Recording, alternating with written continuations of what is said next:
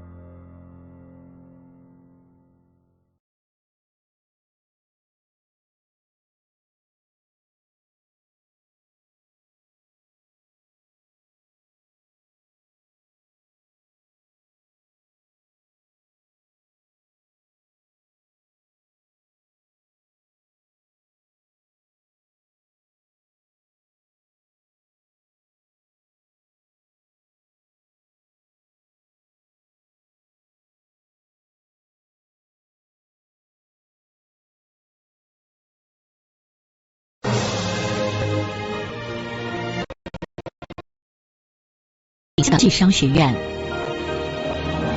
中欧国际工商学院是最早在中国大陆开设全日制全英文 MBA、在职 EMBA 和高层经理培训课程的商学院。之后又推出了金融 MBA、Global EMBA 和博士课程。学院本部设在上海，在北京拥有校园，并在深圳和非洲的加纳共和国首都阿克拉设有教学点。2015年，中欧又将坐落在苏黎世的洛朗商学院设为校园，以拓展学院的国际影响力。中欧为学员提供最前沿的管理知识，其独到之处是中国深度，全球广度。从中国深度而言，过去的21年来，中欧深深扎根在中国这个高速经济增长的土壤里，培养了几万名活跃在中国各个行业、各个部门的一线的高级管理人才。中欧的教授也是扎根在中国，对中国的经济的发展理论的提炼做出了重大的贡献。而从全球广度来说，我们中欧又具有着显著有特点的发展的。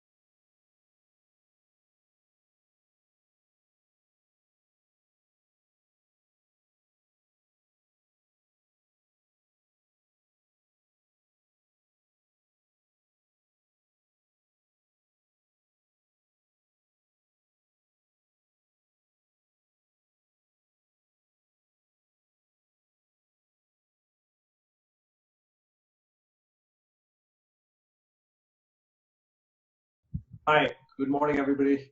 Thank you for having us here at GMIC. My name is Karan Mola. I'm a partner at Chirate Ventures. And with us, we have Sudhir Sethi, who is the founder and chairman of Chirate Ventures. Chirate Ventures is the platform which formerly used to be known as IDG Ventures India. We are an early stage VC platform focused on technology investments. And Sudhir will take us through his keynote on the Indian VC ecosystem opportunity. Sudhir, over to you. Thank you, Karan, and thank you to GMIC for inviting me here. It's really a pleasure. These are testing times, and we thought we'll have a view on the history of the Indian venture ecosystem, as well as what's going on today and how we expect possibly to the environment panning out. I must add that crystal ball gazing is very difficult here overall. But thank you once again. A bit about us. Chirate Ventures, formerly known as IDG Ventures, we manage about $750 million. 4 funds under our belt. We've invested in over 85 companies right now, and given exits to 36 exit transactions in the last few years overall. We have a very reputed advisory board, Mr. Ratan Tata, who is the ex-chairman of the Tata Group, Mr. Chris Gopalakrishnan, co-founder of Infosys, Bruno Rochelle, the founder of Advec, Mr. Manish Choksi, the vice chairman of Asian Paints, and Dr. Farzan for the health tech side, who's the founder of SiteCare and Nightingale in India. We're a team of 21 people based in Bangalore and Delhi, who basically invest in consumer health tech, SaaS, fintech, and deep tech in the market space, all early stage venture in the market space today. Some of our portfolio where we invested in is Flipkart, Policybazaar, Lenskart, Nestaway, FirstCry, CureFit, and a few software companies, including 2 which we have taken public. So that's brief about us. Let me go to the next session. I think the one big thing which happened recently was for India, which turned out to be absolutely brilliant, was Facebook investing in Jio, which is one of India's largest digital plays, right from infrastructure to content. This has many, many positives in the market space. Facebook has access to over 300 million people in the market space through Facebook and WhatsApp, possibly more. And Reliance Jio, a large carrier, has access to 400 million people. So together, this forms potentially the largest 800 million people being accessed overnight in consumer, which will have enormous impact in the digital upswing as far as business is concerned in India. 800 million people is a large population in the market space. So this has positive ramifications for digital, for commerce, for payments, for smart devices, for software, reaching out to the small and medium businesses, you name it, and this combination will be enormous. This is what I call a GDP additive alliance. It also has enormous benefits for Facebook. A GDP additive alliance, the impact of this, to my mind, in today's scenario for India is even far greater than when Walmart came in a few years back when they acquired Flipkart. So with this, now let's go to what's really happened in India in the last few years. The venture capital and private equity in market has been pretty interesting. If I look at just a 6-year scenario, the total private equity and VC investments in the last 6 years have been approximately $150 billion. And specifically in the last 3 years have been growing leaps and bounds from about $26 billion to about $48 billion last year. Effectively, what's obviously halted this a little bit right now is the epidemic, as a result of which some numbers will obviously go down. And then we'll talk about how this happens in the future. Effectively, out of this $150 odd billion, the venture investments are about 20%, which is obviously slightly higher than what happens in the world, which has accounted for $43 billion overall over a longer period of time since 2012. Venture investments are predominantly into technology. And if you look at broadly the 3 largest contiguous nations in the world for consumer and technology, it is US, China, and India. India today is a very mature ecosystem where the deal flow, the quality of the entrepreneurs, as well as the quality of technology, which is now getting executed in the country, is enormously, enormously equivalent to any parts of the world right now. As a result of this ecosystem, we have seen in the market space a number of unicorns and market leaders which have emerged. Some of the names you'll be familiar with. These include obviously people like Flipkart, people like Bounce, CureFit. Some of these are in our own portfolio, the ones marked in red. Some of them have actually gone international. I think the fundamental consumer play in India is potentially a global consumer play by some of these companies. The number of unicorns which have arrived in India today from the domestic markets is over 30 right now. And if I take a next 5 to 6 year scenario, including the impact of COVID virus right now, we are talking about nothing less than 30 to 50 additional unicorns coming in, and maybe more. because the Indian market is expanding rapidly right now. If you look at exits, now that's another area where India has delivered. In the last 6 years, $80 billion worth of exits have happened.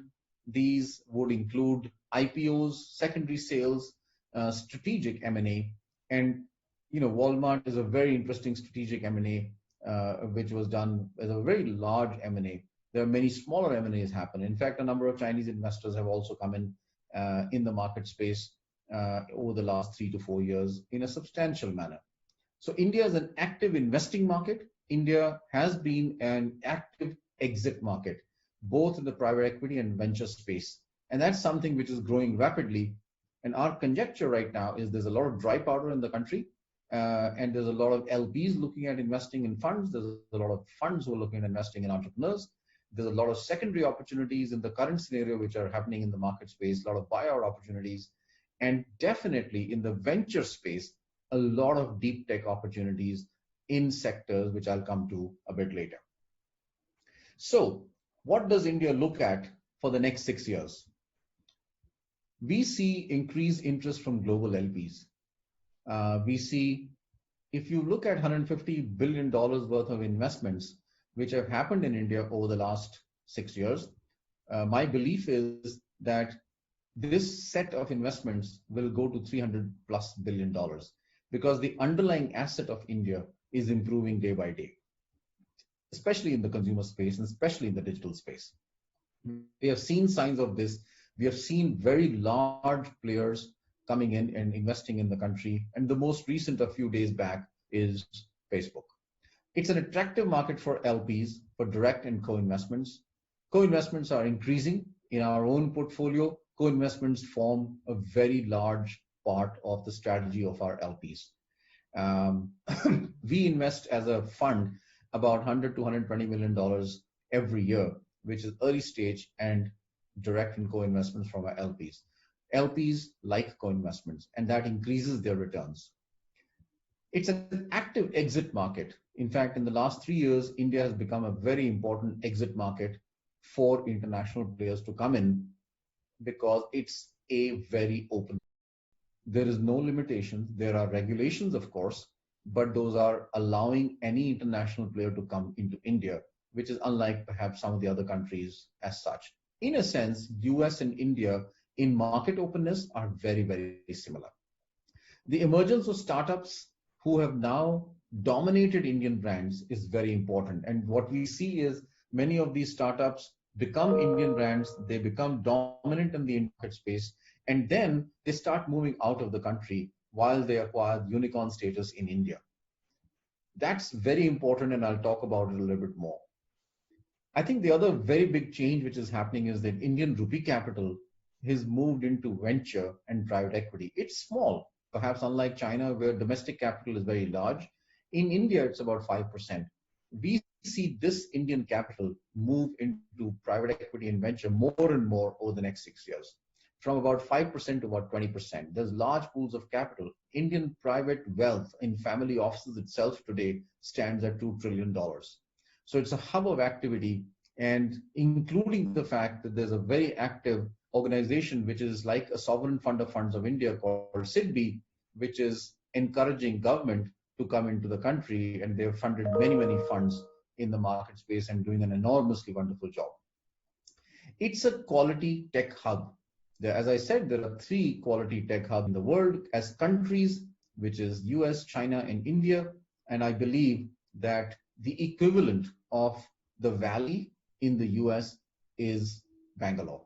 And to that extent, these two go in hand. Today, we are discovering deep tech companies in India, which are one of the best in the world, and some of those similarities don't exist anywhere else in the country. And I'll come to some of those a bit later. What's the impact of COVID? In the short term, intense. Supply chain impact, intense. But what we are seeing also is enormous amount of innovation, enormous amount of change in business model, revenue models, enormous amount of change in new products and services, especially in the digital businesses. If I take our own portfolio again, out of about 50 active portfolio companies, almost 1/3 have now started picking up in the last 6 weeks in digital business. as such, and these are growing rapidly, and the rate of growth is not weekly, it's daily. It's anywhere between 3 to 10% on a daily basis. This is amazing, which we never saw this earlier. And that's one of the reasons is that the manner of working has changed. For instance, a large workforce is sitting at homes and working, like I'm doing and recording this video right now. And many of these changes are going to be permanent in nature. And we will see that these permanent changes are giving rise to newer business models and newer products and newer services. That's an important phenomenon which never existed even 8 weeks before, which we are seeing. The pickup of digital businesses. What is a digital business? Live consultations for doctors at home, live classes for fitness at home, more education at home, more nutrition classes at home, etc. So the list runs into many as we move along.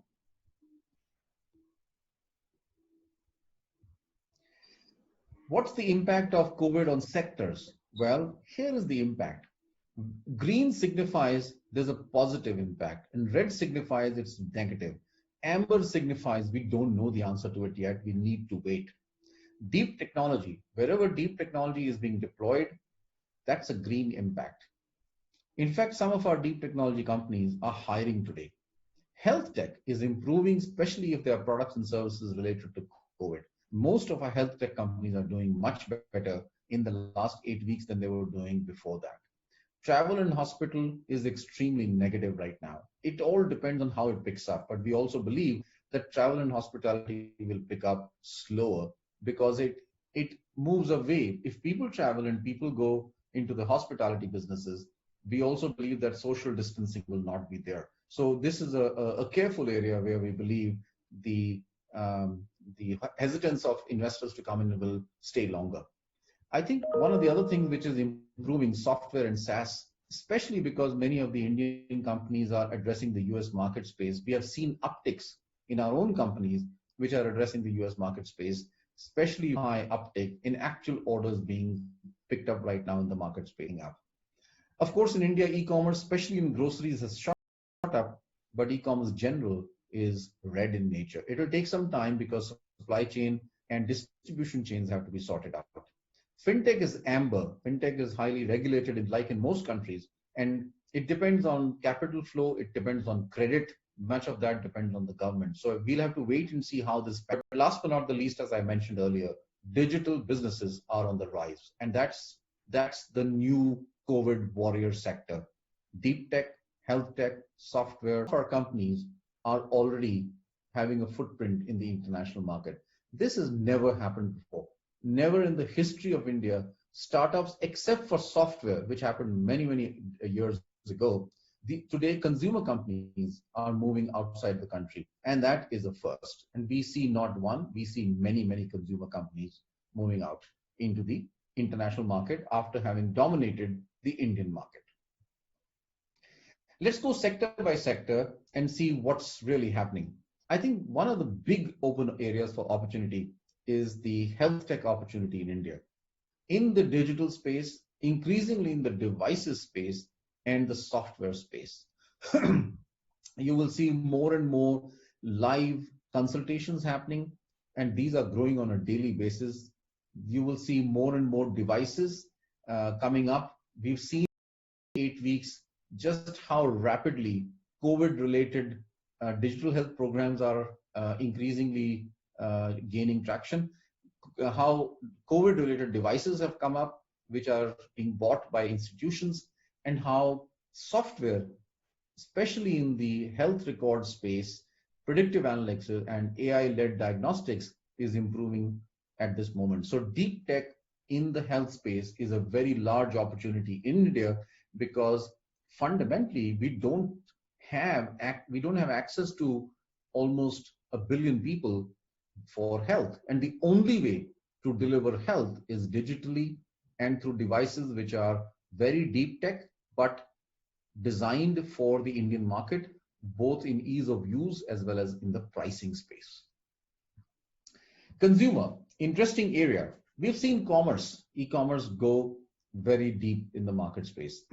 But today, digital commerce is increasing because of the short-term period, and hopefully short-term, where social distancing has to be maintained. People are sitting at homes and not traveling. So digital media platforms, vernacular platforms are seeing a uptick in business and monetization. These are not just free models, these are monetized models as such. And as I mentioned earlier, digital first brands and commerce brands, as supply chain improves, will fundamentally rule the roost and become dominant in the market space. Lenskart, FirstCry, CureFit, Healthify Me, Nestaway, some of the examples which I'm familiar with in our own portfolio, have dominant market shares in the country, and they will move out of the country as soon as situations improve. Many of them have already done so. And last but not the least is there are many fragmented markets in the country, whether they are automobile or finance. We have a company called Bounce, which is fundamentally doing extremely well in the space pre-COVID and bouncing back at this moment in personalized mobility.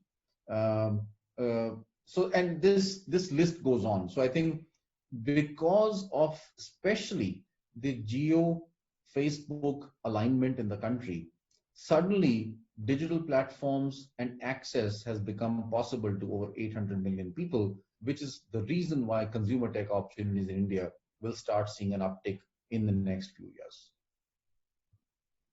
SaaS is a very interesting area. India has got SaaS, but our view is very simple, that SaaS, unless the SaaS companies access the US markets, they cannot grow. And that's what is happening. Most of the SaaS companies are accessing US markets. If they address the Asia market, possibly a SaaS company can grow to 30, 40, $50 million annual revenues. But if they access the US markets, it is possible to build a company in a short time to $100 million level.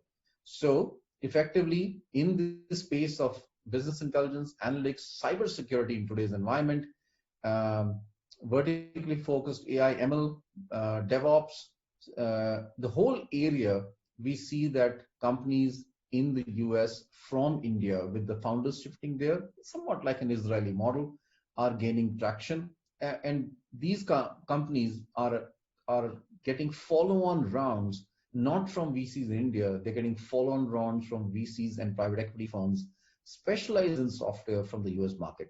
That is a very big difference from what used to happen even 2 to 3 years back.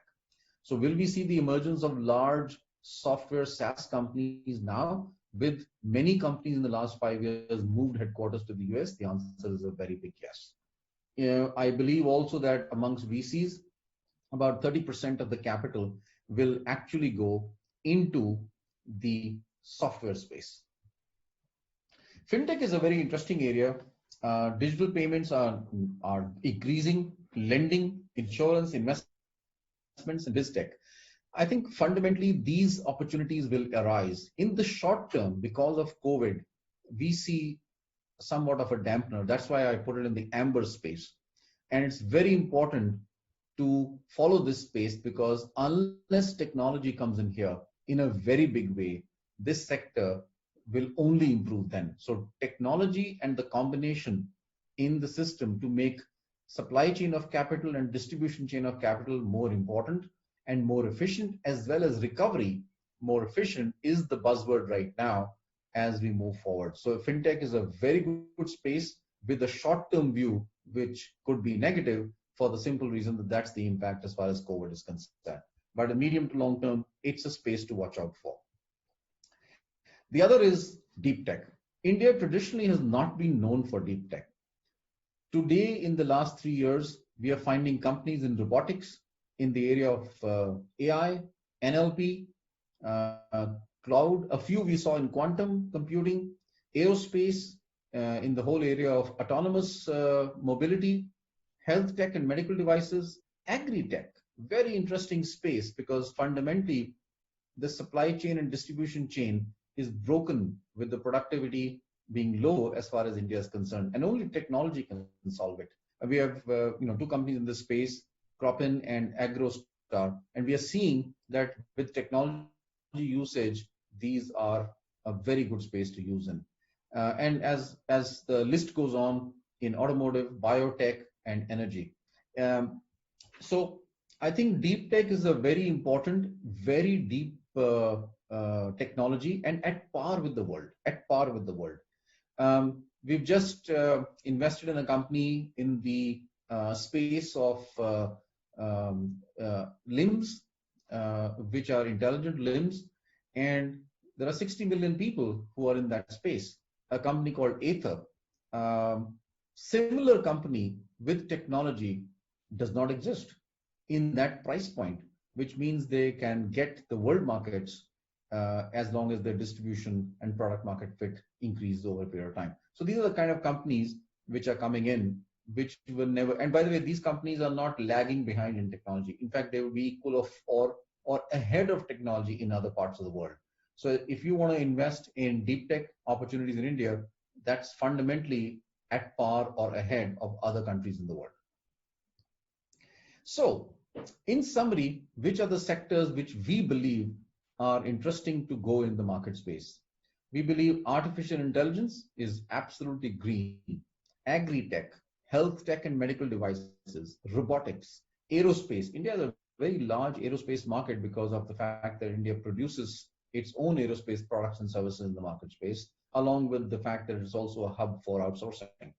Biotech, the whole AR/VR space, alternative mobility, software, and especially in the SME tech space, these are all green upticks, which we believe will thrive as far as the next few years is concerned. And incidentally, these are thriving as far as today is concerned, in spite of COVID. If you look at the red sectors, travel and hospitality, deep red. If you look at the amber sectors, logistics, supply chain enabled products and services, and fintech are amber. As and when supply chain improves in the Indian market space, as and when fintech starts improving, these are likely to turn into green. Until then, the COVID impact has had a big effect here.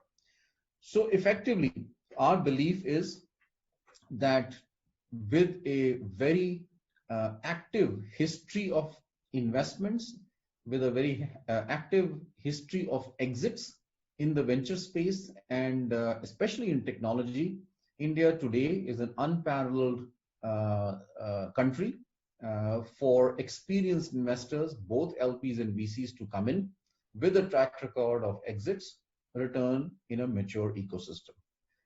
Thank you very much. This was really enjoyable, and I hope you found this useful. Look forward to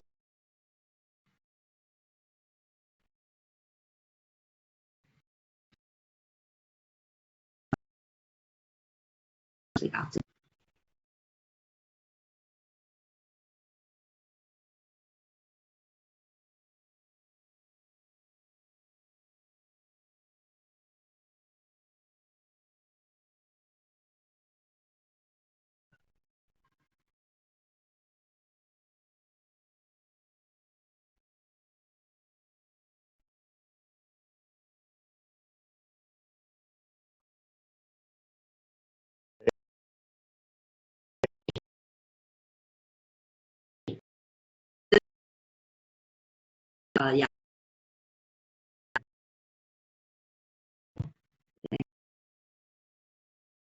Thank you.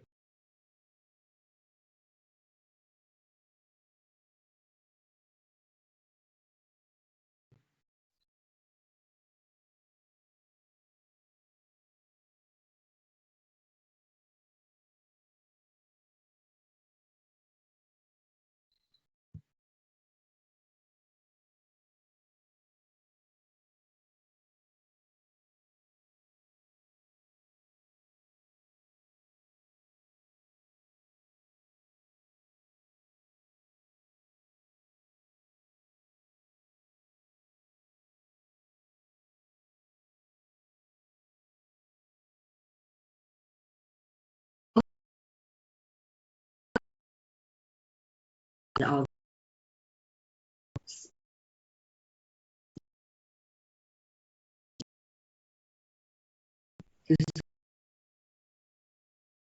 dear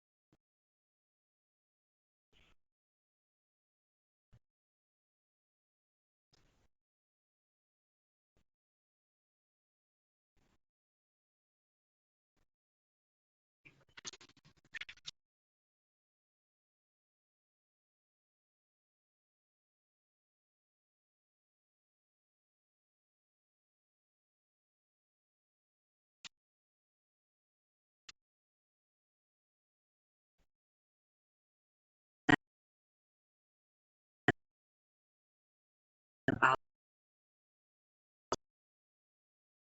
everyone.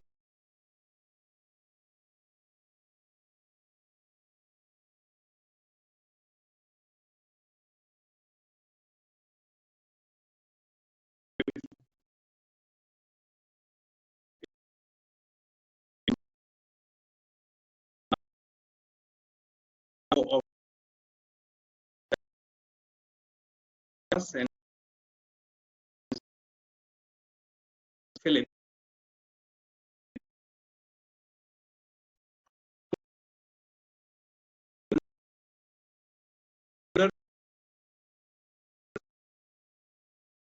I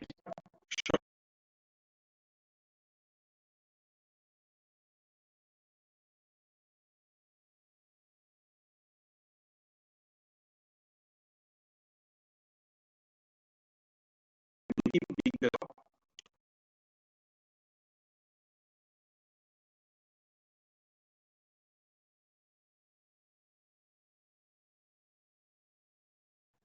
way is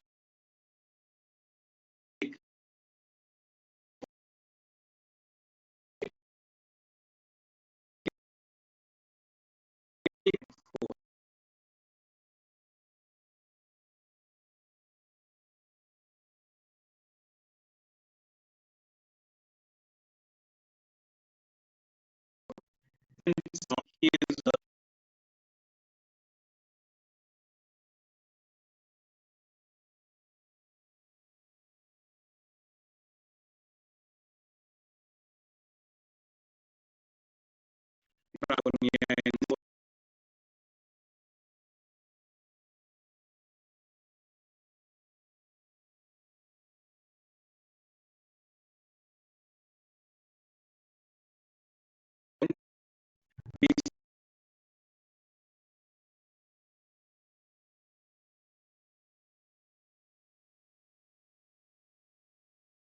in which HR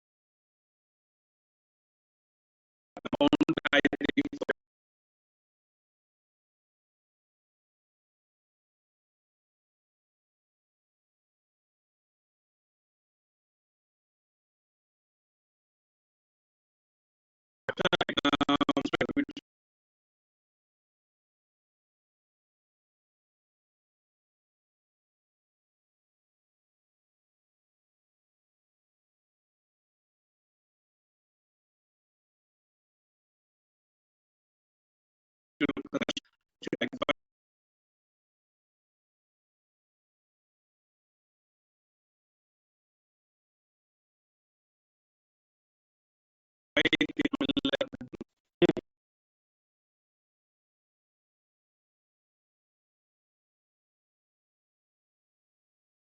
which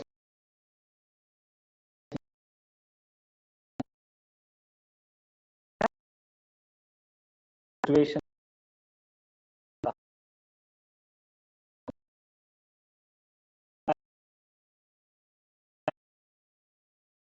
serve provide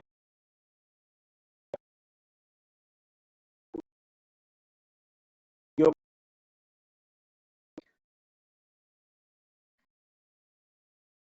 COVID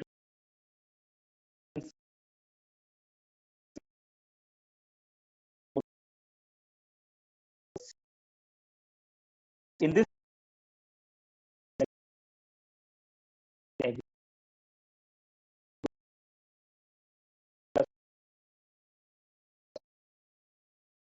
things are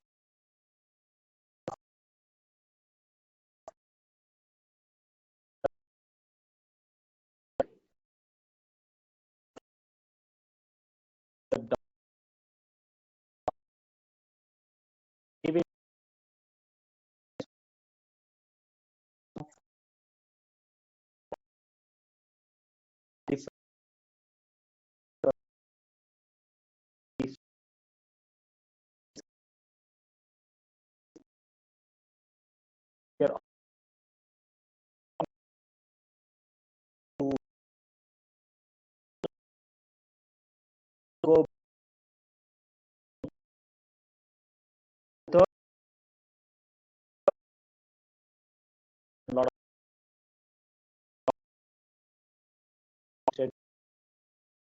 doing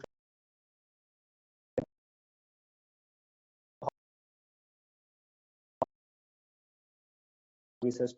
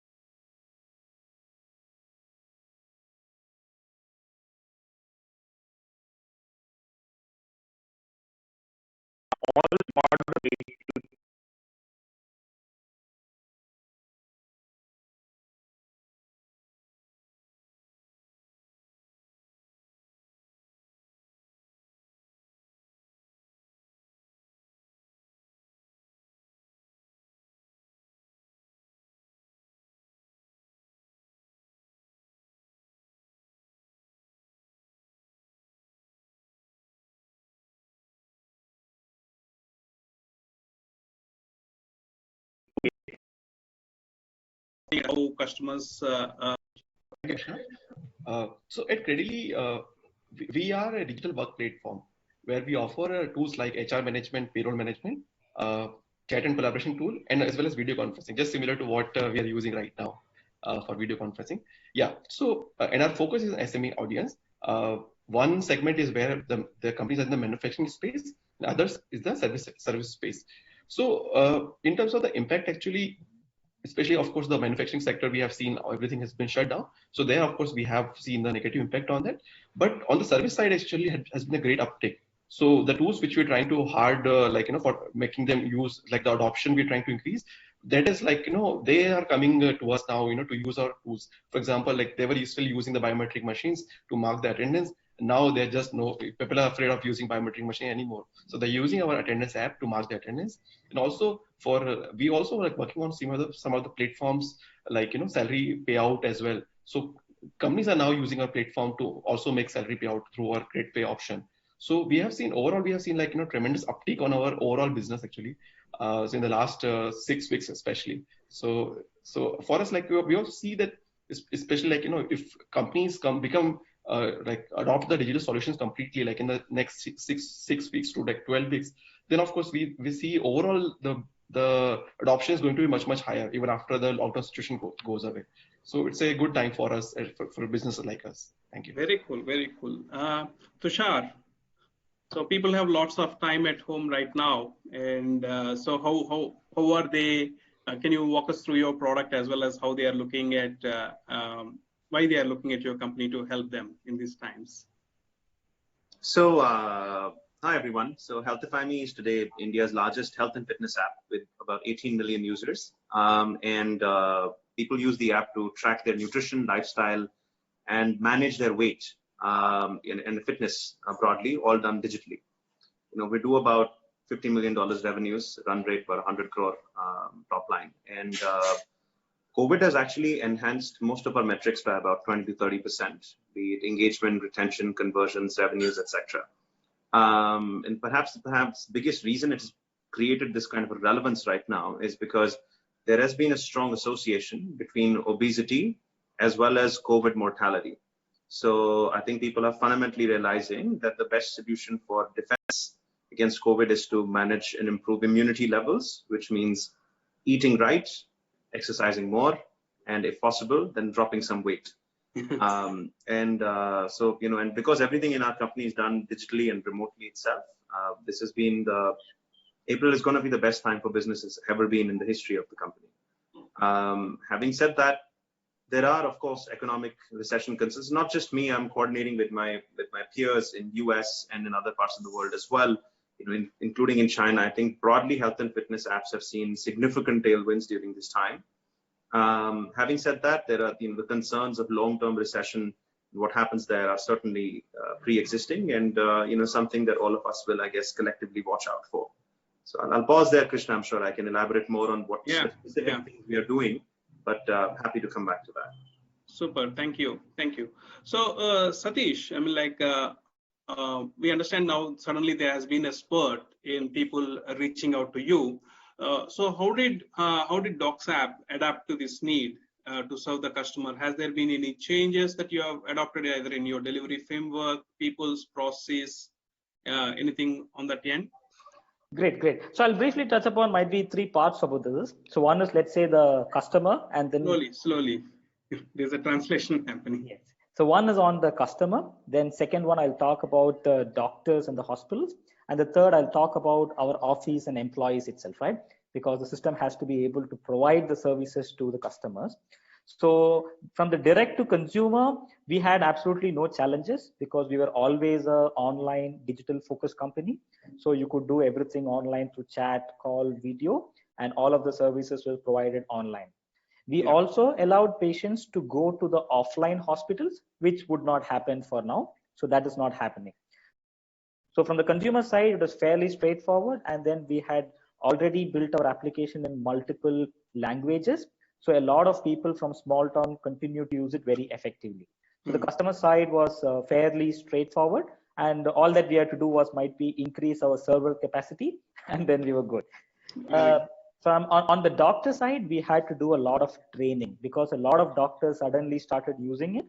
And then we had to do a lot of deployments to ensure that hospitals can get used to the model. So we had to done a lot of training sessions for them. Mm-hmm. And most of the work that we had to do was on our employees who are enable them to be able to provide our customer service very well, right? So we are a pretty large organization and we have around 1,000 team members. So we are now, all of them used to come to 3 to 4 offices, right? Now think like they're all in 1,000 different places. And we had to deploy technologies to ensure that people are able to log in from their houses. And then there are VPNs and security softwares and call centers. So very challenging. The first 2 weeks were pretty challenging. And we're fairly happy that customer experience has not taken a hit at all.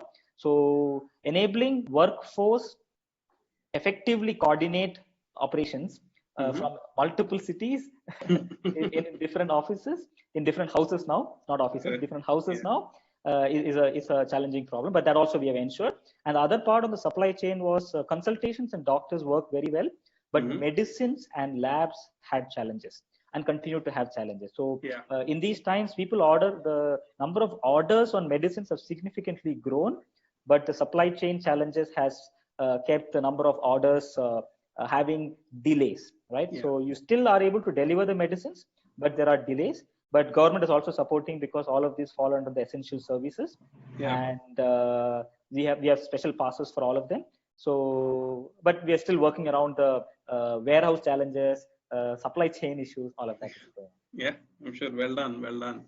Apurva, so you are all well set. You have set up your stores within the apartment complexes or right outside that. So like, can you walk us through how you have been able to manage the customer needs? What has changed?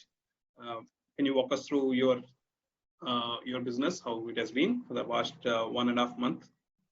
Absolutely, Krishna.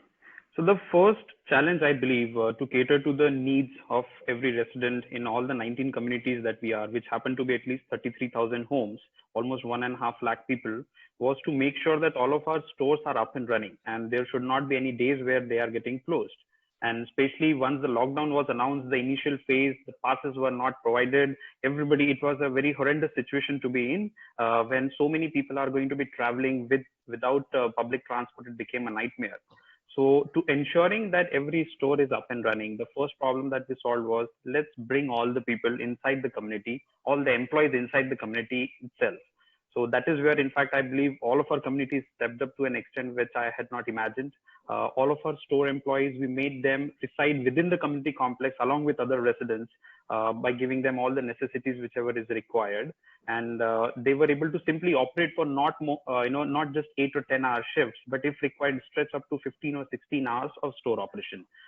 If that would not have happened, so many number of people would not have been able to get all the needs. Otherwise, they would be required to go out. And in fact, as a result of which, many of our communities, they afforded to implement a full lockdown. No guests were allowed to come. Any online players were also not allowed to come inside to reduce the exposure.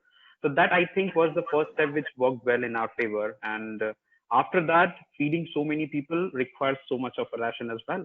And how exactly would you procure? This is not a time where you can simply give a purchase order to a supplier and then he would be able to work on that. So it became more of a scavenging exercise for us for the first 10-15 days, where anything that you can buy from any supplier, just get it. But the good thing over here, which again worked in our favor, is we have fixed number of customers. So we can exactly predict what is going to be the requirement. And once we did that scavenging exercise in a way for almost 2 weeks time, we were able to cater to all the requirements that the residents would be having. Then the third challenge for us was how to distribute 33,000 people buying there. And, as you know, we Indians are attuned to buy daily fruits and vegetables. If not daily, then at least in a couple of days time. I thought that probably COVID would change that scenario, but surprisingly, that has not been the case.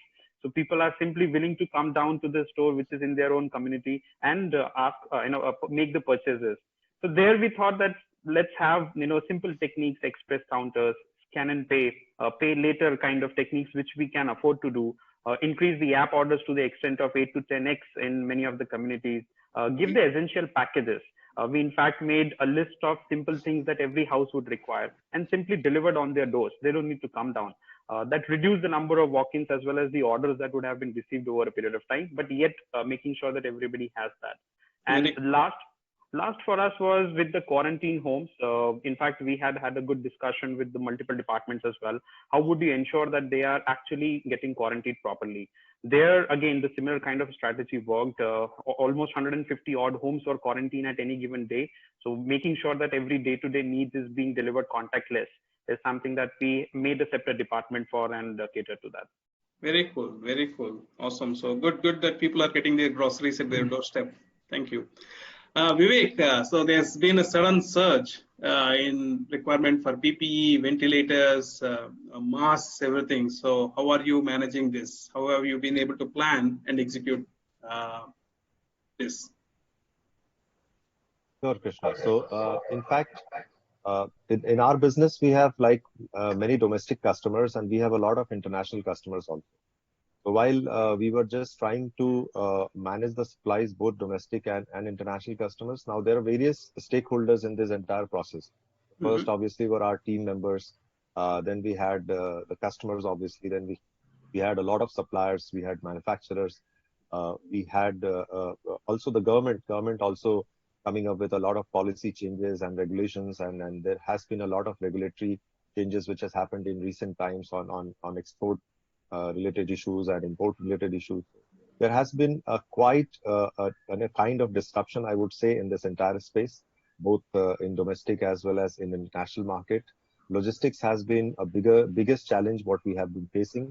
For obvious reason, the surge in the number of orders were as high as up to 100% more than what we used to get in a normal scenario. So obviously, and people were doing panic buying, initially everyone started putting an order of PPE or mask or everyone thought that they would need to protect themselves. There was a panic buying and we could see that, every day the number of orders would cross beyond, our servicing limits. So it was very difficult to maintain that kind of, volume and also to ensure that services are being done. So while we had our own, internal fleet in the name of MBGo, we had deployed like more than 100 riders all over India to cater to just-in-time kind of medical supplies delivery. But just 100 riders won't be enough. You can understand the situation. And moreover, we had our own, MBGo fleet also in the form of four-wheelers because we have bulk volume supplies also. But we normally used to do the kind of supplies bulk volume maybe in a day about 100 to 150 odd. But you see the major orders coming up, PPEs, like somebody's asking for 1,000, somebody's asking for 1,000.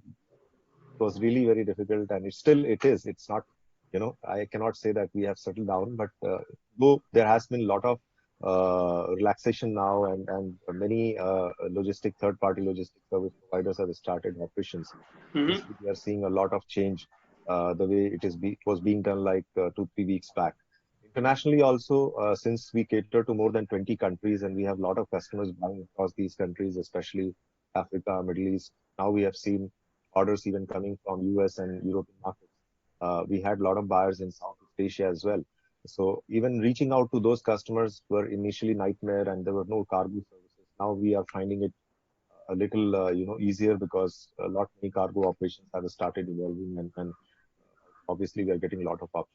Overall, it's been I would say it's been a really challenging time, and we have seen a lot of orders flowing in, but obviously maintaining and lastly, keeping team motivated to do that. As I really like what Satish said about, maintaining 1,000 work centers. So we have, though I cannot say we have 1,000 work centers because our fulfillment centers, we have more than 22 fulfillment centers in the country today. There are large service centers, so they're fully operational. So people were just motivating them to be there from morning to night is a bigger challenge. So we had to do that as well. Very cool. Yeah, it's a very big people's challenge. I understand. Yeah, exactly. And hopefully no issues on the logistics side from the police. and believe me, Krishna, it was just motivation which can drive, because you can't force anyone, because people will just raise hand and say, I want to be safe. And it's that I don't want to work. You can't say anything, but it's just about motivation. I think we have a credible team and still they are, fully involved into what operations, is there and what kind of challenges. Very cool. Very cool. Great. Next one, Kapil. So you said that you are the only option available for people to prepare for NEET. And how are you managing the sudden surge in number of people reaching out to you, students reaching out to you? So Krishna, as I said, the opportunity obviously has been that there isn't an option to online education right now. So the offering that was there, which was asynchronous learning, that has done well in the sense that more people are there on the website. They're staying more on the website, practicing more. So that has been the good news around it. We were able to implement work from home protocols 3 days before the Janta curfew. So that way there wasn't much of a disruption that this curfew has happened and now we have to figure everything out. So people eased into it. The difficult part has been that a lot of faculty which has got quarantined at home, some of them did not have the required hardware and as well as the practice to manage things themselves. Earlier they would come to our studios at office and manage. And the second challenge has been that on the school side, where we enable schools to build an online presence and online delivery, they have been able to use our services only to a certain extent because a lot of pieces which required agreement, discussions, finalization, despite all these technologies like Zoom and everything else that has been available, what we have found is schools have tried themselves a lot. They have largely been unsuccessful in providing a seamless delivery, and service providers like us have also struggled in making that delivery seamless. So a lot of things to be desired at that place, but hasn't got executed to the desired level. Okay, understood. Very cool. Very cool. Hopefully, I mean, like this distributed workplace that even Satish was talking about from their own homes will work out better for the faculty, and the schools will quickly sign the agreements. Thank you. So I think we only have like 6 minutes left. Dave, maybe you can also take us like how SMEs are now because of their distributed workplace as well. Each of their employees is working from home. How you have been able to scale, how the adoption has been, how you have been able to drive adoption for the new modules that you have. Maybe if you can walk us through that. Sure, Krishna. So we essentially had like, three pillars here actually on the business. One is the customer side. Second is our operations. Third is our technology. So on the customer side, actually, of course, we have created the product in a completely DIY way. So our business has not been like that way affected because as soon as the company signs up, actually we do a live training session in a particular slot. So all the companies who signs up in that particular window, they can come and take the training, and then our support team helps them out. So basically, if it could be 10 companies, it could be 100 companies. So the DIY product itself allows that scaling up to happen very seamlessly. Yeah. On the other side, actually, on the operation side, because we don't have any field team at all, field force at all, actually. So our operations were as usual, actually. It has not been affected much. On the product side, definitely, of course, because it gives a lot of good opportunity to offer some products and improvise such that the efficiency increases there. So the tech team, has been working really, really hard to get a lot of products live. So that way, like for example, this the video conferencing facility, we were working on the private beta for some time, we were testing, and suddenly there's an opportunity that we have to make it live. So our team has been working very hard to make it live. Similarly to chat and collaboration platform. So with this tools available, actually, yes. So on the customers engagement sides, yes, because of course almost all the panelists have pointed out there is a need for the solution. So of course there has been uptick for us as well. So the growth has been pretty good for us in terms of adoption, because the product has been tweaked to make it like more and more DIY. So that the companies, without calling us, they are able to manage themselves. So we have, despite actually this getting affected, we have seen about 50% increase in the last month actually with this modules. Very cool. So you are going to build a competitor to Zoom, or they will be using Credily platform instead of Zoom from now on? Absolutely. Probably government is looking for an Indian solution. So yeah, we are the solution. So yeah, all of you guys can start to use that as well. Very cool. Very cool. Tushar, you are also well positioned to take advantage because everyone is at home now. There is no physical exercise whatsoever. They can't go out, no activity. So how are you taking advantage of that, and how are you able to scale the platform? I think we've been focused on what our consumers require right now. So few of the innovations that we carried out was that we developed an immunity risk assessment tool on top of our app. So, based what you're consuming and how much you're sleeping and exercising, it was giving an indication and a sense on, how your immunity levels are and what you can do to improve it. I think that's been liked by our customers. We've also, created a focus on live workouts and fitness at home solutions, on-demand workout solutions that has also seen good adoption right now. But outside that, frankly, it's been just more of the same. In terms of what people need right now, like I said, was to focus on eating right and working out more. So outside innovating for our customers on home fitness solution and immunity assessment solutions, we've been busy on on catering to the supply requirements that we have. It's not been difficult to hire good quality nutritionists and trainers and yoga teachers on our platform right now, but because our demand has been surging, so keeping up the supplies, making sure and handling server optimization, all of that has been the reverse problem where the demand is actually high and we've been forced kind of all hands on deck to handle that. Outside that, I think like all prudent companies have done, we've also cut costs, cut burn, so we can have longer lifespan right now, longer cash flows. I think all founders have done that, and it's a smart thing to do in this environment. We are catering, making sure that our nutritionists and trainers are safe and are doing well, working from home. We had a COVID positive employee in Southeast Asia, so I had to deal with that. Particularly our businesses outside India and in Malaysia and in Singapore, catering to the local populations were more impacted than India. Severity of some of the considerations there actually has been higher than India. So we're seeing that, evolving to global. We were actually going very heavy on global expansion that we've kind of paused right now or slowed down, because I think India is actually a safe haven in this world crisis, at least temporarily. And other markets have not been so lucky and fortunate in terms of both economic abilities and so I think catering and tuning to the right geographies also has been very relevant and pertinent. Rest, I think, frankly, it's not, wouldn't call it as taking advantage so much. So I think this is a time where we have to triple down on what our customers need and just make sure that they deliver fantastic experience. And much like Satish, we also have to focus on our supply side, make sure our nutritionists and trainers are safe, comfortable, and are getting all the resources they need to continue doing their job. Just focusing our heads down and focused on execution. Super. So I think we are running out of time. Just like for 2 sentences each, only for 15 seconds. How has the traction been, and how do you see this playing out for you for the next 6 months? Even if the lockdown comes out, like how do you see your customers reacting to your solution? Just two sentences each. Satish, we'll start with you. Yes. So this has been very challenging times. This has given all of us a lot of learning, and it has stress tested our systems.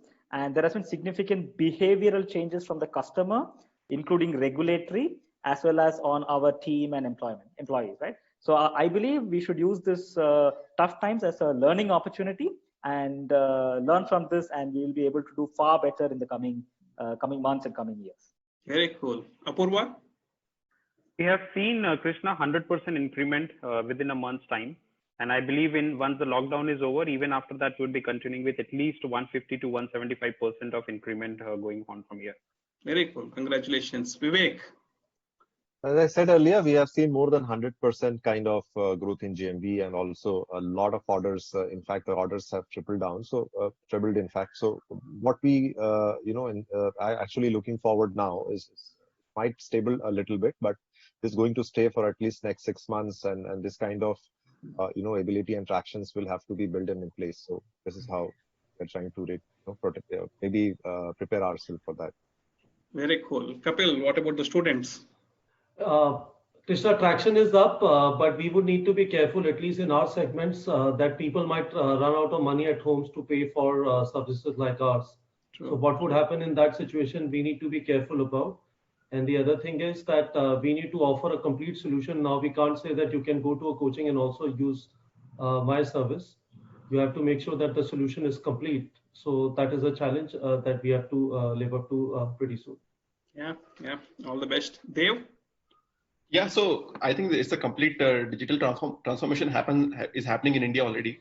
So we also see the workplace platform is going to stay here even after the lockdown gets over. So the traction has been has increased of 40 to 50% on the previous year. And we believe that like it's going to continue for the next few months, and then after that, I mean, even after the lockdown gets over, company will continue to stay on our platform. Very Thank cool. you, Krishna. Tushar? I think the global opportunity for health and fitness has just been enhanced significantly. I think people are going to be that much more conscious about nutrition and fitness in the times to come, in the many years to come, and just have to continue providing what our customers need over the next 2 years very strongly. Very cool, very cool. Thank you, everybody. I think we have run out of time. Fantastic work, and in the middle of very tough situation, and all the best. Thank you. Over to you, Lucy. Thank you, Krishna. Thank you so much, everyone. Thank you so much, Krishna. It's a really wonderful sharing. I think everyone is really happy, even in the talkings, right? So I think like we already discussed that what things happens during the coronavirus. And so I think the next panel also is very interesting. We are welcome the partner from CDH. So Leon, we are sharing the comparison of the different industry in China and India. So welcome, Leon. Thank you so much.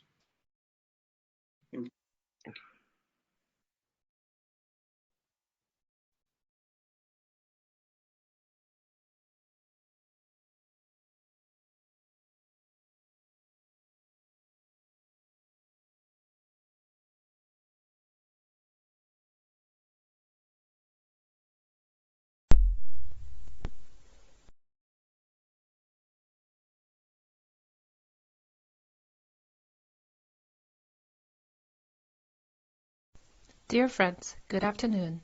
I'm very happy to be invited in India and China. I'm Liu Zhang, partner of CDH Emerging Markets Fund, alternative investment management fund. We manage about 20 billion USD. And the CDH Emerging Markets Fund is a fund focusing on mid and early stage funds in India. If you're an investor or you are an entrepreneur, please reach out to me if you're interested for further discussion. I would like to talk to you both online and offline. And today I would like to share with you a glance of internet development between India and China. I hope that my speech or my ideas can give you some food for thought. First of all, you may wonder that why would we focus on India? I would like to cite Bridgewater because it predicts that India will have the world's fastest GDP growth rate in the next decade, mostly benefiting from the leveraging and infrastructure development and etc. The total GDP of India is still lagging behind, but its GDP growth is actually very exciting. And now the total GDP of India is about 1/5 of China and 1/13 of the United States. So the economic growth in India is still in a very early stage, which means that it has much potential for further growth. In the short term, the economic growth in India might be hampered by the COVID-19 pandemic. But in the long term, India is a market worthy of betting on. Just now I said the GDP growth is much spurred by adding leverages. If we look at China and the United States, you will know that the leverage is much lower in India. India is about 50% and China is 161%, while the United States is highest at 187%. Well, adding leverages is one of the most important measures to spur further economic growth. If you look at the development history of China and the United States, economic growth is accompanied by adding leverages. Well, also, adding leverages is one of the main reasons for economic bubbles. But if you look at India, it's still at a very early stage for adding leverages. So it has much room to add leverage. we can see that the Indian market government has rolled out a series of policies that has also included adding leverages, because adding leverages will bring benefits to both the population and financial institutions. Our CDH Emerging Markets Fund is mostly interested in the 3 sectors in India. I looked at the Indian economy from several macro perspectives, and in short, India is about India's economy is about China's in the year 2005 or 2006. But now India is enjoying a very fast GDP growth thanks to Modi's Digital India or Made in India propaganda. If you look at the upper 2 graphs, you will see that many indicators in India have actually surpassed that of China's.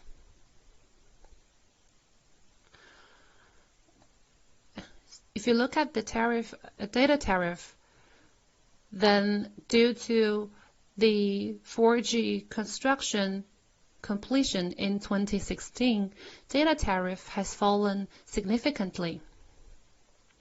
In India, per GB, it's only 0.35 yuan, which is very low. I actually went to an Indian store and found that the cellular package is about 149 rupees for 42 GB for 28 days. So that is about 0.35 yuan per GB, which is very low. It's much lower than the cellular data price in China. In China, per GB is about 8 to 9 yuan, so it's about 10 times that of India.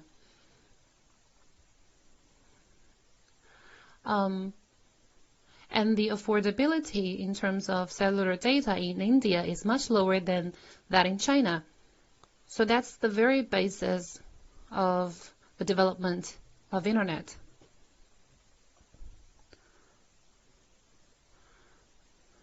So that's one of the reasons. And another reason is the data usage per subscriber. In 2018 in India, data usage per subscriber in India is 8.3, but in China it's 5.5. This may run contrary to what you expect. And the reasons behind it are easy to comprehend because first, data fee is very cheap in India, and second, all over India there is little broadband. So if they want to access the internet, they will have to use the cellular data. So that's the second reason for why India is catching up quickly in some areas and even exceeding in China. Now let's look at the left lower graph. In India, internet user base has been growing sharply. It's about the same now.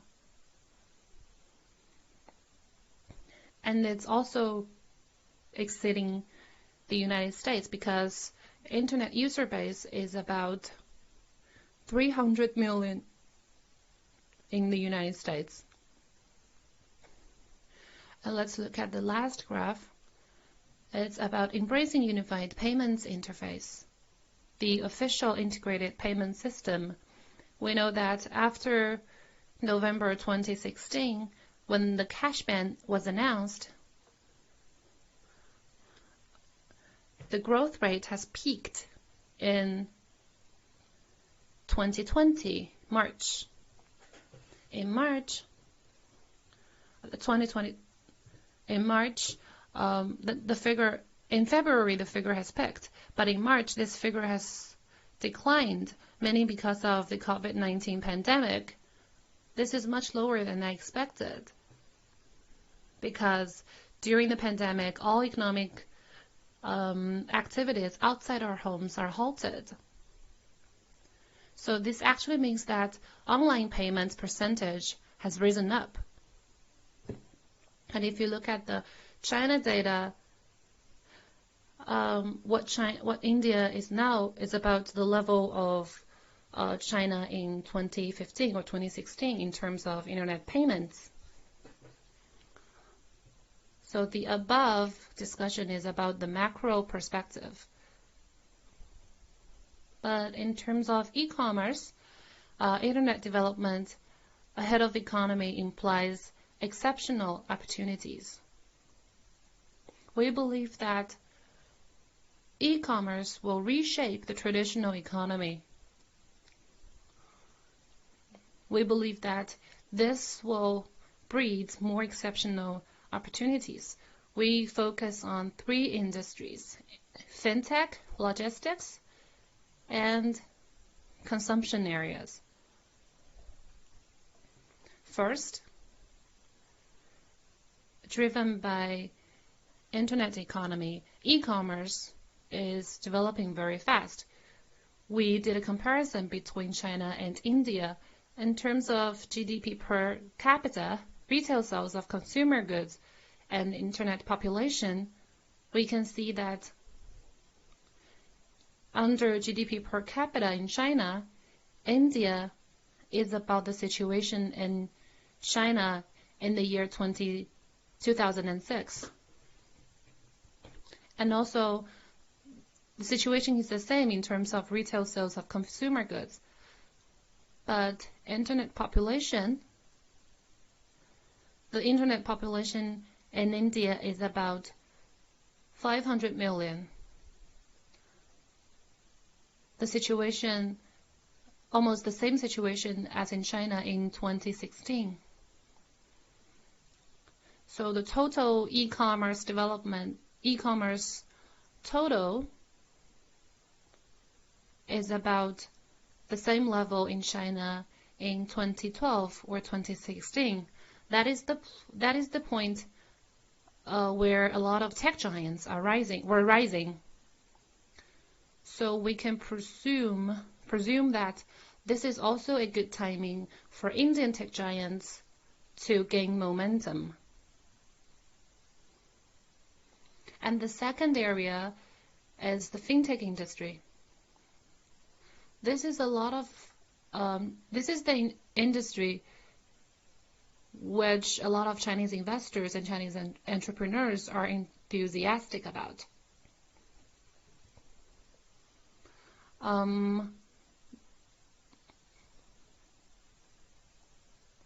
We know that there are a lot of policy dividends from the government, but who stands to gain more from these policies? Is traditional financial institutions more advantaged, or new financial sectors? If we look at the low credit card penetration level and the insufficient banking service coverage, the penetration rate of credit card service is about 4%, much lower than the 16% in China and 60% in the United States. But if we look at the banking service coverage, then we can see the bank branch volume per capita is 0.55 in India and 1.96 in China. This is actually because the 4 national banks are heavily subsidized to open the branches in the rural areas to improve the accessibility of bank services for rural people. But Indian national banks are not in a good position to do that. Another reason is that the traditional banks in India, they do not have an urge or interest to do that because they're bounded by their risk preferences. They're only interested in the high net worth companies. It's mainly because they lack the service for the rural area people because of a lack of data and a lack of risk evaluation models. But we know that most of the Indian people are non-salaried employees, And the number of small and micro enterprises in India is about the same as in China. And who will take care of their financial needs? The traditional banks are not positioned to do that. So we believe that this situation has rendered a huge opportunity to the investors or entrepreneurs that are interested to venture in this area. And we've also seen that a lot of Chinese companies are joining this pursuit in providing financial services to most people in India. And this page we've did in comparison between India and China. People may wonder which is more advantage. In China, in the past 2 to 3 years, the fintech industry was much regulated by the government. What about India? Will they run the history of China fintech companies? We did a comparison in terms of supervision, infrastructure, capital, and talent. First, supervision. I think supervision sees the most differences between two countries. First, the legal system in India is case study.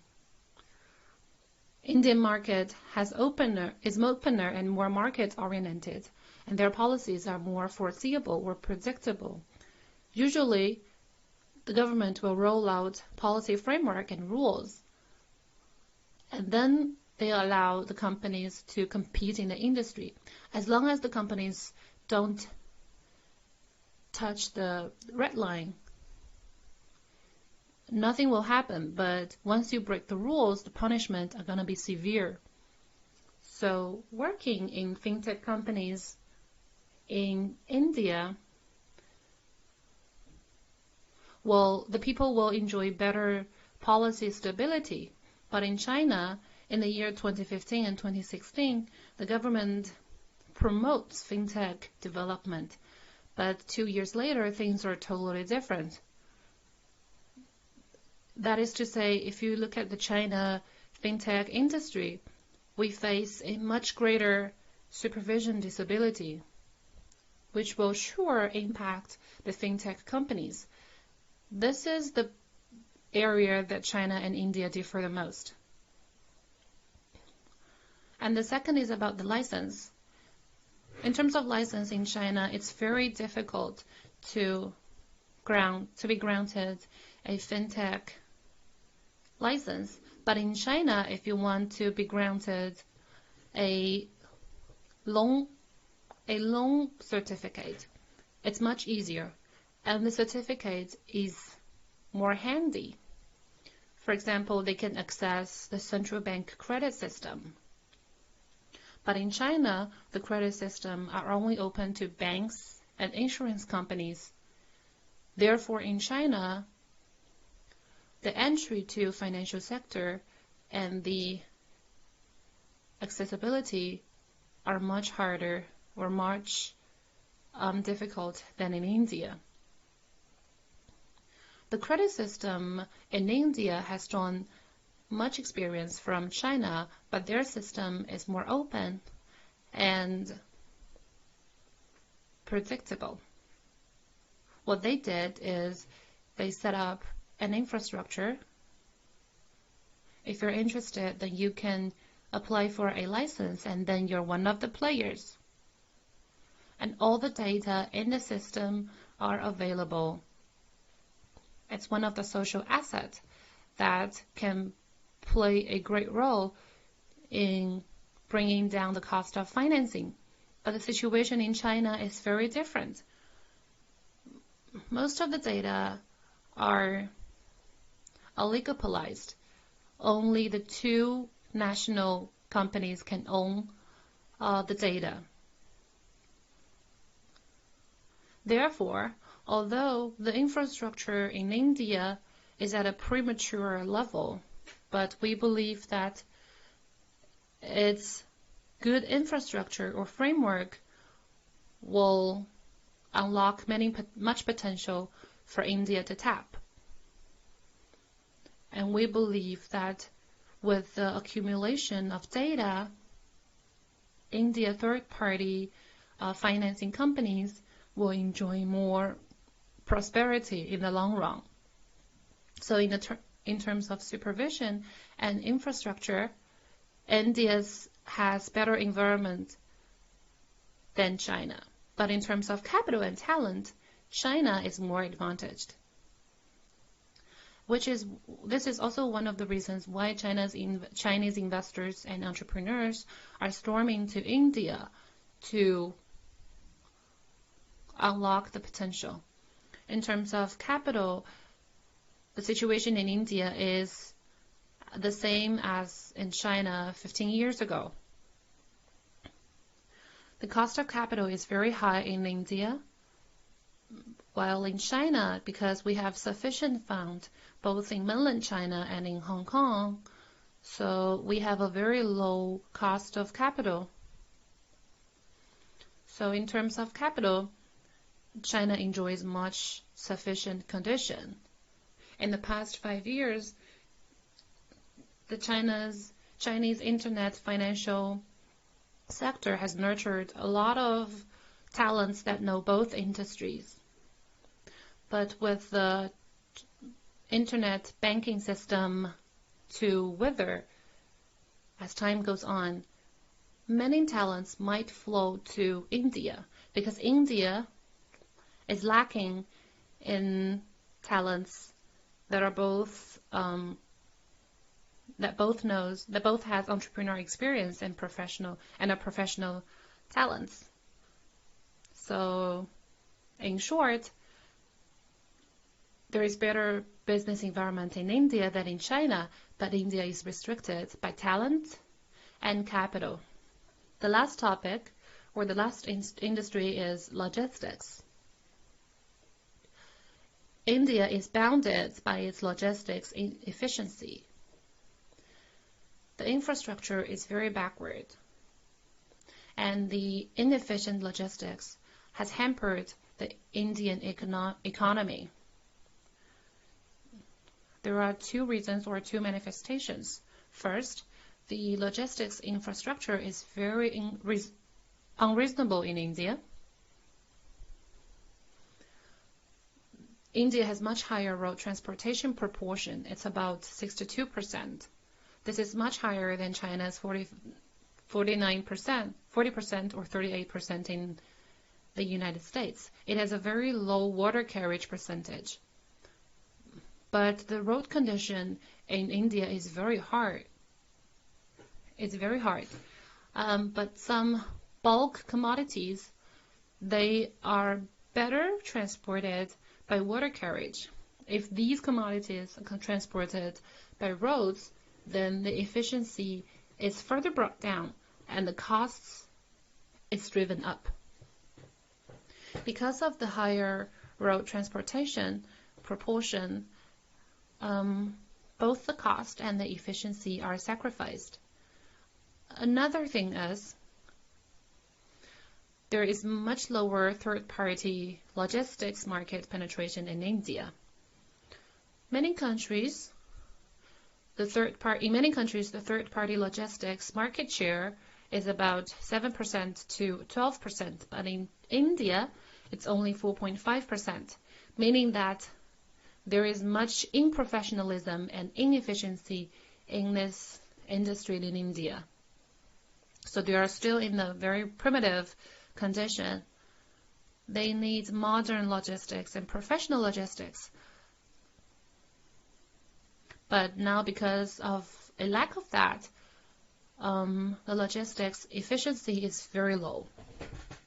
But the Indian government, they have realized that they need to improve logistics. So in the last 3 to 5 years, they rolled out a lot of policies to spur economy and to improve the development of logistics. And many of the measures are really broad, are really bold and good. There are 3 main policies. First, the GST or e-bill taxation reform. Second, infrastructure. And third, Made in India program. And this program is one of the main criteria to value Modi's work in acting as the Prime Minister.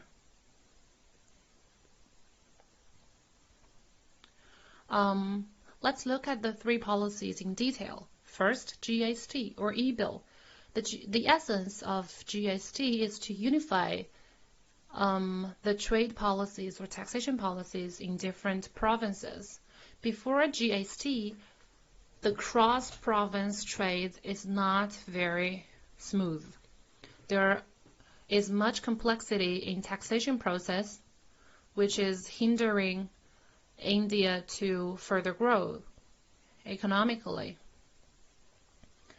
And because of this trade inefficiency or trade imbalance, the Indian market has not become a unified one. So Modi rolled out the GST bill so India can become a unified market finally. And now cross-province trade can be taxed in a unified way, which is a benefit to many logistics companies. The second policy is about infrastructure. And the Indian government knows deeply that infrastructure is hampering India's economic growth in a very bad way. So they rolled out programs such as Sagamala Project, Bharatmala Highway Construction Project, and also some maintenance and repair of existing highways. And they're also putting up more than 20 multimodal logistics park construction. All of these measures, be it building highways, roads, waterways, or building multimodal logistics park construction, they're all in the right direction to promote logistics industry. I think these are very efficient or pinpoint policies to pursue. And the Indian government are also streamlining the authorization process for these programs so as to stimulate the process of these programs. We know that although Indian government is not as strong as the Chinese government in terms of infrastructure construction, these policies have reflected the Indian government's resolution to spur logistics growth. The last policy is the Made in India program. I think this is the most important policy to pursue in recent years. This is the main task of the Modi government. The government has also pushed out a lot of measures to support this program. For example, Startup in India to support Indian startups, the Skill in India to promote skill level, and some investment promotion. I think the promotion of the professionalism and the efficiency of the manufacturing industry is much for the wonderful sharing, Leo, from CDH to help us to understand the difference between the China and India from the different industries. And so when we're talking about the China-India, so one industry for sure is a lot of players want to join is called the cross-border e-commerce and the logistics. So today we are also very lucky to have a panel to discuss about how to do the cross-border e-commerce and also how the future is going to look like. So welcome, Damien. Thank you so much. Thank you. Hi, everyone. This is Damien from CDH Emerging Market Funds. So pleasures.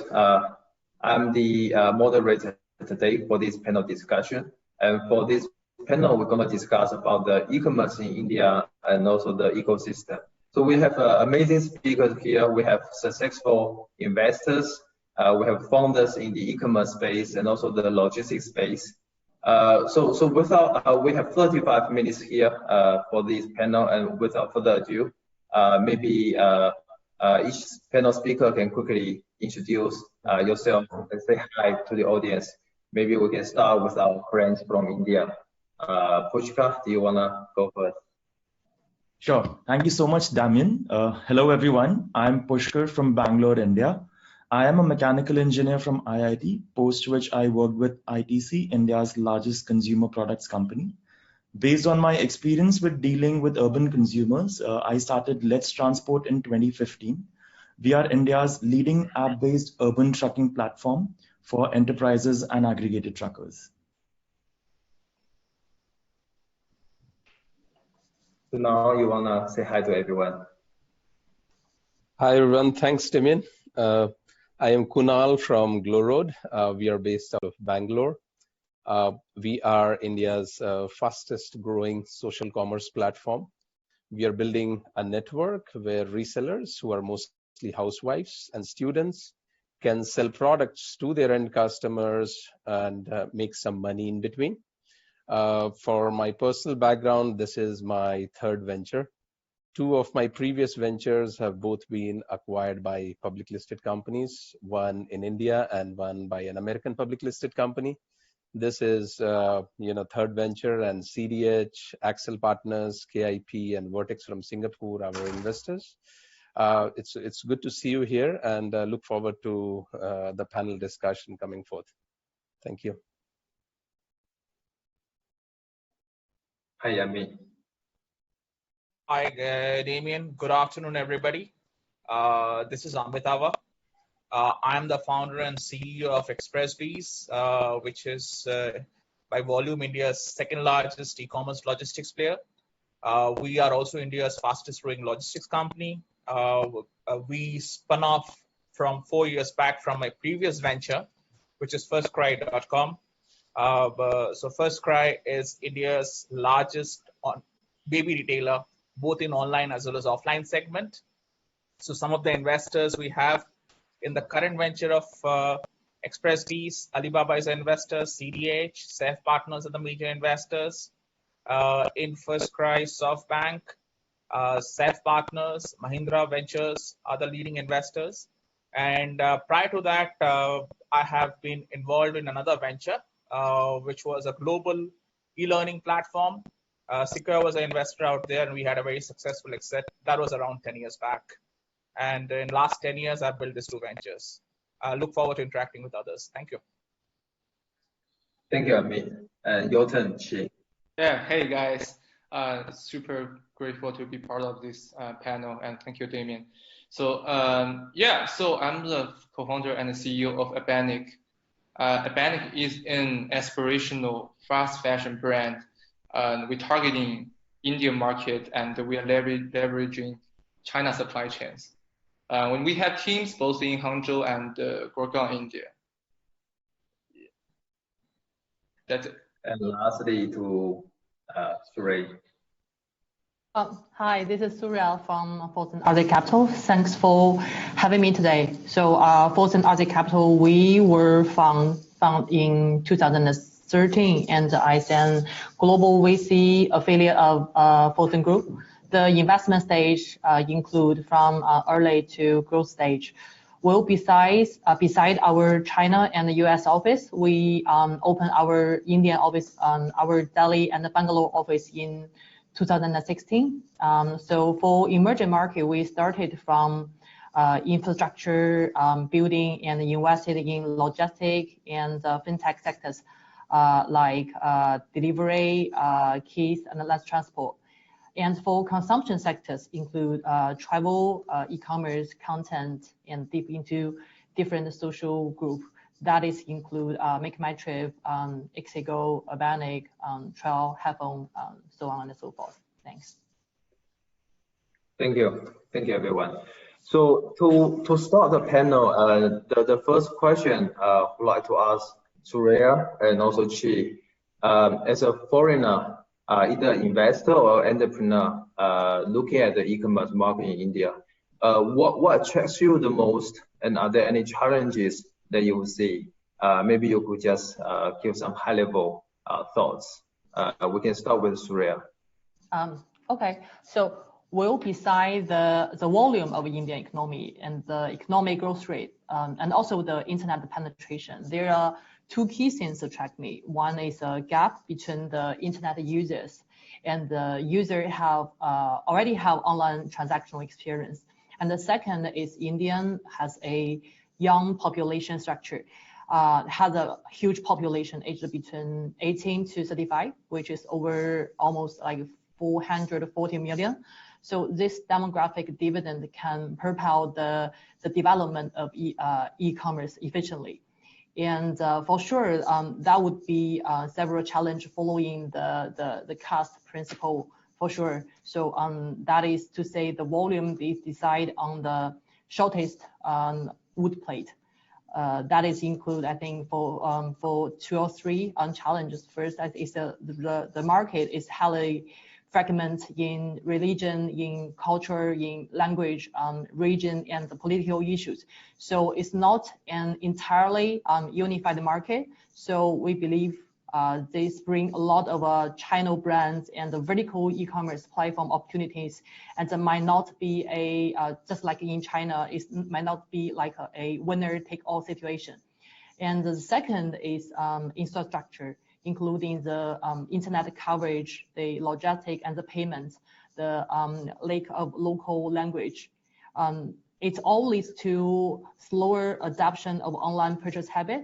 So this is also the reason why we invested in a company like Delivery and Less Transport, which pretty much building the infra along with the e-commerce growth. And also the financial service is also the big part of the entire ecosystem. We invest in Case and Dot are 2 major cases that facilitate for both customer and the merchant side. Besides these 2, as we all know, the driver factors for e-commerce are the traffic, the conversion, the CAC, the lifetime value, the margin, the fulfillment, the RTO. So I think the team with the e-commerce operating experience is definitely crucial. So, and this is why we believe in China, India, and hybrid team. And furthermore, the uncertainty of Indian government's policies is also a concern. The revised FDI policy released several days ago, so shows a part of this political risk as well. So I believe we will have a session for that later on. But in general, we are still positive about Indian e-commerce market. Thank you. And Chi, you want to add? Yeah, so yeah, just a few comments on top of stories. And yeah, so what attracts me most is India is probably the best growing market in this planet, right? On this planet, with the advanced internet infrastructure, as Suri mentioned, the mobile penetration, and also logistics efficiency. As you can see, it's a formula of the density of the population, right? And which is doing pretty good in India right now, as the logistics pretty efficiency, not only the international line haul, but also the last mile distributions. So the point is, when you look at the market, right, you just don't look at market as a whole. As Suri mentioned, like there are a few different like segmentation, different cultures. But if you look at the tier 3 and tier 4, tier 5, you see the GDP per capita is pretty low. It's like the $1,000 US, right? But when you look at the first tier and second tier, you can tell that their consumption power is really high. It's like China tier 1, tier 2 city, right? And in terms of like the fashion clothing, we chose, it is as you know, fashion is the biggest part of e-commerce, and I assume India is going to see the same situation. But the thing is, the consumer business is just got started in India, and a lot of stuff is unorganized. And in the fast fashion, even the fashion clothing vertical, few local players are doing this. As I will mention later, we talk about later the supply chain problem, right? And instead of like international players, you see a Zara, H&M, and others, Uniqlo, they're doing pretty well internationally. But when it comes to India, a lot of things you have to deal with. One is, as we mentioned, compliance. Another thing is logistics issue. Sorry, supply chain issue. Another thing is about how do we deal with online and offline. As you see, all the offline market, those businesses are dependent on the offline expansion, right? And you see the offline shopping mall in India, the expansion is pretty slower than what we're seeing as we do is online expansion. And you see fewer selections offline in Zara and H&M, and the price is higher as all the operation in India takes like much more effort. So the challenging we're seeing for us is when we from China, we see a lot of e-commerce thing going on, and we're trying to just implement our learnings into India, and we assume it's going to be successful but like, however, it's different, still different market, different cultures, right? And their mentality is still few years back, and they don't understand a lot different, like complicated, like business model, let's say Pinduoduo did, right? It won't be a fit. And also, how do we deal with the sizing issue? How do we deal with the customer complaint as it's international cross-border business? Because you don't just bring whatever we find in China or whatever we manufactured in China and sell in India. So as you know, a lot of Indian people, they are value shoppers, right? You have to bring to an extreme in terms of unit economics, saying we want to maintain this kind of margin, and also we want to spend this on the marketing side, and also we need to deal with the return, right? Because of citing all kinds of issues. So that's a challenging part, but like it takes time, and it needs us to. The reason why we're doing this, because we're seeing the upside, right? The ceiling is really high, and the market is really big. It would take some time and effort to smooth all these, let's say, the trust building and user experience discrepancy, but eventually I will see it's going to be worked out. Yeah. Thank you, Qi. I would like to talk more on the logistics, but first of all, I have a follow-up question for Surya. I think we share a lot of common bases, and also as a venture capital investor, we take bets when investing. So while we see business model in the US is more like inventory model, and in China we see marketplace model like Taobao is more successful. When you we are evaluating the opportunities in India, which model do you think is the right model and powerful model for Indian market? And also to now understand you are doing social e-commerce in India, and maybe you can also comment a bit. Okay. So I'm gonna talk first, right? Yep. Okay. So before answer this question, I would like to claim that I don't believe the time travel machine theory. So I think purely copy to India won't work. So I think this market is like the combination of East and the West. So I think it's hard to say what is the right model for India.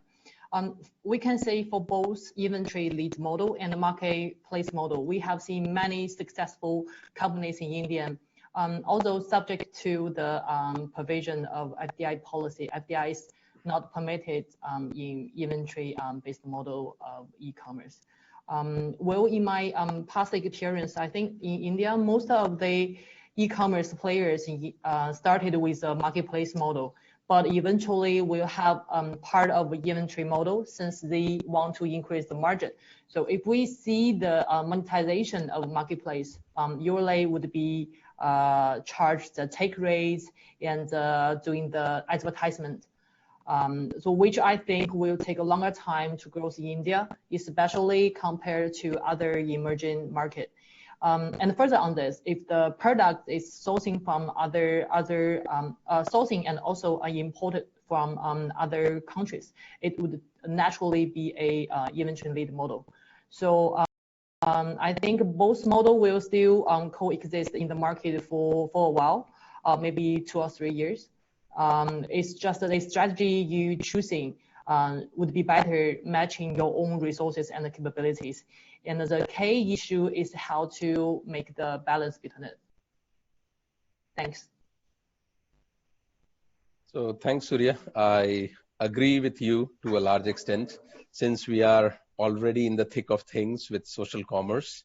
My take on a marketplace model versus inventory model is that you need to have inventory model in India because it gives you higher margins, number one. Number two, it gives you complete control over the quality of your product. So one of the things which we see, especially in e-commerce in India, is because of cash on delivery, we see that the return rates are very high. Many times customers change their mind. They don't even accept the package. So inventory-led model kind of drives towards higher margins, a more predictable quality of the product so that the returns are minimal. But the problems with inventory-led model is that you have to invest capital. There is always a risk of unsold inventory over there. So, and marketplace model opens up like millions of products to you for selling further. So my belief is that in India, an inventory-led and marketplace model will coexist. The percentage may vary. I think for us, maybe if I take a rough guess, I would say 25% of our products should be inventory-led. Sale made every day should be inventory-led, and 70 to 75% should come from the marketplace model. So that's my view on this. Thank you. Thanks, Kunal. So let's talk about the logistics. And before, good to hear from e-commerce founders like Chi that logistics in India is efficient. And we all know in China, the low e-commerce logistic costs contributed a lot to the success of the online retail in China. So the question goes to Amitabha and Pushkar. Can you give us some sense on the price of the logistic services in India, and also in a complex market like India? Anything you have done that's different to manage the cost in India? Would love to learn more. I'll go first. Sure. Okay. Thanks, Damien. I think the cost of logistics in India is slightly higher compared to China. A typical packet of e-commerce in India weighs around a kilo, and the cost of that is around close to $1. So there are several reasons why India's logistics cost is higher compared to China. Number one is the COD, or a cash on delivery percentage in Indian e-commerce, is close to around 75 to 80%. So that has a very direct bearing on the cost, because the number of last mile attempts required to deliver a package compared to a prepaid model depends from customer to customer, is 1.5 to 2 times. So sometimes, for a customer, you have to make average number of attempts to deliver a shipment is 2. But as the reputation and the brand value of the customer grows, that reduces. So that reduces towards 1.5. But 1.5 to 1.4 is the lowest average that we have seen. So that is one. Coupled with that is a cost of returns. If in case of the inventory, the customer doesn't accept, you have to bring the goods back, and logistics players are accountable for any damages, any disputes. So this cash on delivery and the inherent problem of return, these two things are very, very unique to India, which doesn't exist in China. And then there are certain things where probably India is moving towards efficiency. Number one, I'll put it as so in China, the density of delivery is very, very high compared to India. So in China, I believe an average consumer orders 24 to 28 shipments in a year. In India, currently the average consumer orders around maybe less than 2 shipments a year. So the density is very different. So because of the density, the efficiency of the last mile boy is different. Plus the road infrastructure in India takes a lot of time to cross. The GST, which was introduced by the government a couple of years back, has done wonders in terms of reducing the costs. So I think as an entrepreneur in last 4 to 5 years, I've seen the cost of logistics come down, and a good percentage of it has been passed on to our customers as well. Going ahead, I see with the increased density, with the increase, the people opting for prepaid models, another thing with this cost will come down. But will the consumer adopt a prepaid model? That depends on the trust the platform builds with the consumer, which is directly related to the quality of the products you sell and the quality of services you render. And I can say it from my personal experience, because in First Cry, the prepaid percentage that we have is even higher than Amazon and It's definitely much higher than Flipkart, and even much higher than Amazon as well. I think the prepaid percentage in First Cry is probably higher than Amazon by 40%.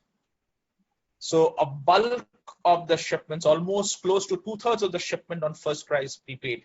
So that is because of the trust the platform has been able to build with the customer. So if the platform is able to build trust in the quality of product it delivers, and over the time and the quality of service, how fast it is shipped, how efficient are its logistics partners, I think it will help the platform also get down the logistics cost. Because if you are dealing with more prepaid shipments, as a logistics player, we are much more efficient in delivering the shipments in first attempt. We almost make 100% deliveries in the first attempt in case of prepaid. In exception cases, the customer is not available for certain reasons at that point of time. And that brings down the cost of logistics significantly.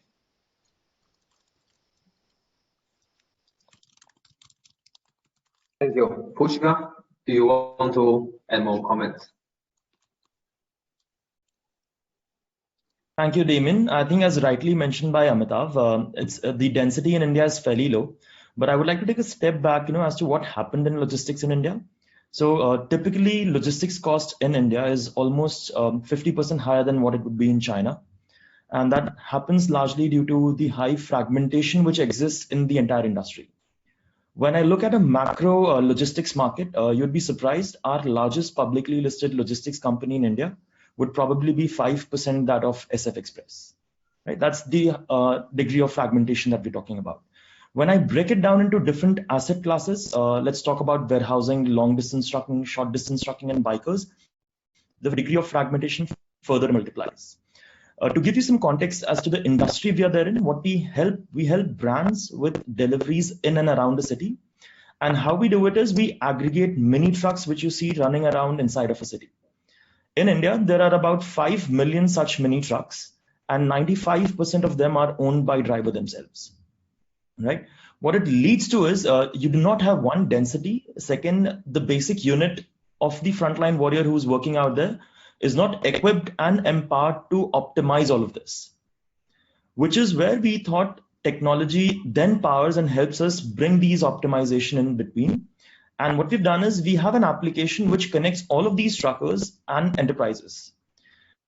I'll give you a layman example of what value we create and why it then results into a cost savings of north of 25% for enterprises. If you look at Indian consumers, there are two good insights about Indian consumers. We, one, are not loyal to any platform. Give us more discount, we'll shift as Indians. Second, even if there's a slightest of delivery delay, we would then jump around on platforms. Right? Now, how do you tackle these two challenges is something which Amitav did mention on the e-commerce front. But if you look at an offline industry as well, they are actually finding it difficult to keep up pace with shifting consumer trends. I remember 4 years ago, I was very happy with a 2-day delivery, and now I demand probably a 1-hour delivery. right? While your entire backend structure of supply has not improved at all. Now, as a consumer, what I look at is I shop for my grocery on a weekend, wherein I'm buying a lot of staples, I'm buying a lot of Coca-Cola bottles, so on and so forth. And all of these offline world partners would see a sales surge over a weekend because that's when Indians shop. When I look at an Amazon, Flipkart, or so on and so forth, a lot of us fire up our app on a Saturday and a Sunday and place orders so that our deliveries happen Monday onwards. So a same curve for an e-commerce company picks up pace probably on a Monday and Tuesday. And what we do as aggregators is we leverage on this utilization across different industries. So we rotate trucks which go to different clients, different days, different hours, different time, leading to a cost reduction of north of 25%. This also increases basically the algorithms that we use to dispatch trucks to predict failures, helps in increasing reliability and also helps them in earning more. And because of a high degree of fragmentation, which I mentioned, this industry is an oversupply industry. So you'd be surprised a city like Bangalore today would have about 250,000 trucks, while the need would just be of about 200,000 trucks. And it is this asymmetry that we're trying to solve and create efficiencies for both sides of our marketplace. Thank you. Yes, Dave. Very informative. Yeah, we are running out of time, which is why I wanted to just keep it short. Okay, thank you. So, so Chi, you mentioned about the supply chains before, and so how would you comment on the manufacturing capability in India, and how do you leverage the supplies from China? And also, Kunal, you can also add a few more of your thoughts. Yeah. So as a few China entrepreneur, like being visited all those Indian manufacturing, like all those factories, right? So I just give you guys one very single, very interesting number. Like, my colleague and I would spend like one day, right? We try to visit all the factories in the Delhi area, and we only visited 4 factories because it is here and there, right? It's not like getting together. It's not like China Industrial Park, they all together. But like when I was in my Guangzhou warehouse, right? Some supplier drive me around, like they spend like 4 hours. We can visit like 8 to 10 suppliers, and we can even get a chat. So the number reflects that the density and the collaboration between the supply chain all the way from upstream to downstream in India is not as mature as China. As I can see, like it's more like 20 or 30 years back to China.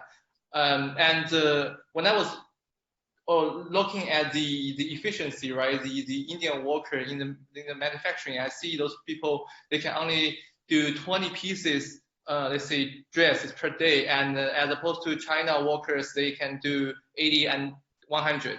So the efficiency is different because in China, those people, they leverage a lot of automation, like robotics, right? And in India, people are doing things handmade, but not everything needs to be handmade. That is why I'm saying the efficiency is different. But even though the China labor cost is higher, but still, when you segment the China supply chain into different segmentation, let's say if you really need a very, very quick turnaround time, you spend higher money, you can do it in Guangzhou, right, in that city.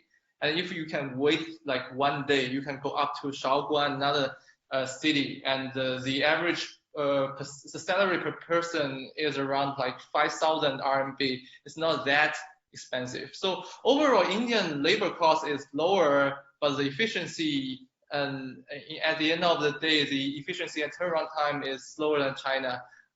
That's why, as we are fast fashion, so most of cases we leverage in China's supply chain, as we have to have a massive amount of daily new listings, and we need to have a fast turnaround time, as we don't take a lot of inventory, right? So whenever we see something is high selling, we have to ask them to manufacture or produce again in a very short turnaround time. But like in the later stage, probably we can allocate some part of like manufacturing in India, let's say cosmetics, right? Because some regulation, compliance, we can put some like collaboration in India. But is to see in different categories. But overall, in fast fashion, I think whatever the styles we see in China right now, it's more efficient we're doing. Thanks. Kunal, any thoughts? Yeah, so before I start, we depend on the supply from both China as well as India. We have a 10-people team in Shenzhen, local Chinese people who help us source products from China. So I would say it depends on, I would say, the focus of the company and the need of the customer. So if you are dealing with Indian e-commerce customers who deal a lot in Indian ethnic wear, you have to procure the ethnic wear from Indian suppliers because that typically cannot come from China. So things such as saris and kurtas. Whereas for Western wear, for example, if I'm talking about apparel, China is a great place to source. Huge number of designs, very quick turnaround time. There we have to be careful about the sizing issues, that the sizes that work in China may not work in India in the same fashion. So you need to have some background work before you actually directly start importing Western wear from China. But on a few things such as home decor, accessories, so let's talk about bags or jewelry, China is great. We get like thousands of designs at a very good quality, very good price. It sells very well over here. So I think it's a combination that we are trying. So we are using all possible data crunching and intelligence that we can build through the system to kind of bifurcate the supply, what can be got from India and what can be done from China. But as she mentioned, a few things such as cosmetics has regulatory issues. So those things we want to keep it in India. But for home decor, accessories, we want to kind of increase our supply from China over time. So that's my view. Thank you. Thank you, Kunal. So, I have many more questions. I was told that we only have 2 more minutes left. So I think we can keep the interaction going offline. And in this environment of pandemic, I hope everyone, all your loved ones and families safe. And although the coronavirus bring a lot of impacts on everyone's business, look at the stock price of Amazon and also look at the stock price of Pinduoduo. I think people in the e-commerce space ultimately will benefit from the increase of penetration of online shopping. And also thanks to that I think once the logistics in India opens up, the logistics services to either the brands or to the e-commerce platforms will also benefit. So thank you so much for your time and all the best. Thank you. Thank you, Damien. Thank you, guys. Thank you, Damien. You've been a wonderful host. Thank you, Lucy. Thank you, Amit, Kunal, and thank you, guys. Bye. Yeah. Thanks. Thank you so much, everyone. So I think it's also very wonderful the panel speak. So I think since last Saturday we have one really big news happens. So like Indian government have coming up for the new FDI investment regulation rules. So that's why we have to invite one very famous lawyers in the startup industry to sharing us like more ideas about how this will affect in the future for the foreign investor, especially Chinese investor, into investing into Indian market. Okay, so welcome a lot from Taylor. Thank you. Thank you. Thanks. Thanks, Lucy. Thanks, Bye. everyone. Thanks for joining. Thank you. Great to have you all. Thank you. Thank you. Thanks.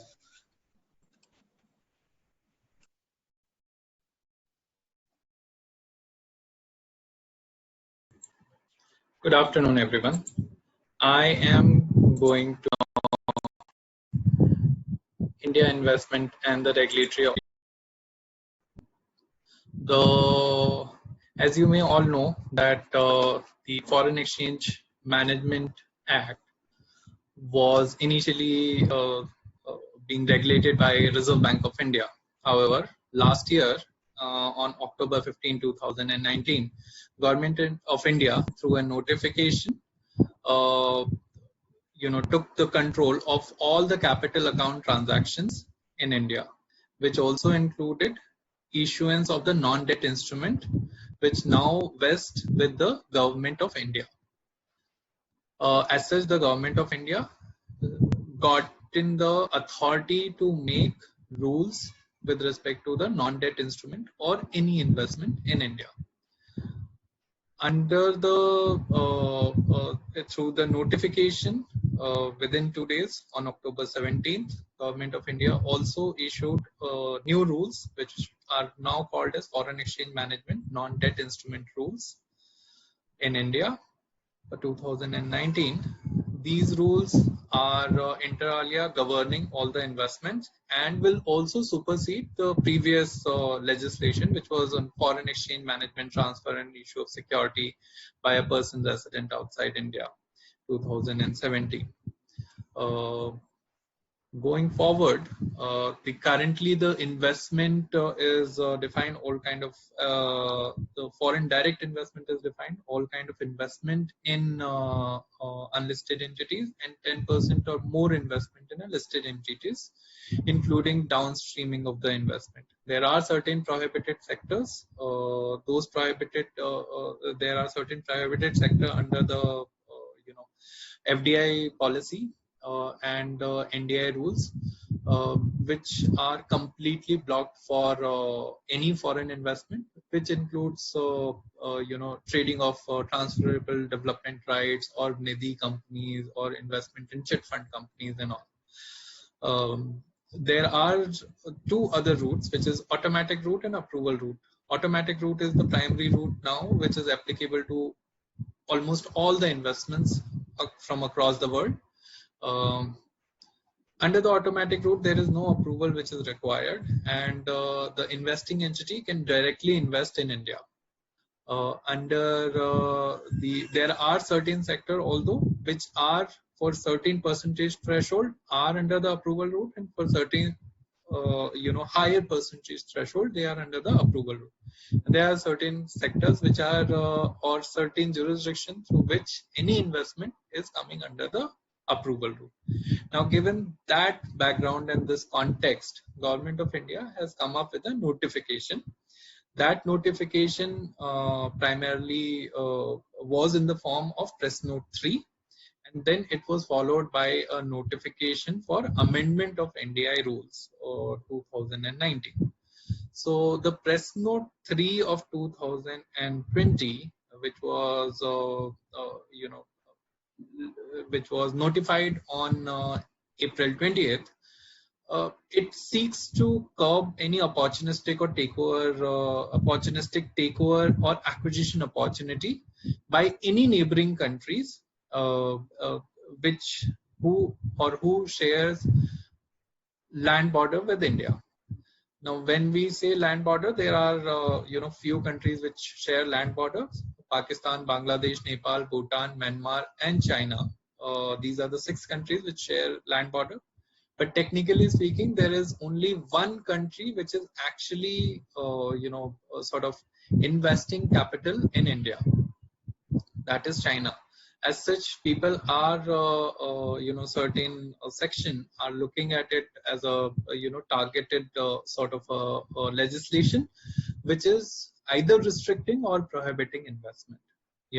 From our perspective and how we are reading the legislation, this is neither prohibitive or nor restrictive in terms of the notification, its intent, although it is precautionary and protectionist to some extent, and which is, to our understanding, it is in line with the international diaspora, how the policy making is being done internationally and across the borders.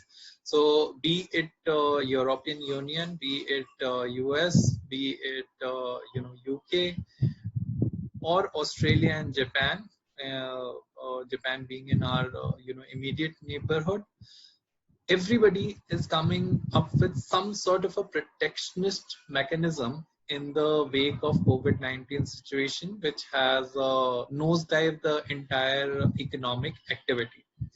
As such, the first and foremost thing is that this is something which is protectionist in nature, the notification itself, and it is not something which is restricting or prohibiting any investment. Although the ambit of the notification itself is quite wide, from a perspective that it includes all, including minority investments and any and all transfer. And such investments or transfer are not only immediately coming from China, but it also looks into it also looks into the beneficial interest which has been created by these entities, where the end beneficiary is either residing in China or a resident of China or a citizen of China.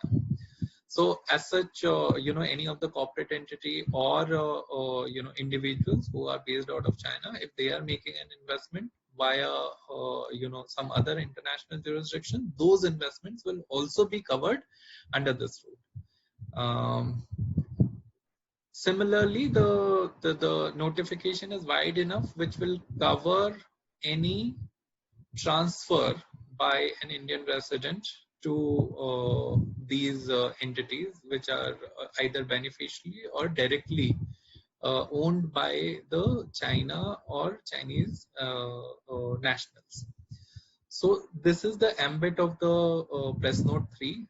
Later, on 22nd of April 2020, government also came up with a notification which has amended the NDI rules effectively from 22nd April 2020. Now, what essentially it says? Essentially, it says is this, that if you are a neighboring country who shares land border with India, you are welcome for the purposes of the investments and everything. However, you would require to take approval from the government of India to make such investment in India. The approval process is also quite certain as of now, because government has government has been giving approval in lot of other sectors, primarily for NBFC related operations, which is primarily controlled by RBI, insurance, multi-brand retail, and defense sort of sectors. So it's a very established process. Actually, government has issued a standard procedure or standard norms which are applicable to everyone, including the neighboring countries which share land border in India. They establish not only the timeline and the procedure, they also give deliverables to the government, saying that when the feedback will be given on if any application is made. So within 2 days of making of the application, it has to be referred to the relevant ministry, and within 30 days there will be first contact which will be made, some first feedback which will be given on the application. Although there is no end date to the application, because it directly correlates with the documents which will be submitted by the applicants from time to time. Having said that, this is something which is new as a legislation, and Indian authorities or Indian government officials, they are not very well aware of the documents which will be submitted by Chinese entities or any other neighboring country. So the document standard may be different, and in order to make them acquaint with these document standards or nomenclatures, and to make them comfortable, it may take some time. So initially we are expecting that few application may seem a little bit of a tedious process in terms of making the government official understand. Although it should not impact the timeline itself, it will be mostly on the exchange of ideas and those kind of things where the time will go. But we think at this point in time it should be a pretty seamless process. Now, going forward, what is the way forward, and what are some of the questions which is coming to everybody's mind? Now, these questions are, what is the fate of pure investment transaction? Because pure investment transactions are something which are not acquisition, not takeover. It does not involve control, maybe some degree of a negative control, but that is primarily to protect minority interest instead of exert control.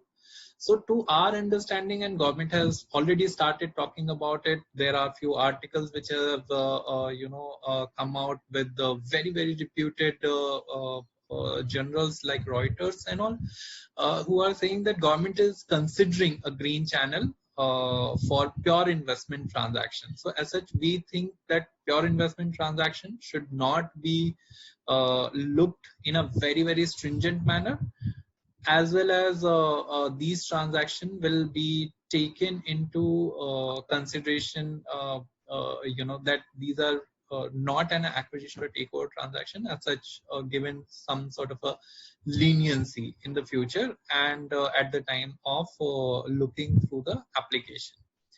One of the second question is, which will be the focus sector? Now, the focus sector will for government has not changed across the board.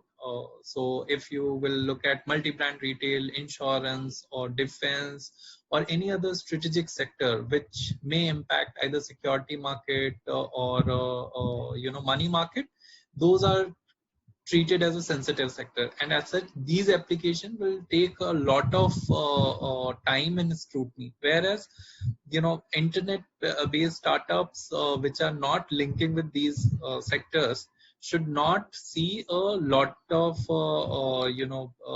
scrutiny, or it should sail through pretty much seamlessly. One of the other question is this, that ban on substantial acquisition through is it a ban or a restriction? So it's currently we are looking at it as only procedural, because government has not said. We will have to see the data, and the data is currently not there, that how many people are making these applications and how many people are getting the approval. As such, we will have to wait for this kind of an answer. There is another question which is there, that what about other routes? There are several other routes in which investment can be made. There is FVCI, there is FPI and other things. All these routes are already being monitored by relevant regulatory authorities. Since these routes are monitored by regulatory authorities, the current notification only pertains to the FDI. As such, these routes are still open for investors to come in and invest capital. If there is anything else, that will be the end of my presentation. If there is any other question, the organizers will be able to give you my contact information, and I will be very, very happy to interact and answer any other question on this issue and topic. Till then, thank you very much and be safe.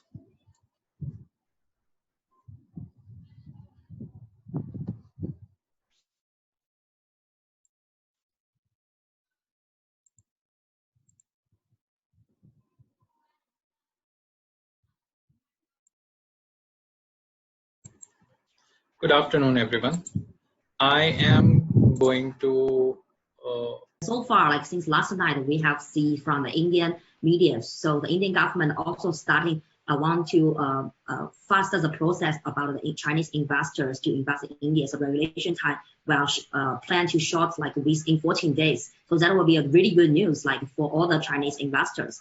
And by the way, so I think I should introduce myself. So my name is Lucy Lin. I'm the founding partner of India Renaissance Capital, and we are based in Bangalore. And we are the boutique investment banker who connect the China and India startup ecosystem.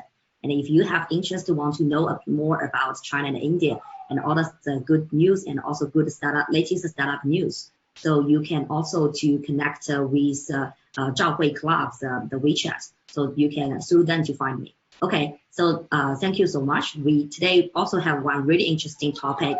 So we are glad to have Tej from the Fosun RZ Capital to give us a very good keynote to talk about what is a massive great opportunity after the coronavirus. Welcome, Tej. Thank you so much. Leave to you, Tej. Thank you so much, Lucy. Ni hao, everybody. And I'm glad to be here. I'm just going to project my screen. Just give me a moment.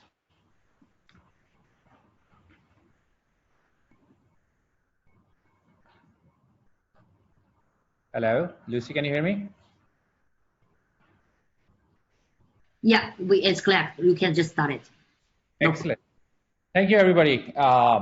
So I'm going to talk about India internet post-COVID. I know we all are going through this very, very bad period, but believe me, it's going to go away pretty soon. So if you know, Indian economy will be the third largest. You know, we'll have 1.3 billion population, 450 million internet user, 1 billion connections, and we have about 80 million product buyers. So this is by far one of the largest market. India is also the startup capital. So if you see, there are more than 100 active VCs. There have been more than 10,000 companies that have been funded. The Chinese VCs have invested more than $8 billion into China market, which is incredible. If you look at the next slide, you will notice that tech unicorns in India have been created. 18 out of 31 have Chinese investors. So the importance of Chinese investors is very important for the startup ecosystem. And therefore, when my colleague said, when Lucy said, we are going to figure out the rules to get more Chinese investment into India. And these unicorns have been created in e-commerce, in mobility space, in communication, in hospitality, in travel, and logistics. Also, if you go to the next slide, you will see that the time taken to reach unicorns has gone down, which means it's reduced from about 8.6 years to 3.5 years, which tells you that, you know, the time is shrinking. We are becoming like China, creating more and more unicorns at a much faster pace. What is India COVID crisis looking like? So if you look at some of these curves, and curves are very important when it comes to COVID situation, about 24K total cases have been confirmed, but the good news is 17s have already managed to flatten the curve, and 3 states are in red, which I think also will get to a flattening of curve. Obviously, large cities like Delhi and Mumbai are hit, but in all estimate, I believe, and this is my personal belief, that by July 2020, we should be out of this crisis, not fully, but the business should resume. And as you know, that lockdown is going to get lifted, hopefully partially by May 3rd, and soon by July, we should have less impact of COVID. Also, if you look at this slide, it's very important. You know, India is a very resilient country. We have seen that whenever we are hit by a crisis, we have seen a V-shaped recovery. So if you look at a 92 crisis, if you look at dot-com bubble, we recovered very fast. If you look at global financial crisis, we recovered in a V. Now this V might turn into a U, but it can't take too long, because I think the demand side has no constraint in India. As you know, there is a lot of demand in the market. There's a lot of pent-up demand. People want to spend money. The government has initiative, you know, they've launched several initiatives to get the economy going, but we can take a period of between, you know, 6 to 8 months and maximum the 12-month period when I see recovery coming back. Also, India fundamentally is very strong. If you look at India position, the oil prices have crashed, which helps India. Demand for electronics and gold, because their consumption is going to go down. It's also going to help India in the exchange in terms of exchequer. It's also the government measures will bring liquidity in the market. And if you see, we will be the fastest, the IMF has said, China and India will be the 2 fastest growing economies in the world, which is great environment and news for any investor. And what happens to India post-COVID? We are already seeing some really interesting trends. You know, Sudhir in the morning spoke about, you know, how health industry is re-evolving. We have seen entertainment go out of the park. It has hit. You know, look at the entertainment views, 300 billion views on YouTube. You look at online education. We had some panels on online education growing 120%. We got workout at home, including me. I work out every day at home now. E-commerce is going to be the biggest beneficiary of COVID-19, because even my mother is now ordering on Big Basket, which is a huge change. She's 68 years of age. E-commerce, massive growth, everybody knows. You know, we have 50 billion right now, e-commerce GMV versus 1 trillion in US. 1 trillion in China and 517 billion in US. Massive opportunity. Look at the payments industry. UPI is a game changer, as we all know that. The UPI and market, players like Paytm, PhonePe, even our company Dot, which has just started, contactless sort of ordering, has seen amazing growth in the payment infrastructure. It's going to be huge, payments as an opportunity. I've already spoken about some of the key players. You can, because of time, I'm not going to get into details, but phenomenal growth. If you look at food ordering, only one thing which was working in India while in the lockdown was food ordering. These guys have definitely, reduced the business a bit, but people rely on these businesses. This has become mainstream. Even the government is saying this is essential. And there was no curb on Zomato or Swiggy. They were growing phenomenally well. If you look at entertainment, like I said, there have been phenomenal growth in entertainment. WhatsApp and Reliance Jio is further going to give oil for the online market to penetrate much higher. Some of the firms like ShareIt, MX Players, Instagram, all have seen great. I think gaming is going to change. PUBG is, as you know, become #1. There are many gaming companies which are coming up. Online education, biggest advantage has been during quarantine. Many of the kids' classroom have moved online. People are doing self-learning as they have a lot of time. Online education is going to see a tremendous growth. Our company, for example, Credly, which is also helping people in attendance online. It is not education, but it's about employee management. That's going humongous increase. There is no better time, like I said, to invest in India than post-COVID. I know COVID is taking a hit, but you can see that there will be more tech unicorns. Even Sudhir spoke about it. E-commerce, at least 10 unicorns I see in e-commerce. B2B, payments industry 8. We invested in Dot. Content and social, we invested in Trail, and we have invested in another company which is just pushing the right content out to right customers. Mobility, Loca Rides, which is, shared economy is not going anywhere. It will take a bit of a hit, but it's going to come back. So look at Loca is one of our companies growing. It was growing really great before COVID, and it's going to grow further. Education, like I said, logistics, delivery business has not gone down. Let's Transport has already got about 60% of its business back. Food delivery, as I spoke about it. So look at these sectors if you are interested. I think RZ Capital, quickly, that we have close to 14 investments in the logistics, fintech, in e-commerce space, and we are very excited to invest more. P10, our bank, digital bank, is growing really fast. So I'm super excited, guy. I'm cautiously excited, but I'm very, very happy to see everybody here, and all the best, and invest in India. This is a great time. Thank you. Thank you, Lucy.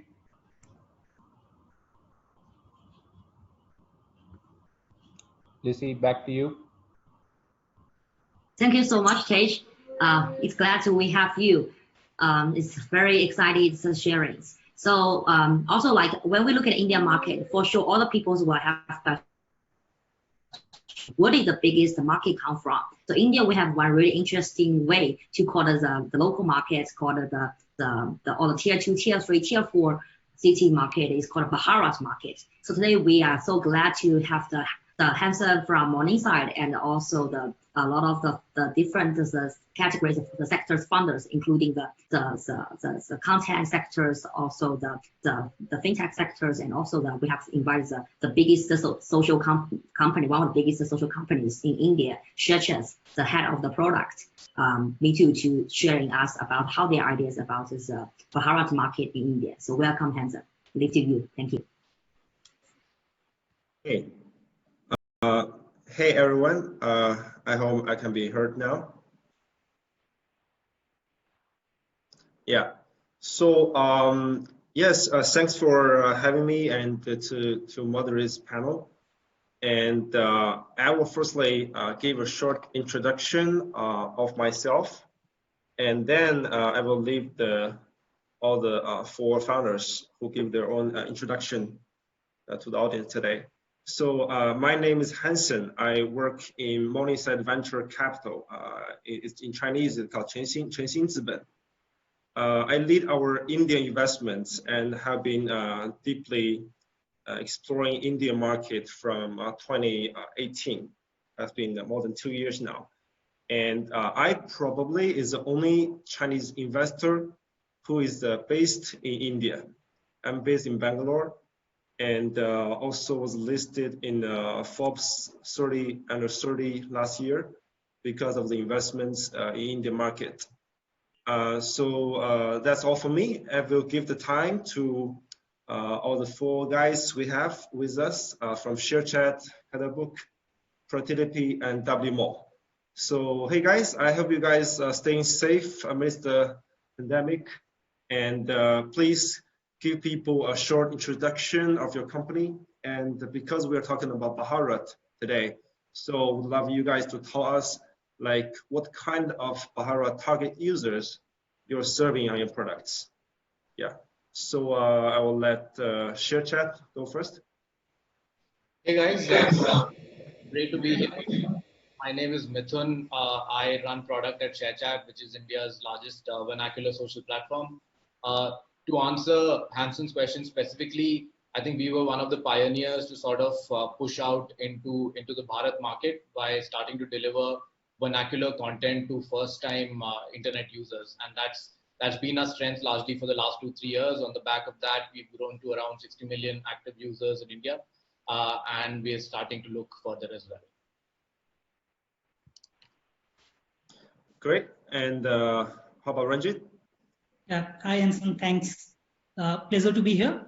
I'm Ranjit. I work at a company called Protilepy. Protilepy is an Indian language storytelling platform. We started by building a literature platform, kind of like UN in China. We have recently launched our comics app and our audio app. So broader thesis largely is that people should be able to share their stories in multiple languages, multiple formats with each other. So core platform has about 15 million monthly active users, about 200,000 writers, and comics and audio are still new, so roughly about 500,000 monthly active users each. Cool. And Ravish? Hi, everyone. I am Ravish. I'm CEO at Katabook. We are an accounting and a ledger management app for small businesses across India. In 2019, we were one of the world's fastest growing B2B companies. And we currently have over 1 million daily active shopkeepers and businesses on the platform right now. Cool. And for Audible? Hey Hanson, good to see you again. My name is Rishabh and I run a startup called WMall. We are a social commerce platform aimed at new to internet women consumers. Very interesting thing about Indian market, unlike China, is that Indian e-commerce still sees less than 20% transacting customers who are women. And there are structural reasons for that, and we are trying to use it by creating a layer of trust that helps women buy unbranded products more easily. Great. Also, it's great to see you guys again. I think I've met personally offline to each of you guys. And just one small tip that because we are doing it on Zoom in a virtual way, so it would be great if we speak a little bit more clearly than our daily life, so the audience will hear everything more clearly. So first question. So one thing that makes Bharat market very attractive is that the huge user base they have in India, right? So what's your potential user base that your company will be served in the next 5 years? And how many users you are already serving today? Just the idea of how many users you're already serving today. So yeah, 5 years and today. So for the sequence, I will see maybe ShareChat, WMO, and Ravish and Ranjit. So following also the same sequence on the Zoom link. Sure. So I think in terms of the number of potential users for Bharat, the number right now I think is 400 million mobile internet users. These would be first-time mobile and primarily again from tier 2, tier 3 cities, the kind of audience that we are serving. Today we have I think an upwards of 100 million install base, 60 million monthly active, and I don't see that number stopping anywhere. It's just going to go till we get to some percentage of penetration of internet in India. Over the next 5 years, the sky is the limit, basically.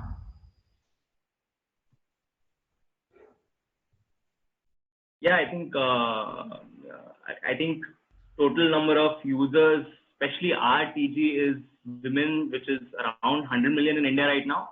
We see that as women penetration of smartphones goes up, the men and women will achieve parity as far as user base is concerned. Today, we think that I think 1/3 of the user base is largely women, which should ideally hit 40, 45, 50%.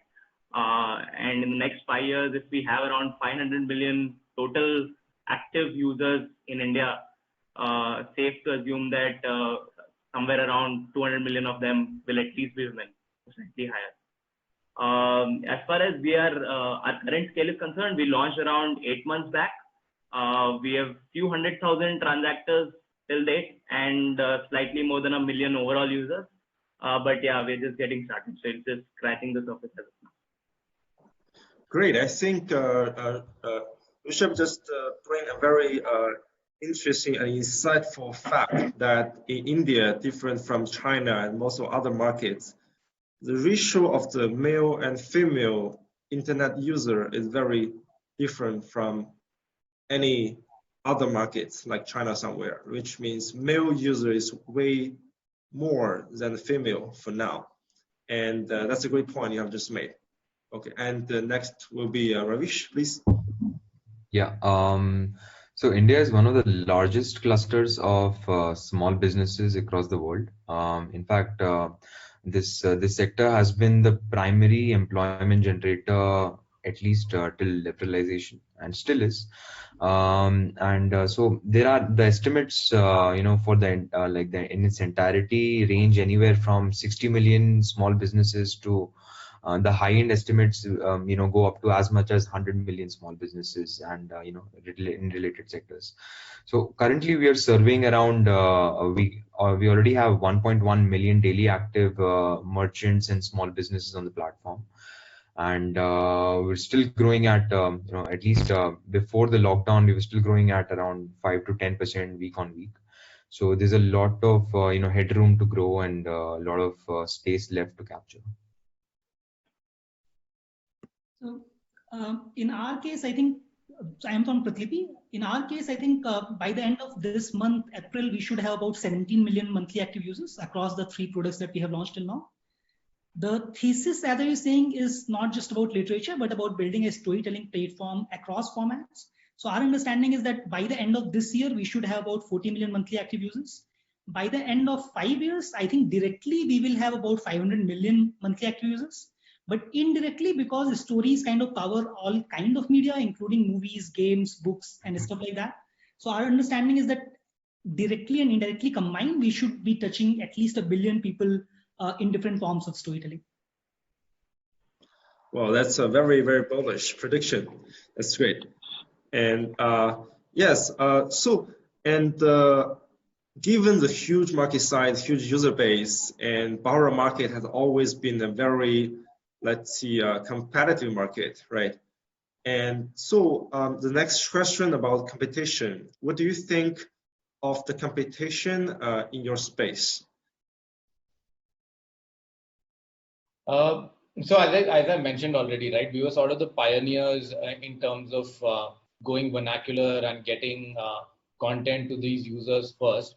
But once that market was sort of explored, the potential proven in terms of building out products for that market, there have been a lot of different kind of use cases and companies and products that have tried to emerge. Specifically in the content space, we've seen a large number of people trying to serve the same audience in either similar or different ways.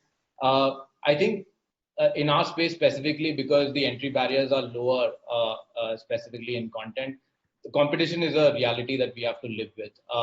But what we know is that we have sort of the understanding of the user base and ways to think about product that differentiate us from our competitors, right? And that's going to be our strength in the long term.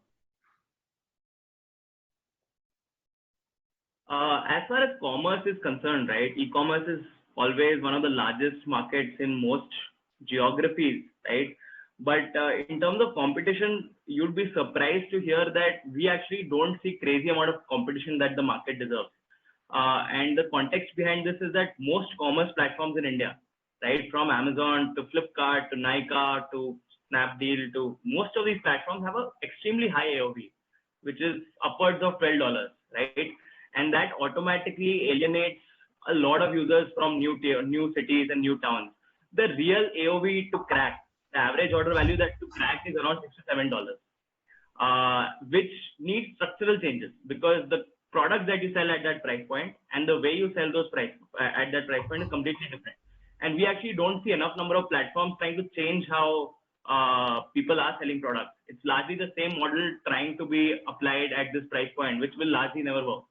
So I would say we almost face no competition as far as this mastering this price point is concerned, which is relevant for the Bharat market. Got it. Thanks. So at least in our space, most of the competition, legacy competition, had been trying to onboard users offline through feet on street. We were one of the first companies to start onboarding businesses completely digitally. In fact, we're still just like around 20 people team sitting out of Bangalore, and we have users across more than 5,000 Indian cities.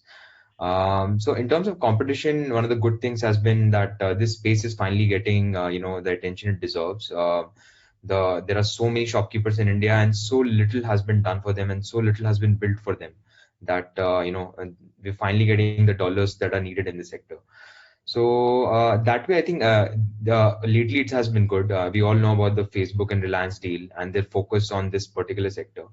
So everyone now slowly feels that India has been a country of shopkeepers, and even in Bharat, the future of commerce will be driven through these shopkeepers. So which is why I feel like competition of late has been started doing good. We have started, everyone is focusing on a lot of different problems, right, from QR to software to a bunch of other things. So finally, I think we are getting good competition, and it's overall beneficial for the user in the sector.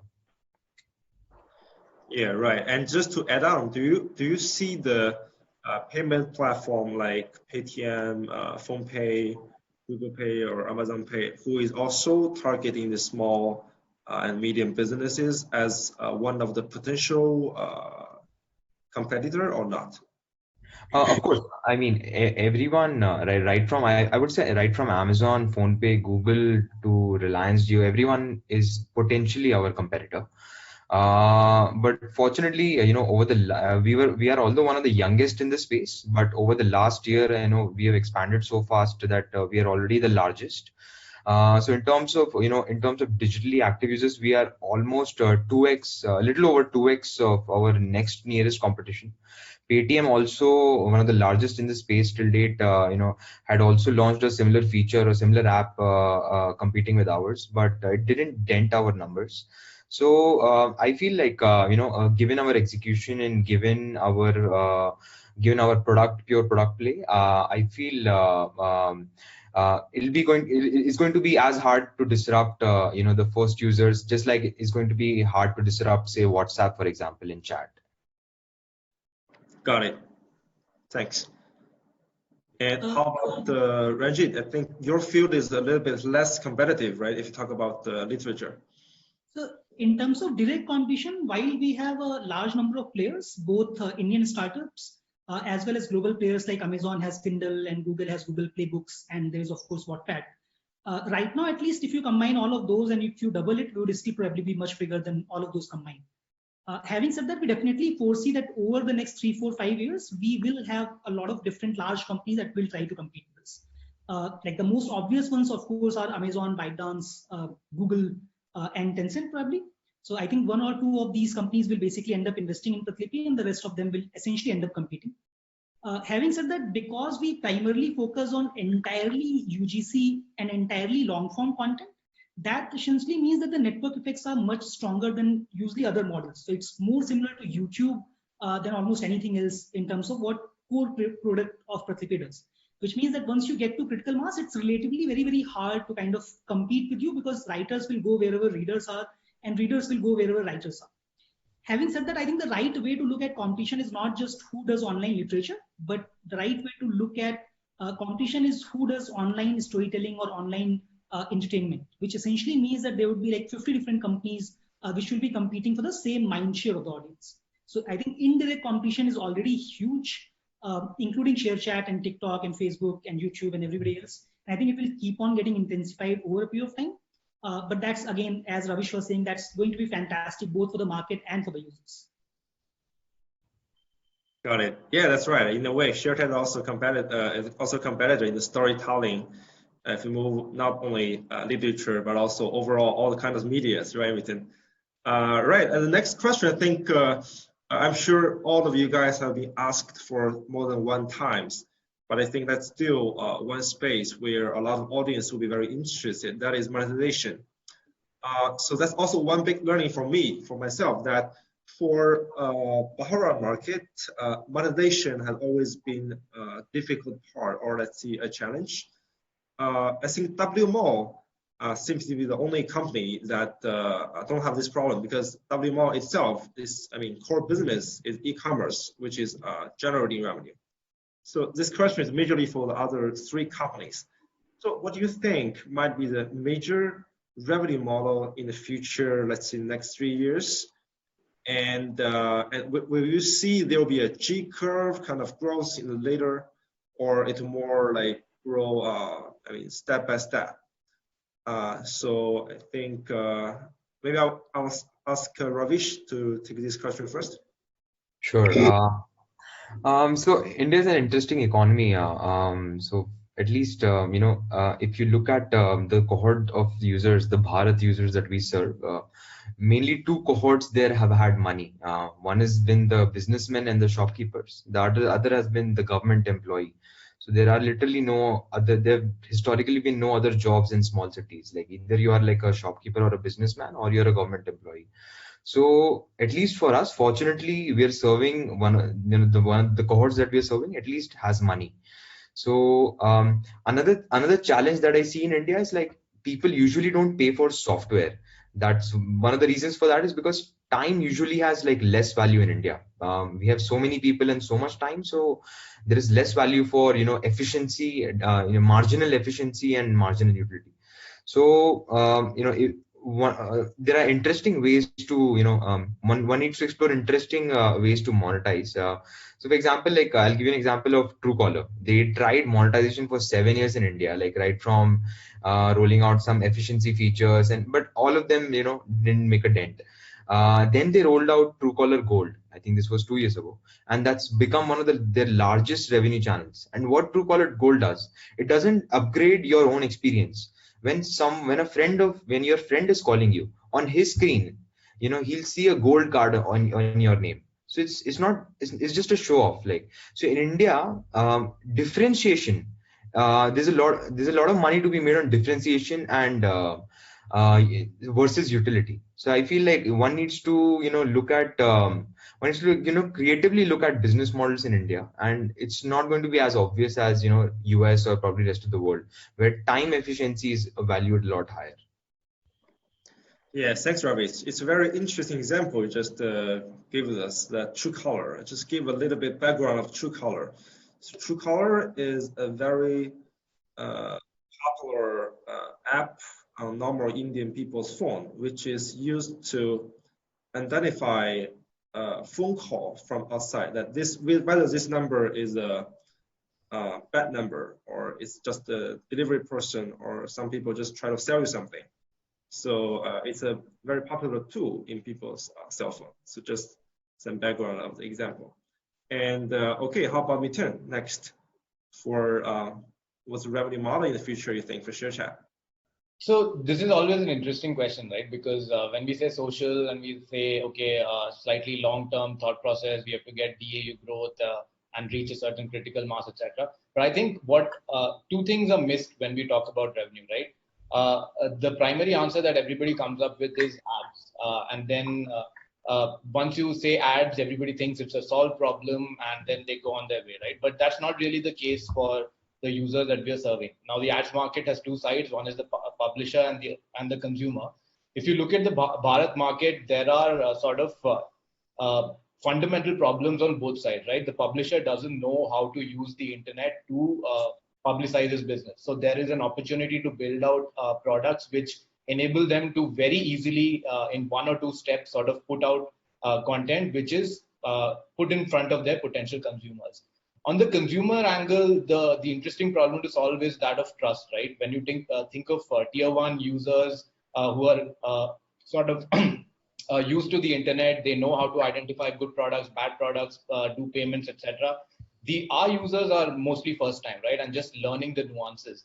How do you solve trust in ads? How do you push them through the funnel further? How do you make the transaction experience or the lead generation experience better to add more value to the entire platform, right? That is, I think, the interesting nuance that needs to be solved in ads, and that's something that we will be looking at. The other aspect is sort of non-ads revenue models, right? Again, as Ravish said, we'll have to think creatively, but there are a lot of use cases which have not been solved for the market and for the kind of users that we have in this market. So when people say that, okay, education has sort of, or online apps in education have gotten a big bump due to the COVID situation, right? They're not really talking about people who are using WhatsApp and vernacular apps primarily. They're still talking about users who know how to find these education apps where the content is in English, the distribution is in English, and the experience has been built out for them. Other use cases that needs to be solved specifically and creatively for our users is jobs, expert advice, right? So I think there are a variety of sort of models that we will be exploring, and all of these are interesting opportunities that need to be solved creatively. Yeah, thank you, Peter. I think, like, for example, jobs can be a very interesting thing to explore. And also one more thing that is when people talk about India somewhere, many Chinese people are very interested is gaming market, online gaming. As we all know, online gaming is getting very popular now, and which is also a clearly space where business can generate revenue and profits. So what do you think of the gaming opportunity for you guys? Are you already piloting something? So we are trying a few things around gaming, right? But I think the larger opportunity is connecting it very strongly with our broader use case, which is connections between people, right?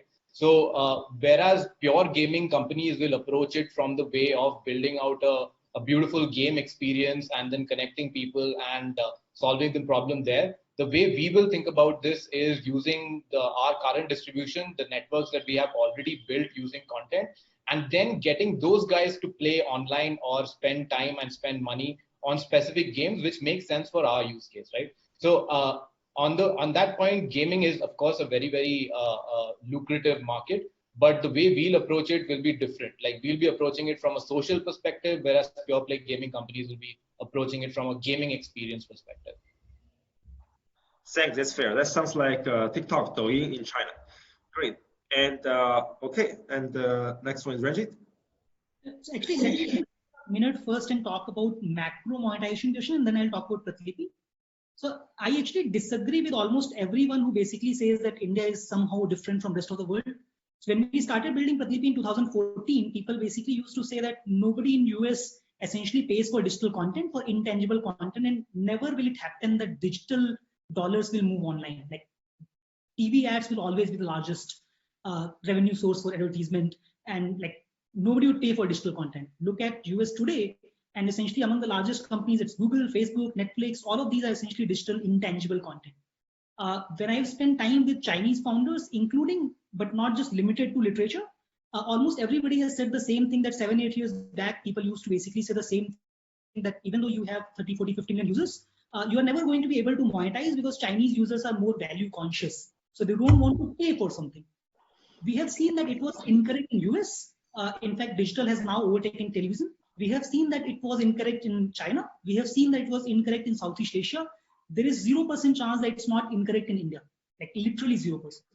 We like to think that we are snowflakes and somehow we are different from the rest of the world and our time is unique, our company is unique, our product is unique. It's really not. People's base desires are largely similar all over the world. Of course, we might have to experiment with and figure out what is the best monetization method, but will there be large companies monetizing intangible products in India? They will, just like they have in the rest of the world, all over the place. Now coming to Pratilipi in particular, so we don't know for sure what will work because, well, we haven't really made that much money as of now. But our thesis largely is that it will primarily be a combination of two different parts. One part is that freemium model, very similar to China, that like a large part of content is free. Think of it like tomato reading and UN combination. So 95% or 98% content will always be free. But there will be some premium content where essentially either you can pay 5 rupee and read the next chapter, or you can pay 50 rupee or 100 rupee subscription amount and you can read whatever you want. Plus you also get access to certain extra features. So for example, you can chat with your favorite writer. So that's part of the revenue model, which is what we think will drive monetization for the next 5 years.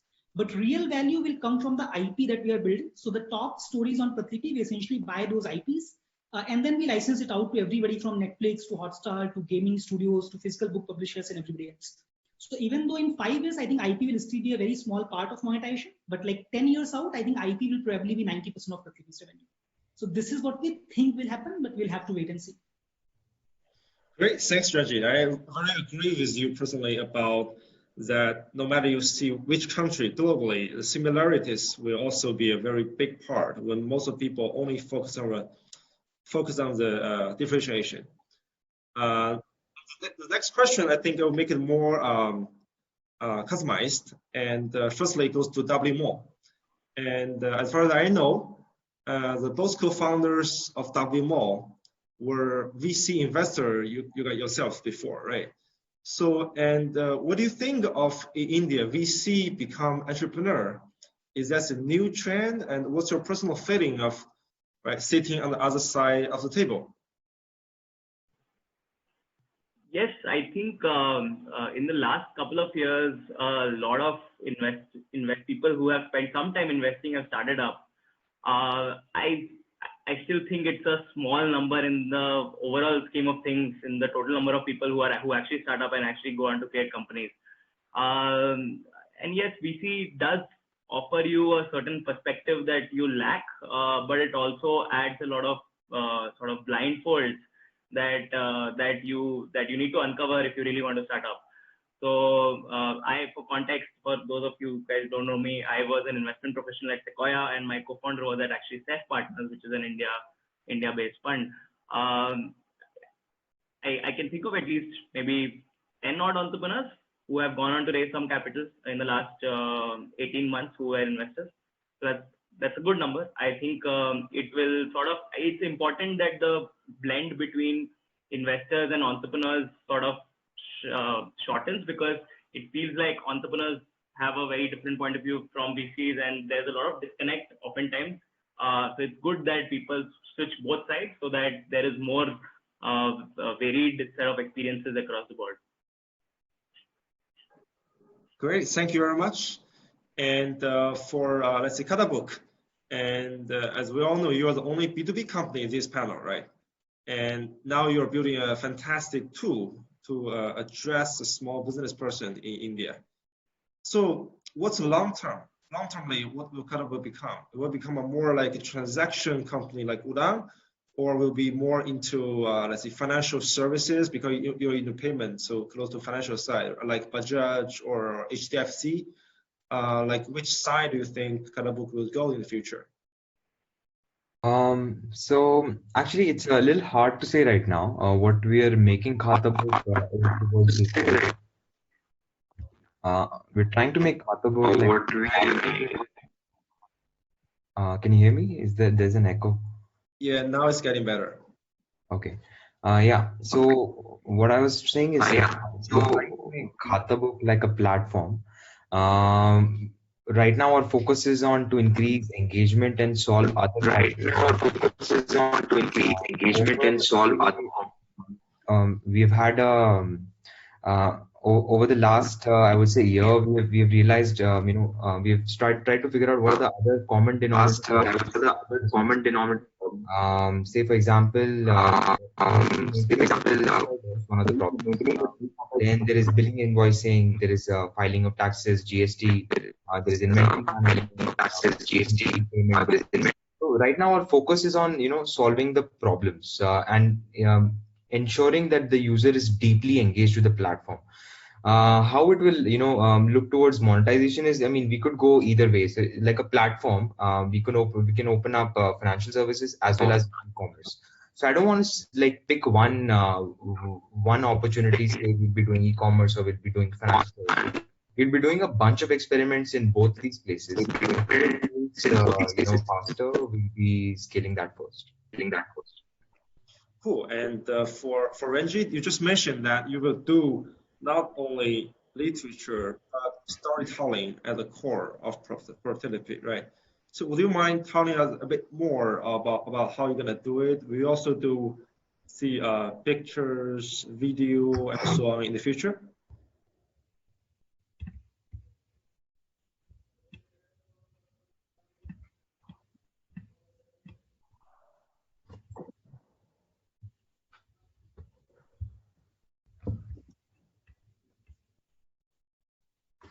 Ranjit, I think you're on mute, dude.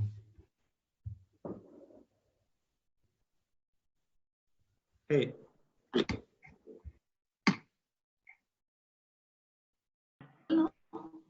Yeah, Ranjit, can you hear us? Yeah, Ranjit, can you hear us? Yeah, I can hear you guys. Am I audible? Yes, yes. Okay. Yeah. So I was saying that in terms of our strategy, what we are focusing on is basically content which can be democratized. So at steady state, it has to be something that can be done in a very entirely user-generated content way. So we'll never be competing with, for example, companies like Netflix. We are also largely focused on content that has very high shelf life. So we'll never be competing directly with ShareChat or Telegram. So we'll never be doing news, for example. We will not be doing short-form content. So we'll be focused on long-form content. But within this thesis, we will go across content formats wherever we think that there is a percentage chance that we can actually build something meaningful. So in India, at least, YouTube has very, very strong effect. So you will probably not see videos on the TV. But for almost everything else, it's fair game. So I think about 3 months back, we were largely only doing literature or text. About 2.5 months back is when we launched our audio product. About a month and a half back is when we launched comics. I think over the next 2 to 3 years, we should be launching at least 3-4 more products. But all of those products will largely be driven into the same thesis that these will be value propositions which can be entirely UGC at steady state. These have to be value propositions where content is has long shelf life and is of medium to long length. But apart from that, Thanks. And for ShareChat. So I think there's some echo. Can you just mute if you're not speaking, please? And yeah, for ShareChat, in China, we've seen there are 2 kinds of way to build a huge video platform. First is like content driven, and other is social and connection driven. The first one is like Douyin, it's like a feed, it's more like a content. And the second one is Kuaishou, it's more social, more connection driven. People are following a lot for each other. So for ShareChat, which side is ShareChat more on? Is that more a content side or more social and connection side? And what do you think of the 2 ways? And this is for Miten. Yeah, I think it's an evolution thing, right? So when we started off for the first couple of years, we were only content. We were super focused on it, hyper focused on it, getting vernacular content out to people who wanted to consume it. And that has sort of gotten us to where we are today. Over that time, we've organically seen that there are certain parts of our product where people are sort of connecting around content, right? And that gives us organic signals, and also from a strategy standpoint, we are looking to move more and more into the social space, right? And that sort of sets us apart from products like TikTok, Hello, etc. And we want to put ourselves in the category of products like Facebook, Reddit, where more communities and more connections are sort of the use case, right? The primary product is still content, right? But the way users find it, engage with it, and sort of think about the format in which they are consuming and engaging with it is going to be very different for us. I'll give you an example. We have content categories around food recipes, right? What we've organically seen happening is people creating their own sort of specific topics for food recipes, example, recipes of cakes. and then posting their content and connecting with each other around that. We also have communities which are focused on specific gods. Now, the primary use case on how you connect with a god is basically you pray to him in the morning and evening, right? And that's how the community behaves with that content, etc. So we see spikes in creation and consumption during the morning and evening. And this consumption is not just like and engage, it is very specific, saying, oh God, please hear my prayer, in whatever vernacular it is translated to. So over time, we see ourselves going more and more on the connection side. And that is where I think long term we will evolve. Thanks, Miten. It's very interesting that you give a great example. Also, add a little bit background for the gods in India. India have a lot of gods, not just one or two or three. There are like hundreds or thousands of different kind of gods. So it's interesting to know that on ShareChat you have community for each kind of god, which should be a lot of fun to watch and see the content of people there. Yeah. And because of time, I think we can have the last question for each of you guys, and let's make it a bit slower in the answer. That's about one of the very important things that is talked in India ecosystem these days, that Facebook investing $5.7 billion to Reliance Jio. And I want to know that, what do you think, how it will affect to each of your business? I mean, this Facebook huge investment to Jio. And let's start with ShareChat. It's just finished.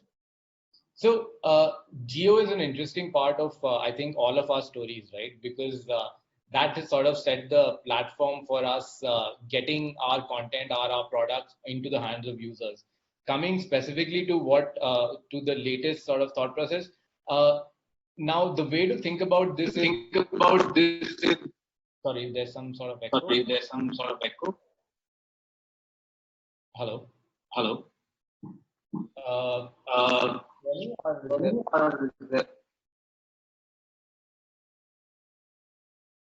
Yeah, I think this is better.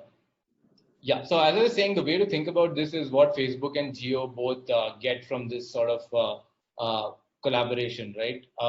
Facebook has always been content, connections, etc., but it has now in its hands WhatsApp, which is possibly the biggest content network in India right now. What Jio gets is that distribution, and I think there will be very interesting synergies that emerge. In terms of how it affects our content and social media business, not probably a lot, right? Because the way that I see this evolving is going towards more of commerce and payments rather than disrupting anything on the content side of things, right? And maybe I think Ravish would be better placed to sort of give more color on this. Thanks, Miten. Yeah, Ravish, I think you also just mentioned that Jio will also be a potential game changer in the big SMB sector. So, sure. What's your view on this? So yeah, I mean, I definitely agree. Ambani, whenever he gets into a sector, he's definitely a game changer. We all saw that when he launched Jio itself. Jio, in fact, created our own the reason why Khatabooks exists today is because of Jio. And so I think one of the key ways of startups should focus on when I would say facing headwinds from competitors like Reliance is to focus on real moats and network effects. So no matter how much money you pump, you really can't avoid or dismantle network effects. It's like Facebook had to cough up 19 billion for WhatsApp to finally get it to finally basically defeat it. So I think the only way to defeat Reliance and the juggernaut that it represents is to build real moats and software intensive network moats. Right, thanks.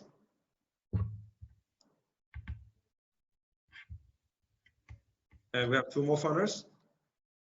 Yeah, so I think in commerce, there's a very real implication, and I think Ambani also spoke about this in his video that he launched after the deal got closed, which is that they are looking to connect local retailers with consumers via JioMart, right? And so the most direct implication here is of the grocery segment in India seeing massive increase in penetration. We think that there will be a bloodbath in groceries because there are extremely deep-pocketed players competing there, from Amazon to, of course, Big Basket to Swiggy to now Reliance, right? And even Flipkart, right? Because grocery is the holy grail, right? And so that, at least for us, that's why even when we started, we strategically made sure that we don't do grocery, even though that is something that is in the basket spend of our women consumers. We are focused on traditional e-commerce categories, which are home, kitchen, kids, apparel, and beauty, right? So we won't directly get impacted, but it will, I think, net-net, more competition leads to better products, leads to more consumer adoption, leads to good for everyone. So net-net will be good for the ecosystem. For us, we are luckily in a safe state.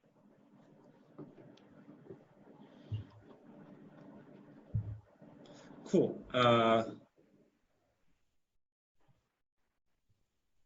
Pratilipi, will you add anything? Ranjit? So I broadly agree with Mithun. I think in short to medium term, the impact will largely be on commerce platform, because that is where I think the deal makes any kind of difference. Like, while we definitely think that Jio will compete with us, I don't think that Facebook's investment changes anything directly in terms of that. Long term, it's obviously impossible to say how this plays out, so I wouldn't want to comment on that. In short term, I think it will impact a majority of commerce players focused on Bharat market, irrespective of what exactly you're in.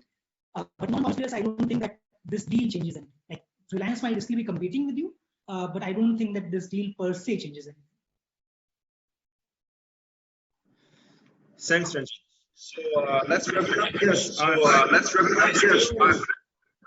remember that a year ago, I personally visited Reliance Jio's office and talked with some of the leadership.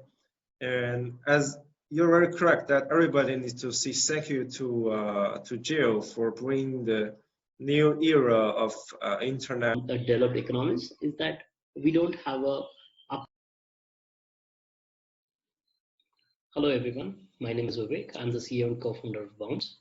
Thanks for this opportunity. Today I'll be sharing my views on how the mobility scene in India is, and also will try to provide comparison to China, and probably also drive the fact that Indian and Chinese mobility markets are very different, while there are a lot of similarities when it comes to a few things. I'll start off with the similarities. China and India both are densely populated. We have probably China plus India put together are densely populated and contribute to the majority of the population of the world. And shared mobility is a thing which has taken off across the globe, because I think everyone has realized that personal ownership will not get us anywhere. It will only lead to congestion. It will only lead to parking problems. So shared mobility is a big opportunity, and a lot of estimates and report shows that it's at least $60 billion plus just with China, US, Europe, and India put together.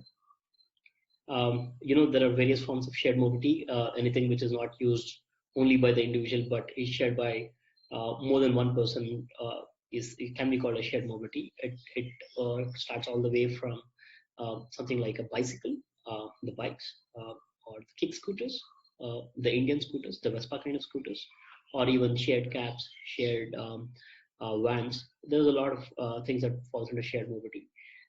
Today, I'll be talking from point of view of India, and we'll be talking more about scooters and why scooters are the real solution for India.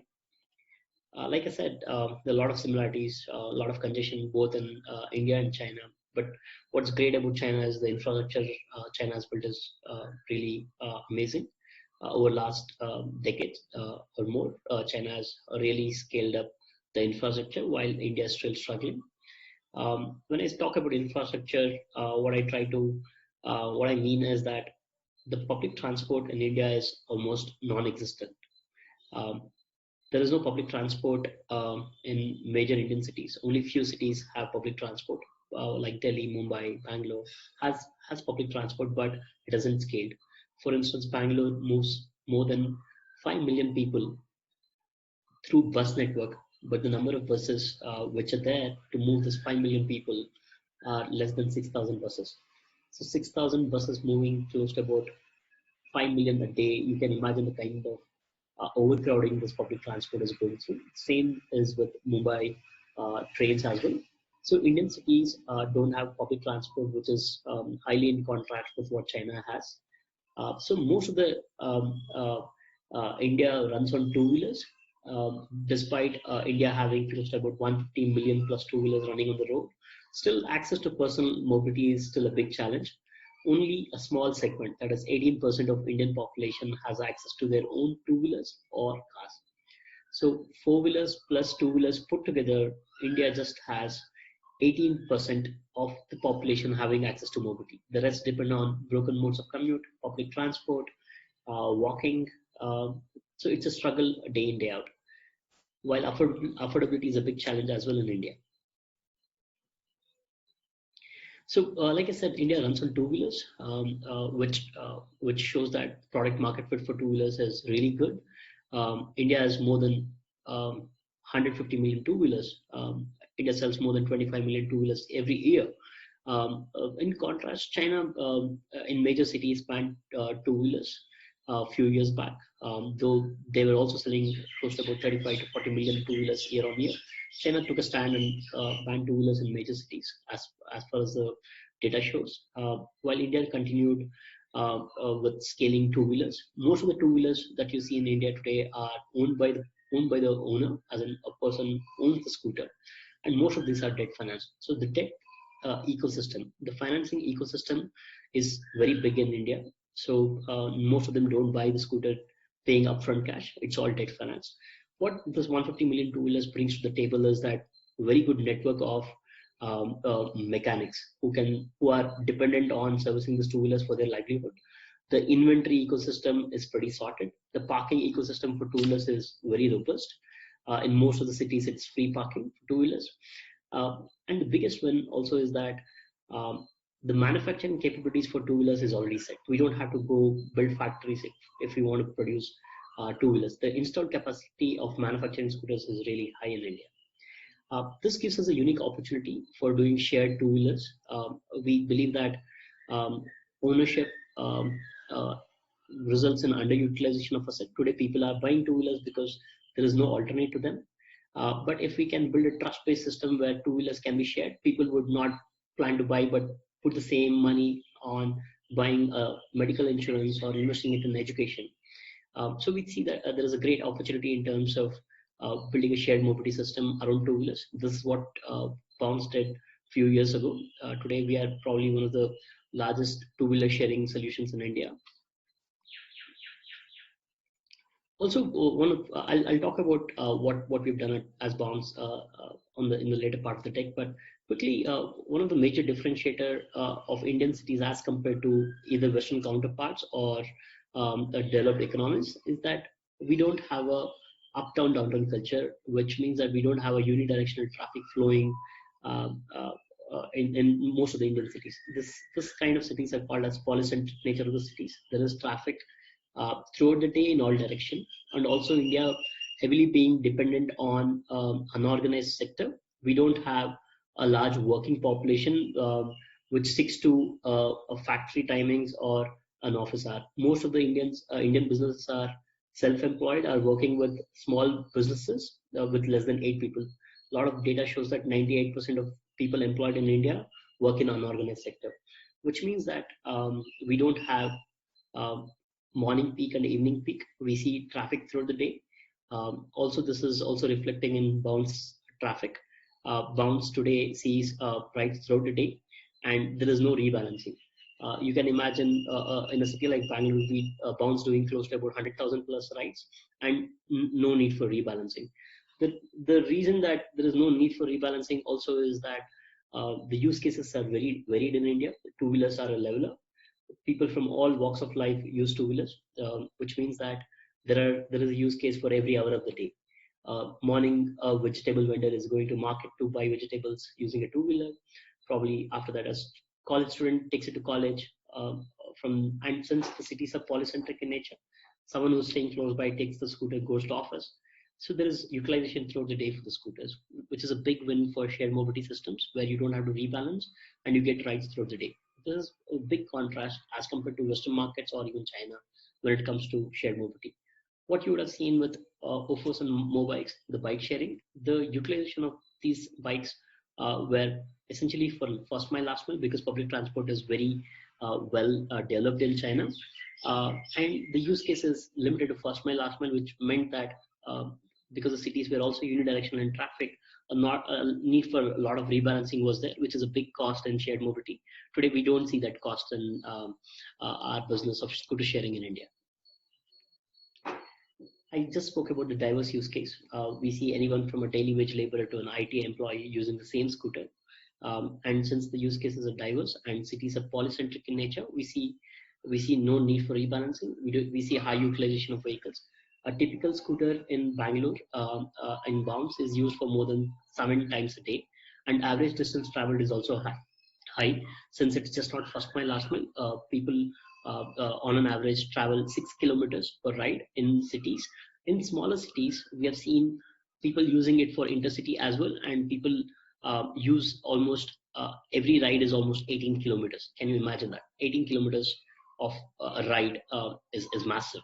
So scooters being used on an average for 18 kilometers in tier 2, tier 3 towns is a big use case that we have discovered. So this shows that there's a lack of alternates, which means that scooters have historically been used as a main mode of commute, and now since it's being available on a sharing basis, more and more people can use it without having to afford to buy one. Also, the tech ecosystem on two-wheelers is very mature, which makes it a big win for us. As a company, as a startup, we don't have to fund scooters through equity. If you have seen, the majority of the fundraise of Ofo, Mobikes, or Bird and Lime has gone towards asset acquisition. What is a win for us is all our scooters are debt financed. Either the financing is done by an OEM partner, the vehicle manufacturer, or there is a strong ecosystem of banks which do the lending. The asset itself becomes the security for the debt which is given, which is a big win. So we pay on a monthly basis, and vehicles doing close to about 24 kilometers a day for 30 days will also mean that the asset recovery is cost for asset recovery is also done. This is a big win because we don't have to raise large amount of capital to scale our business. Also, one of the unique things about the two-wheeler that we have in India is that the Hondas of the world, the Suzukis of the world have made the vehicle very robust, which means that these scooters are built for Indian ecosystem. The damages are really low.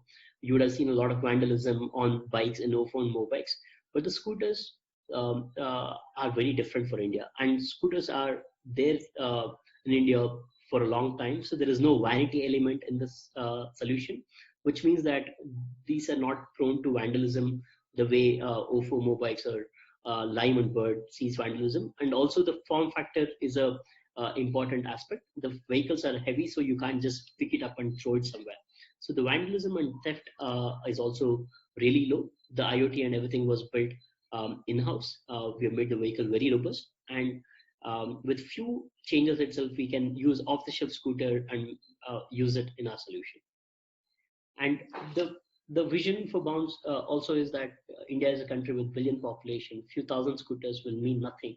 So we believe that two-wheelers can be scaled through distributed ownership. We are partnering with small business owners, the mom and pop stores, and we are getting them financing for them to buy two-wheelers.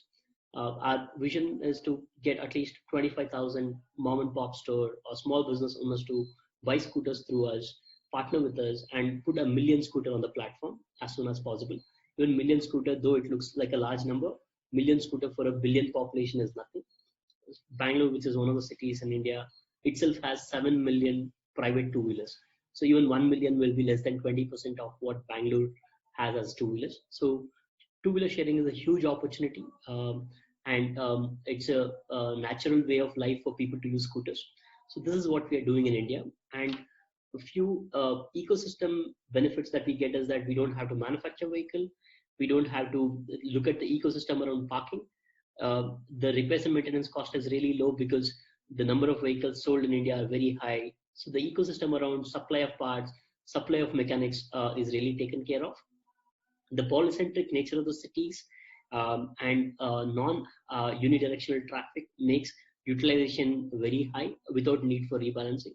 All of this gives us ability to have a very good unit economics. We are unit economic positive in the cities that we operate. With electric, we've just started building our own electric scooter because lack of availability of electric scooters in India was a big challenge. Today, one of the things that we see is fuel pilferage. With electric scooters that go away, and we should be able to generate a lot of cash for every ride that we do. So we are moving towards electric. We have also built a ecosystem around charging of batteries. We believe in swapping as the way forward for electric scooters to run in India. As shared mobility company, we can't afford for downtime, nor we can move the vehicles to a charging point. So we believe in swapping as a real solution for India, and we have opted for a distributor ownership where small business owners can come forward, buy batteries, charge batteries, and get paid per battery. So we have the infrastructure around swapping already ready. So this should help us go electric very soon. Like I said, we've also built our electric scooter. The times are exciting, and India is a large opportunity for solving mobility challenges. So this is what we have been doing in India. Thank you for this opportunity. Stay safe. Hope this testing times end very soon, and hope people can get back to their regular way of living very soon.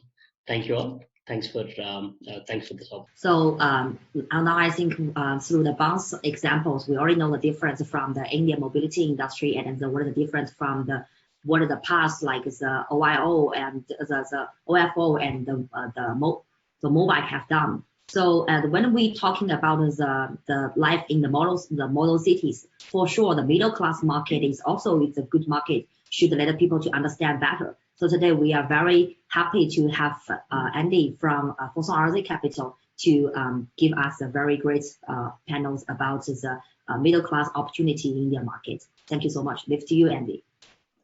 Hello everyone, this is Andy from Fosun RZ Capital. Glad to see a lot of old friends and new friends here.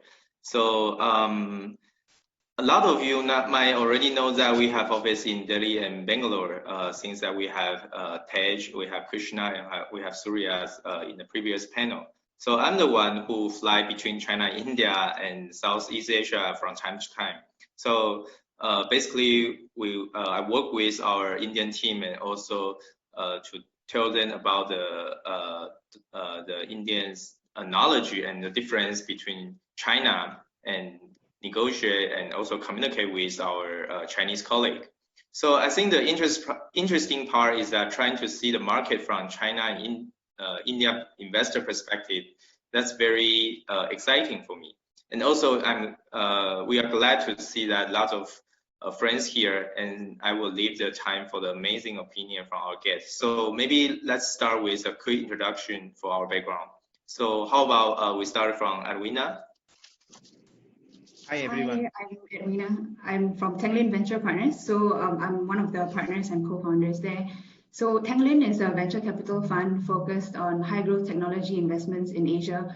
My partner and I were previously from the portfolio management team at Tiger Global, where I covered mostly the Indian market across sectors such as e-commerce, grocery, education.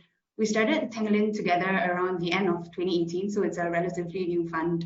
And we've done about 12 investments so far, mostly in India across sectors such as B2B supply chain, fintech, and direct to consumer. We believe that there is massive opportunity for technology to create value by organizing fragmented sectors, making distribution more efficient, and also increasing affordability and accessibility to the masses. So some of our investments today include Ninja Card, Moglix, both in the B2B supply chain space, Rupeek, Bank Open, Fintech, Yookstay, and Lifelong. So Bharat is also represented here on the panel today from Lifelong. And to the topic of this panel, one common theme across most of our portfolio is that their end consumers are really part of the middle class segment in emerging markets such as India, Indonesia, and Vietnam. Thank you, Edwina. And next, Alok, maybe you can start to introduce yourself and your business. Sure. Hi, I'm Alok. I'm the CEO of Ixigo. Ixigo is one of India's largest mobile travel companies. We started out in 2007 as a meta search engine for the Indian market, and over time we evolved first into a marketplace and then into an OTA for the next billion users. We have two offerings across trains and focusing on the tier 2, tier 3 markets with that. And we have more premium offering on flights, where we work with several partners to find the best offerings for our consumers. I think our biggest differentiation is our use of AI across products like flight prediction, train PNR prediction, train running status, and we are now the largest train OTA in India by traffic and transactions, and the second largest, by mobile traffic in the market. Okay, Vineet, you want to do the next? Sure. Hi, I am Vineet. I am founder and CEO of Milo. Milo stands for My Little One. We are building India's full stack parenting ecosystem, our ecosystem centered around young parents. We are a 2-year-old company, and my professional background prior to founding Milo is into product management. Have done product roles at leading product companies in India like Make My Trip, GMIC. From day one, our vision at Milo is to help 100 million parents raise happy and healthy families.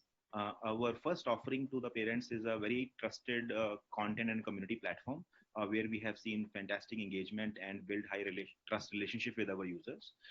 Now we are extending our offerings further to the users by offering them high quality products and services, and we'll continue to build layers and layers of offerings on top of our community platform. Thanks. Bara, maybe you can also introduce yourself. Sure. Hi, I'm Bharat. I am one of the co-founders of Lifelong Online. We are a 4-year-old company. We are a hardcore product company that makes products across multiple subcategories in the home, from home appliances, kitchen appliances, healthcare devices. The difference being that our product engine is all data backed. So we scrape a lot of data online, and based off that information, create products. And then the other part of our business is to create the most efficient supply chain to try and get these products from the factory into customers' homes in 2 to 3 weeks. And our target markets, in fact, almost all of our business is in the tier 2, tier 3 markets of India, the so-called middle class that we are discussing today. So that's who we are. Okay, thank you guys. It seems that we have the potential cooperation partner in this panel. So, so the first thing that I want to discuss is as the previous panel has mentioned, that India is actually a very fragmented market and it's not unified at all. So in the past, I think most of the US investors, they look at the upper middle class, but things has changed a lot in the past 5 years. So what's the opportunity and specific market you have seen in your domains? And also maybe what's the trigger for you to start a business? And how's the learning from from this journey? Yeah, maybe we can start from Bahara. You can start. Sure. So when we started this business 4 years back, we were very clear who we were targeting. We were targeting the growing middle class, the tier 2, tier 3 towns of India. And the interesting change that we've seen is that the access to both supply and demand. What was happening 10 years back, where trends from the West used to come to the big cities in India and then trickle down to the tier 2, tier 3, has now changed. Access to information is almost simultaneous. Everybody looks at the same social media, the same influencers, the same digital feeds, even in small towns, small cities, Delhi, Bangalore, everywhere. So what has happened is that because of this access to information being simultaneous, the demand for newer products has been simultaneous in the big cities as well as the tier 2, tier 3 cities. And on the other side, e-commerce has helped do that with supply also. So what selection is available to me living in a big city in Gurgaon is the same as the selection available to a tier 2, tier 3 town. And so it's given us the opportunity to reach these next billion customers very easily through reaching them directly from supply perspective also. So, and obviously Jio's helped with the mobile penetration and e-commerce penetration, which has really been a boost to our business in the last couple of years.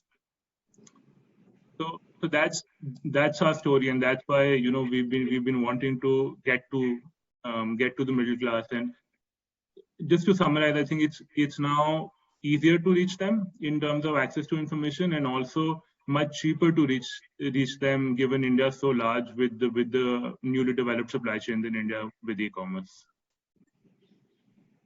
Got it. Yeah, it's a good learning and a good journey, and also the benefit from the mobile penetration.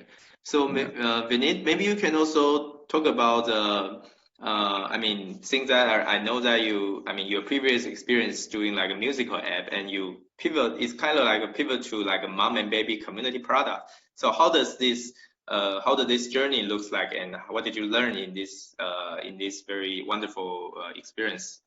Yeah.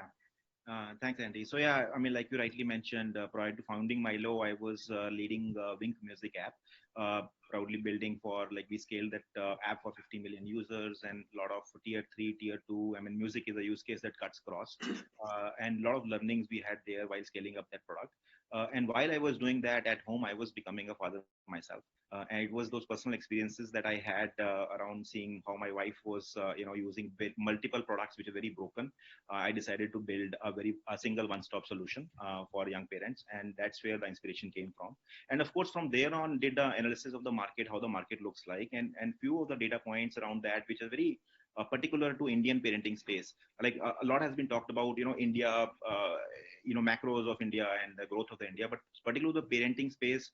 Number one thing in which India is significantly ahead of China or any other country is number of babies born every year. With 30 million babies every year versus China 15 million every year, nobody else is doing double digits. And second is this spend is not really discretionary. A lot of discretionary spends categories are booming in India, but this is not really discretionary spend. So this category will pick up sooner than many of the other categories. And as we have gone through, and this told that the market is there to be built. And then as we've gone through in the last couple of years, couple of unique parameters of this market have also very attractive to us in terms of building. Number one is, 80% of the women, they are stay at home in India. Unlike China, where like 65% women work.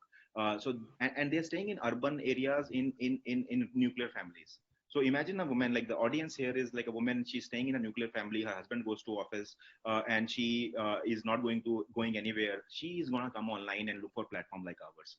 And that gives an opportunity to build a trusted relationship with those users. And the second key parameter is that, this is where the difference of this platform versus many Chinese platforms in this space is India on an average have 2 kids.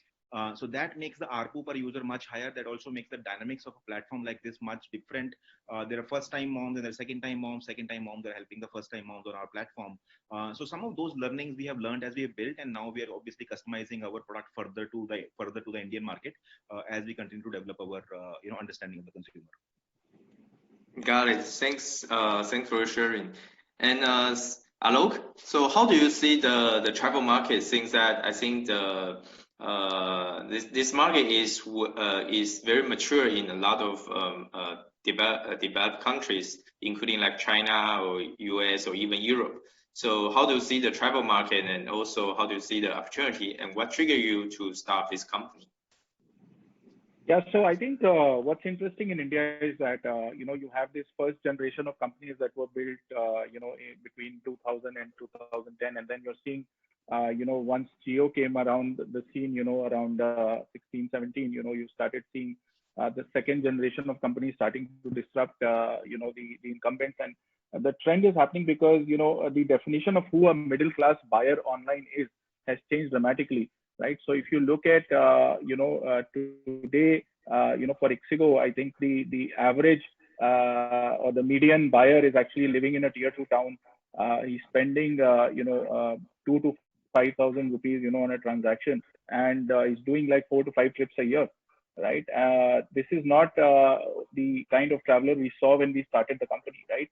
So I think the big insight for us was that 90% of Indians have never taken a flight in their life. Right. And if you're building an OTA in India and if you're building for just 10%, I think it would be a big mistake. Right. So 4 years ago, when we, doubled down on the train category, our realization was that the first way in which Indians will travel will not be on a flight, but on a train or a bus. And if the first transaction for travel consumer in India is going to be on train, then it should happen on our app. Right. And that's what led us to double down on the train category around utility, transaction, commerce, as well as content. And the second big insight was that this is the kind of consumer that we've seen is more loyal, has a higher frequency of purchase, and is less likely to uninstall your app if you satisfy the kind of criteria that they're looking for. So we've discovered much better cohorts.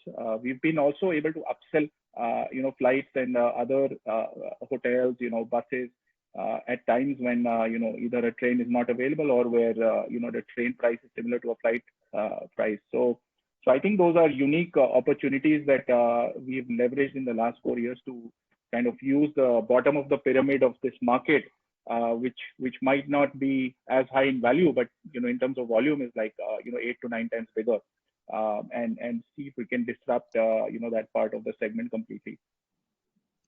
Cool. It seems that you three all seize the opportunity for the mobile penetration. So, Arwina, so how do you see this opportunity, and maybe you can tell everyone about your point of view from the investor perspective. So the middle class in India is growing very quickly. GDP per capita growth is 5 to 6%. Consumption patterns in India, I think, will follow that of China and other countries that have already gone through the cycle. So following Maslow's hierarchy of needs, yes, as discretionary spending increases, first food, shelter, and then smartphones. Right now, it's already a 30% penetration in India, but still a lot of opportunity left. Household appliances also and durables like ACs and washing machines, as people start spending more and more on comfort, they'll eat out more personal care, fashion, travel. Also, India has the largest young population in the world. So to what Vineet mentioned just now, right, about the most babies being born every year, they have about 450 to 500 million people between the ages of 15 to 34 years old. So a lot of the middle class is young, tech-savvy, making purchase decisions for the first time, and so very open-minded to try new things and try new brands, right? And then you couple this with increasing online penetration. So the entry of Reliance Jio in 2016 was a real game changer in the market, as a couple of the other speakers have already alluded to. So in a short span of under 4 years, in 2016, they went from literally zero to right now 370 million mobile subscribers in India, and they're the #1 telco carrier there now. And how they did this was because they dropped prices very significantly from like 20 paisa per megabyte in 2016 to right now the cost of data is 2 paisa per megabyte, right? And this caused the average data consumption to go from 500 MB per month per person to almost 10 GB per month now, and that's a 20 times increase in usage. So there's been a real leapfrog in mobile internet consumption in India as well over the last few years. And more of the middle class will start buying online. So there will also be opportunities in less developed adjacent sectors that enable this new retail and e-commerce like logistics. And also, unlike China, India is a much more heterogeneous market. So things like vernacular content, also natural language processing and voice search for e-commerce, taking into account different languages, these are also becoming increasingly important as more people speaking in the vernacular enter the middle class. Thank you. Thanks for sharing. Okay, since that we already talked about a lot of opportunities here, benefit from the mobile penetration. So maybe you guys can also share some experience, like how do you see the mobile penetration growth drive the user behavior change in the past 3 to 5 years, according to your own experience? Maybe like from travel, like from the e-commerce, or even from like a mom and baby community. So maybe how about we started from Alok? Sure. So in the last 5 years, very radical shifts, in travel. So on the more evolved user side, we've seen the frequency of purchase as well as the average ticket size of purchase, almost double, in the last 5 years. So I'm talking about people taking, 5 to 6 trips a year compared to, just taking 2 trips a year. And even if we look at the bottom of the pyramid, right? So the conversion rate that we used to see 4 years ago when we launched the train app, right? And what we see today has seen almost an 8 to 10 times jump, right? So there would be a lot of people coming just for information and not buying anything in the early days of when Jio brought these people online. But thanks to the penetration of UPI and many other modes of payment, wallets, etc., I think we've seen in the last 2 years, some kind of exponential growth in conversion rate improvement, right? And I'm talking about tier 2, tier 3, maybe even tier 4 travelers, right, who are coming in, who used to come only for information, but have started buying train tickets. So not just train tickets, when the train is not available, they are graduating to flight tickets, right? So I think there is unprecedented opportunity to tap into this sort of buying behavior change that's going on in the last 18 to 24 months. And one point I wanted to make here was that one of the interesting things we're noticing is that vernacular and things that are really taking off now. So we introduced voice-based services in our train app in the last few months. Vernacular we introduced 2 years back, and both these are seeing double-digit percentage month-on-month growth in terms of adoption. And obviously right now we're in the Corona situation, but once we come back, we expect that vernacular and voice will play a very important role for getting the next billion users to engage and transact. Thank you. Bharat, maybe you can also share some experience from your journey. Yeah. Yeah, just continuing from what Alok said, the trend we've also seen is that the newer middle class is also younger. It's also slightly more risk taking, and we've seen a lot more risks on their purchases. So it's the buy more category right now rather than premiumization. I don't think they're buying the newer model of the iPhone every year, but they're buying a whole host of new products for their home that they didn't have.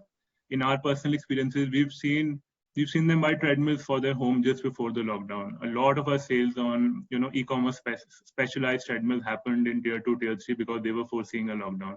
These weren't products that were targeted to these markets early on. So there's a lot more risk taking in their purchases now, which is great for business, great for us.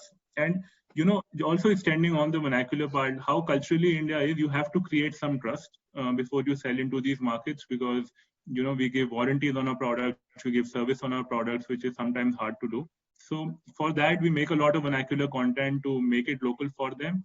We also run our customer service in 7 languages, for example, so that it's easy for them to come in and talk to our customer if they have any concern, if they have. So it's India's a large country, but if you make the experience local, I think the newer customers, the newer middle class is willing to experiment, willing to give you a chance, and I think they've been easier to sell to than the big cities, which is great for everybody actually. Thank you. And Vinit, so how do you see the mom and baby market? Since you already mentioned that the difference between India and China's mom, as they have 2 kids in average, and also, I mean, the lifelong of being mom is longer than Chinese mom, and also most of them are now working in India. So how do you see that, and also what's the opportunities behind it? Yeah. So I think the mobile penetration and the fact that everybody has a mobile in their phone to get online is a great leveling field. I mean, in terms of awareness. So and especially in our category, the sensitivity and the research that a mother will do before committing to a particular product will be very, very high. And that is where a platform like ours also come in handy. The increased awareness has, what has also meant is that it's you just cannot have a transactional relationship with your users anymore.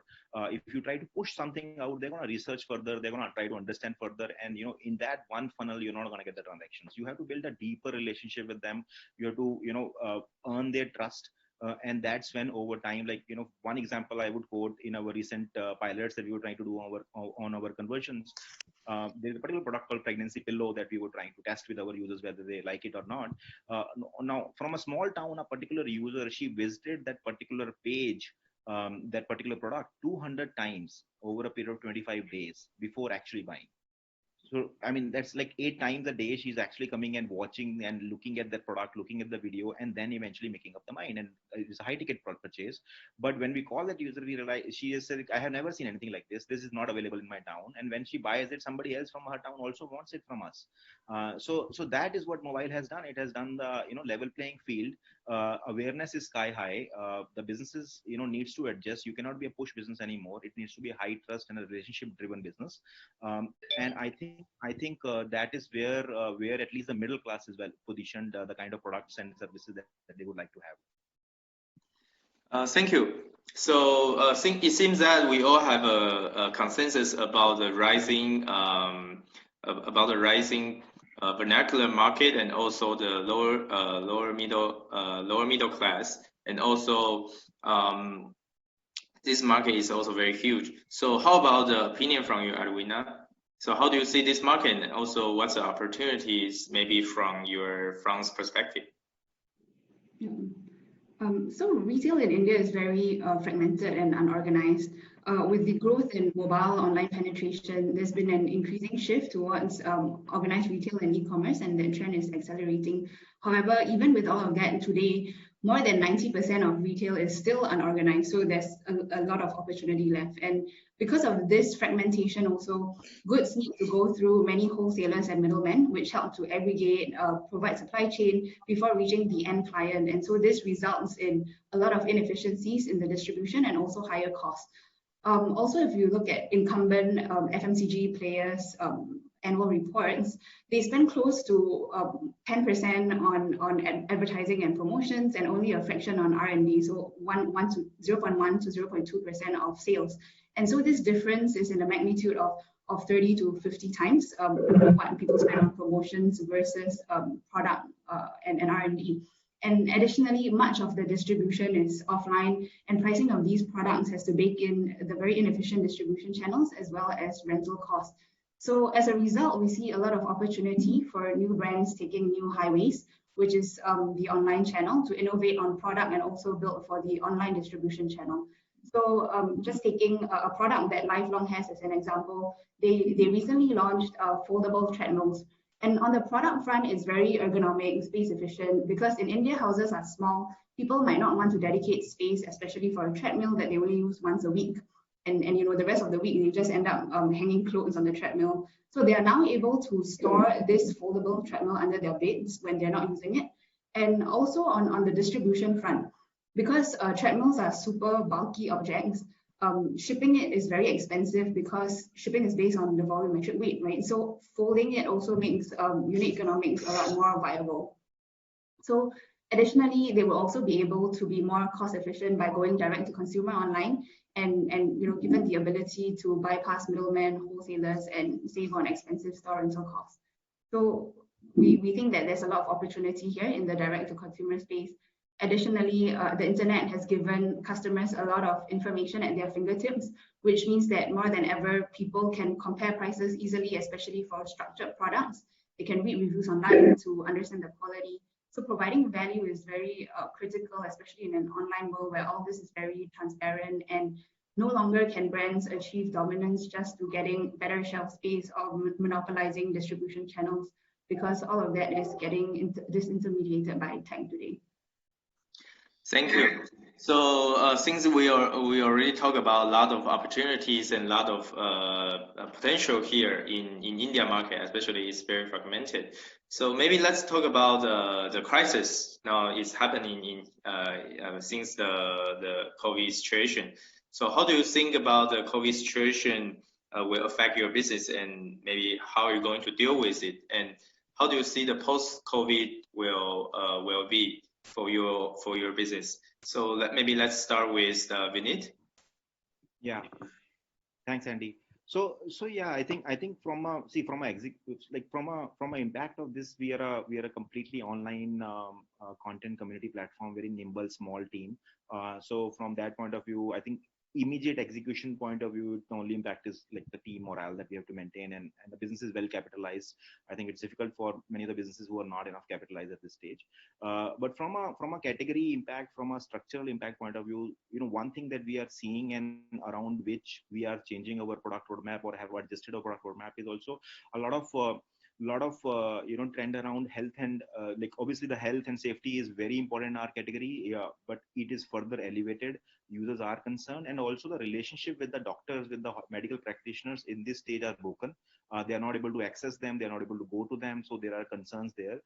And also from a business side also, there's a lot more acceptance of online solution at this stage, because they cannot see the patients offline. So that is one thing that we are seeing different, and which was not on our immediate product roadmap, but we are now evaluating, looking at it, run some pilots, tests. And I think as I, like you said, post-COVID world, if I step back and say, like this is temporary variability, if basis your financing situation, you can see this through. What is the structural shift that's going to happen because of this? And the structural shift is also going to be the acceleration of health and wellness and the safety kind of plays. That gives us confidence into, this is not just a short-term bet around which we run. We are going to take a more structural position around health and launching few more health-focused products in our portfolio. Got it. Thank you. And Bharat, maybe you can also share some opinion about it.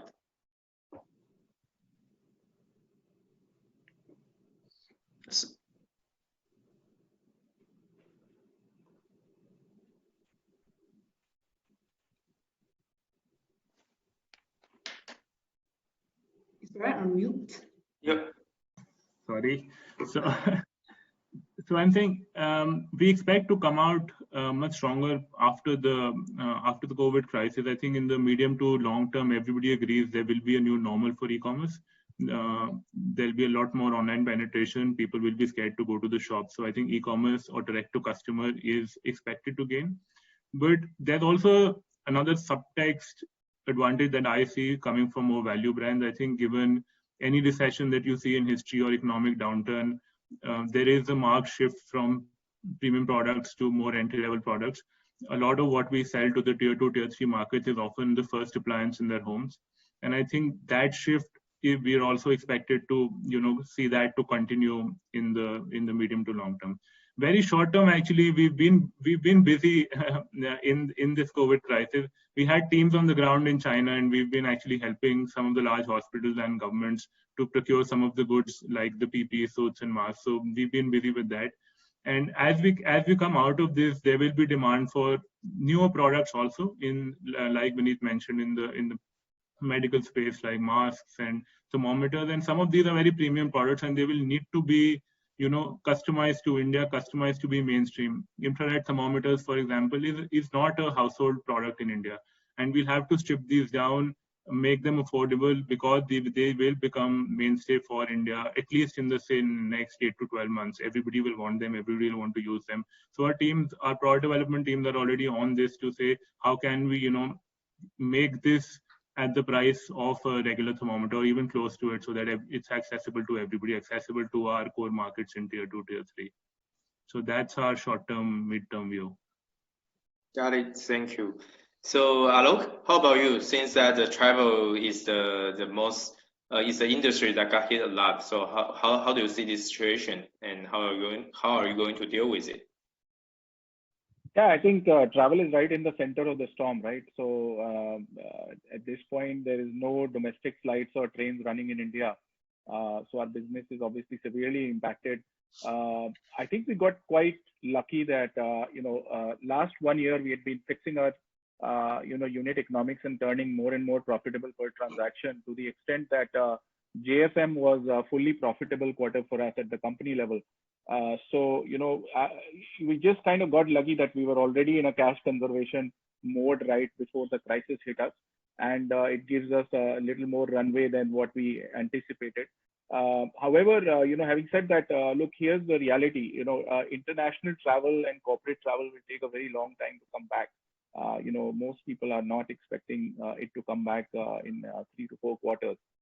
However, domestic travel, and the interesting thing here is that almost 30% of domestic travel is not related to leisure or a corporate use case. It could just be a utility or essential travel, right? Sometimes people need to get from one city to another for something more than just leisure or a meeting. And even if you look at China, where more than 40% demand has actually bounced back, we expect that as soon as domestic travel opens up, there'll be like Tej had said earlier, either a V or a U-shaped recovery, and within 2 to 3 quarters we should be back to the levels where we were at, or somewhere close to that. That's our assessment on domestic, especially rail and bus. We feel that these are the bloodlines or the lifelines of the country, right? And a lot of migrants, labor, and lower middle class people actually need to move back to the city in which they were working.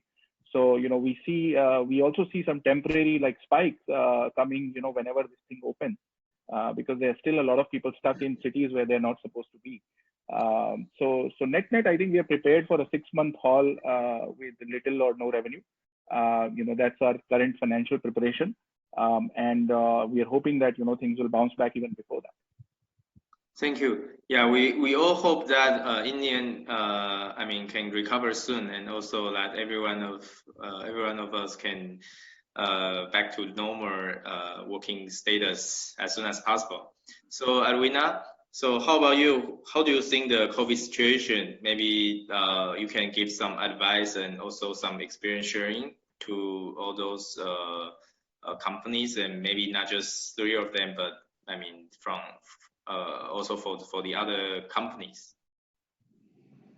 Got it. Yeah, so I think the biggest change in the VC sector that I've seen is that there's a lot less cash now going around, and so it's going to be very difficult, I think, for fundraising in the next couple of months. And so in light of that, I think conserving money, making sure that you have at least 12 months of runway, I think that is very important. I mean, the number one thing is just to survive through this storm, because if you don't, then it's game over and nothing else matters. So in terms of some observations that we've seen, and in fact, we've been quite strengthened in our conviction on seeing our theses playing out. So one is that we think that there's an even greater opportunity during this period for value for money online first brands to gain market share in an unprecedented way. So I think COVID has made people justifiably nervous about visiting public spaces like malls, crowded retail markets, especially for discretionary products. And additionally, the middle class is likely to become even more price conscious because of the economic slowdown. So a confluence of these factors presents an opportunity for affordable online brands to displace legacy brands and also establish greater mindshare amongst consumers. So I think if you can provide very good value targeted at this rising middle class in an affordable, accessible way, I think companies will be very well positioned to win. On a different note, I think there's also some tailwinds in the online asset-backed lending space. So especially as the middle to bottom of the pyramid becomes more and more cash-strapped, and at the same time, default rates increase in an economic slowdown, right? So collateral becomes more important to bridge this gap and mitigate risk. So gold loans in India, for example, is I think going to be a big beneficiary. So for generations, Indian consumers, when in need of urgent capital, either for business needs or personal emergencies, they've pledged their gold to take out loans, resulting in a gold loan market today of almost $100 billion in India. And in an economic slowdown, SMEs, middle class, bottom of the pyramid, they are among the first to feel the pinch. And so more and more of them will pledge more gold to gain access to financial credit, which they would not have had access to otherwise. So Rupeek, which is also a portfolio company, they're speaking in the panel after this. They're the market leader in online gold loans. And this, it's tech-enabled service delivery and branchless fulfillment, which allows it to scale quickly without opening too many physical retail stores. Is as I think, I expect this to disproportionately benefit also. So again, I guess what is common between these two observations is anything that appeals to the price-conscious nature today of the that rising middle class, and especially in an economic downturn.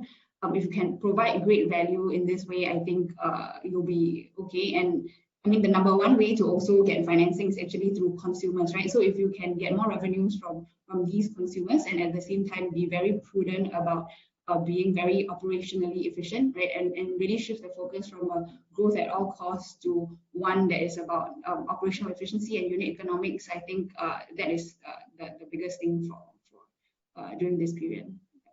Thanks. Yeah, thank you for your advice. And I think we all agree that in this COVID situation, everyone needs to be more to be more conservative and also to be well prepared for not just the business, but also to care about the employees and also their family. And I think it's all it's not just a matter of what it's actually a matter of survival. So, and for all of us, not just the investor but also entrepreneur, I think we have to stick together and also to think about how to work it out. So let me just conclude some interesting points that we have mentioned. So I think we all agree that India is a very fragmented market, and also the lower middle class and the vernacular market is population is rising up. So I actually that's something that we need to focus on for the middle class consumption. And also the most important of all is like a mobile penetration benefit. And that's something that we can see in that drives the growth of the Indian macroeconomic in the past like 3 to 5 years. And yeah, okay, thank you guys. So here is our panel discuss, and thanks for your listening. And we hope you can connect soon. And if you would like to connect to us, so welcome to reach out to us. Thanks. Thank you. Thank you. Thank you.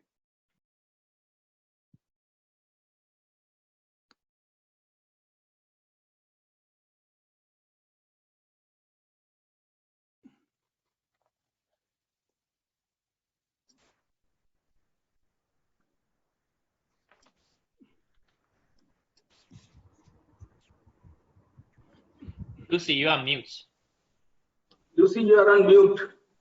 And all the speakers are also not able to put their videos on.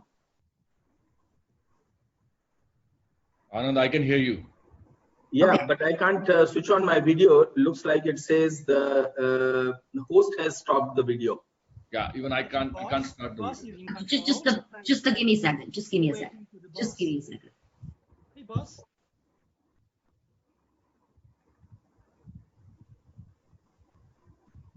Okay, I'm going to okay.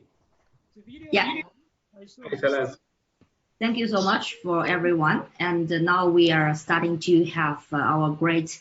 I think this is most people want to understand about how the Indian fintech market going. I think now Indian fintech market is become the most popular market in all the emerging markets. And also, I want to inform all the audience, this is not the last panel. So after this panel finished, in China time, 7:30, we also have gonna have one really great panels about when we invest in India, what do we expect for? So we have to invite the founding partner of Plum Ventures, Mr. Wu Shichun, and also the Rong 360's founders, Mr. David. Also, David also share right now, but later in the night, David also gonna share his understanding from the investor perspective.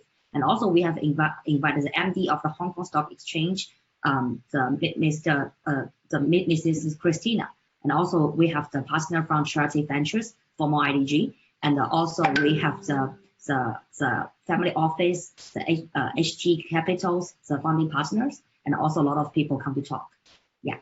So just after these panels, all the audience don't leave. Please come back at China time, 7:30 Indian time, 5 p.m. Thank you so much. Okay, now David, I leave to you. Hello, good afternoon, everyone, fellow entrepreneurs and investors. Welcome to the FinTech session. My name is David Ye, co-founder, chairman, and CEO of GMIC Technology, Rong 360 Inc. We are a global FinTech company founded in 2011 with 140 million registered users. We are providing big data risk management, AI, digital marketing, and SaaS solutions for over 2,000 financial institutions in mainland China, Hong Kong, India, Indonesia, and other SEA regions. Our investors, including Sequoia, Lightspeed, KPCB, Temasek, and Jacobs YF Capital. We became a public company on New York Stock Exchange in 2017. It is my great pleasure to host this session with 6 seasoned fintech entrepreneurs in India. There are Samit, Christian, Akshay, Shanaz, Anand, and Pei Fu. They are founders and CEOs from payment companies, digital lending platforms for consumers and SMEs, representing a diversified and innovative business models in India. Now let's give them 1 to 2 minutes to briefly introduce themselves and their endeavor. Okay, let me start with maybe Pei Fu. Pei Fu, would you like to get started? Sure, thank you, David. Hi, everyone. My name is Pei Fu. So a quick intro about myself. Before founding Carbon, I was a venture capitalist in China with over about 10 years of experience investing into China, Southeast Asia, and India. So right before Carbon, I was actually incubating quite a few fintech companies in India and Indonesia.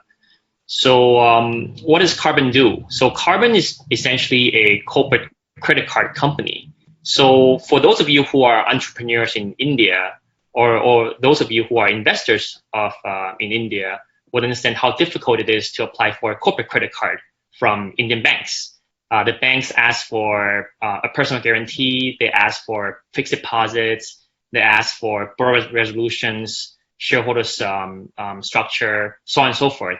So it's actually very, very difficult to apply for a corporate credit card from banks in India. So we decided to step in and say that we'll replace the banks and issue you the corporate credit card with credit and the card. So that's what we've done. We've been in operation since October last year, and now serve more than 300 startups in India.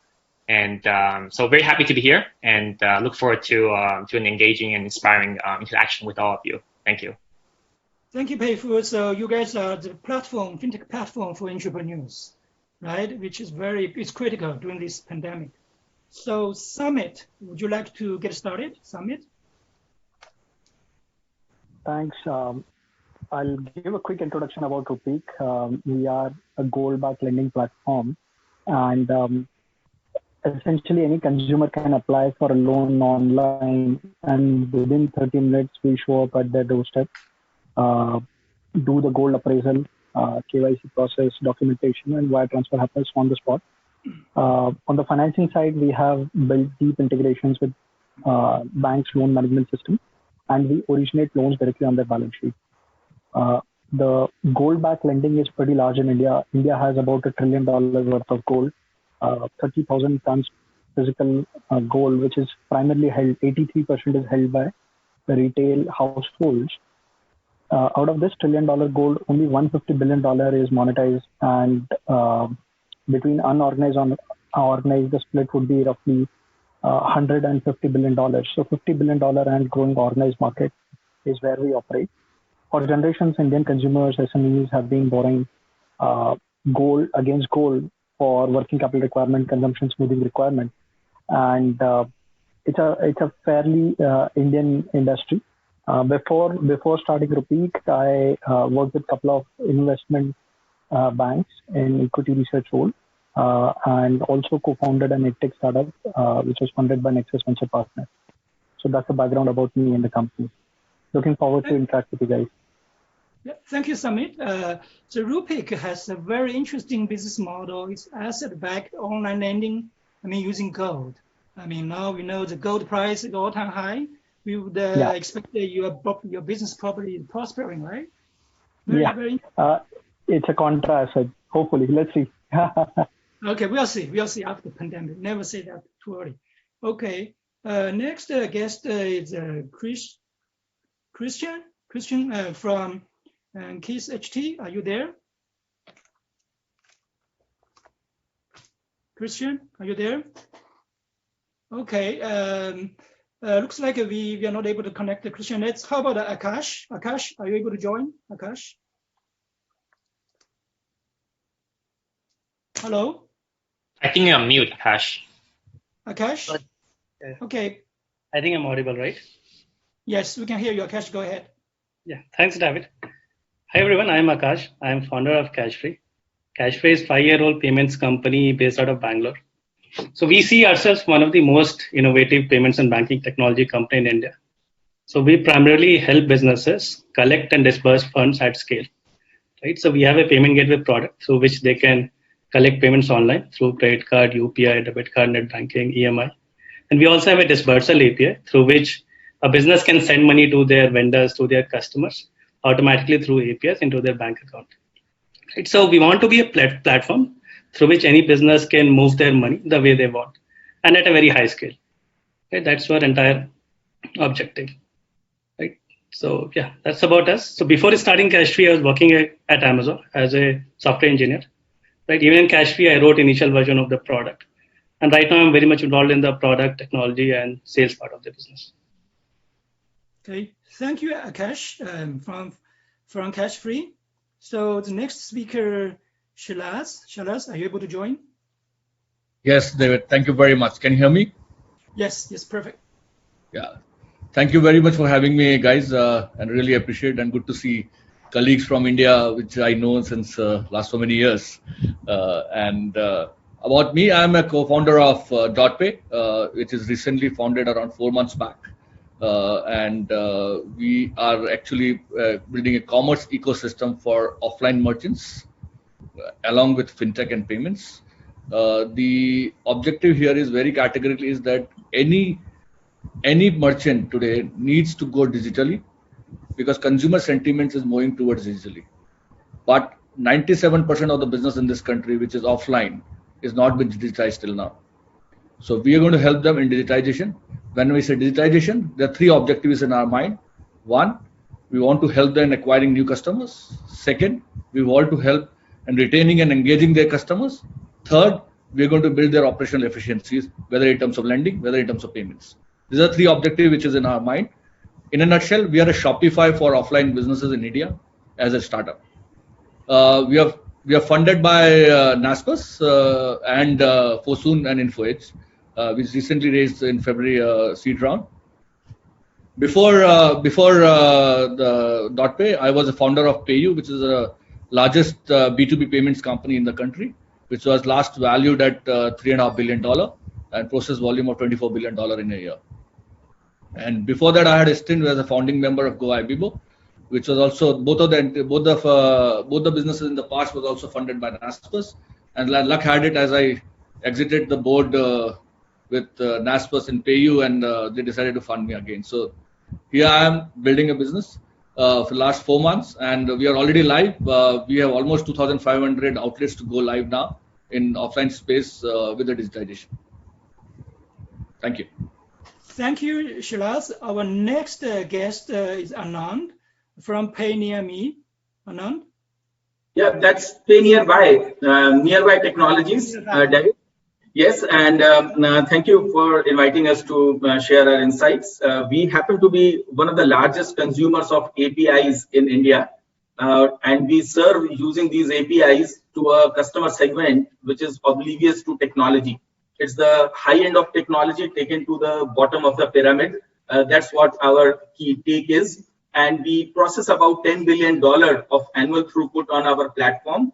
In good months, $700 to $800 million. Right now, as the COVID crisis goes, the government is relaying direct benefit transfers and subsidies into millions of bank accounts. And we are delighted that with our active 400,000 retail touch points, virtually in all the pin codes and all the states of the country, we are processing $20 million of disbursal every day. These are granular sachetized trusted packets of $500, $1,000 into the hand of common man. With deep insights, I happen to own 5 patents in India banking domain from my work in my ICICI Bank days.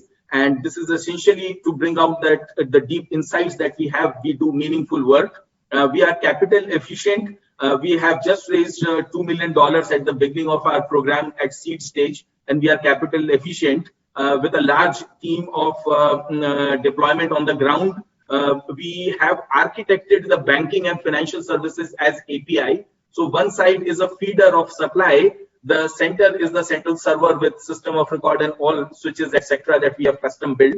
And the other side is the deep-rooted railroads in the entire India ecosystem. We happen to serve 32% of India's biometrics banking, which gives access to the bottom of pyramid. And biometric banking coupled with UPI is the new normal in the post-COVID era, when you and I will shy away from using an ATM to withdraw cash. Lest you know who used it before me. Was it Shalaz? Did he travel to Italy? I don't know. So a lot of things will crop up on UPI payment and through the large merchant acquiring ecosystem. Important here, in the last 10 years, government has disbursed 2 trillion INR to these bottom of the pyramid, of which 1 trillion INR remains untouched. And we believe that we will be able to rebank India with our neo banking approach. We will rebank India, which means that every Indian who is underbanked, misbanked, or unbanked will wake up again tomorrow to a new bank account. Thank you. Thank you, Anand. And do we have our last guest, Christian, online? Christian, are you there? Okay, if he's not there, let me get started. So it is particularly very important and relevant for us to discuss fintech financial innovation as we are in the middle of a global pandemic. The lockdown and the social distancing have profoundly changed people's life. So from buying basic necessities, paying for your delivery, your rent, to receiving other financial products and services now need to be remotely and digitally. So for the first time in human history, paper currency are not welcomed by people. Why? Because paper money may carry coronavirus, may get sick or dead. So in the last 20 years, we have witnessed digital technology, AI, big data, cloud computing, and other innovation have transformed financial service sectors from how financial institutions acquire and serving customers, managing risk and credit. So let's say if India will be the third largest fintech market and innovation center in the world in a few years, what are the challenges you are facing and the new opportunities in the post-COVID era? For today's panel, we have prepared 6-7 core questions for our panel speakers. We will invite two or three speakers for each question. So each speaker, please try to answer your question in 2 to 3 minutes. So I think from time-wise, we are just on time. We have 35 minutes for the rest of the panel. Okay. So my first question, so as I mentioned earlier, India will be the third largest fintech market in the world in a few years. So where do you see the growth opportunities of fintech in India? In what specific field? Is that in payment, lending, big data, insurance tech, wealth management, and why? So my first question I would like to ask Shiraz, would you like to go ahead and answer that, please? Sure, thank you, David. So look, I fundamentally believe whether it's pre-COVID, during COVID, or post-COVID, India is going to be the third largest fintech industry. There's no doubt about it. The only thing which is going to get changed is the way we were thinking of doing a business and building a product pre-COVID may undergo a change post-COVID. That's the second step. So the sectors, whether it's insurance tech, whether it's a lending, whether it's a big data, whether it's payment, everything will get fast forward now. But the way we do is going to get changed. Now let me just give you examples here. What I'm trying to say here. In payment industry, as Anand mentioned about UPI is going to get the future, which is a new normal in the country, is going to get much more fast forward now. The POS machines where people touch and write type the pins all is expected to go away, which was expected to go away in 4 years down the line is going to get fast forward now. And we expect the POS machine business paying through credit card payments is going to go away. And get into the UPI payments. That's going to be the fast forward thing. So expect more UPI payments coming up in this country. Second example is very categorically the way you do business when I spoke of the product is going to differentiate now. Previously, there were fintechs who were coming and using their own equity to lend in the country. Now we expect there will be more partnerships which will come out between banking and the fintech companies coming together, which will derive much more future for the lendings in the country. Third, very simply answering out now the fintech companies who are only building tech for the financial services may be surviving, but companies who are only building tech for themselves and building distribution may not survive. The tech companies, the fintech companies who are building partnership with the banks along with their own distribution will have a great future in the head. And that may be insurance tech, maybe a big data, maybe a lending, maybe a bank. It can be anything.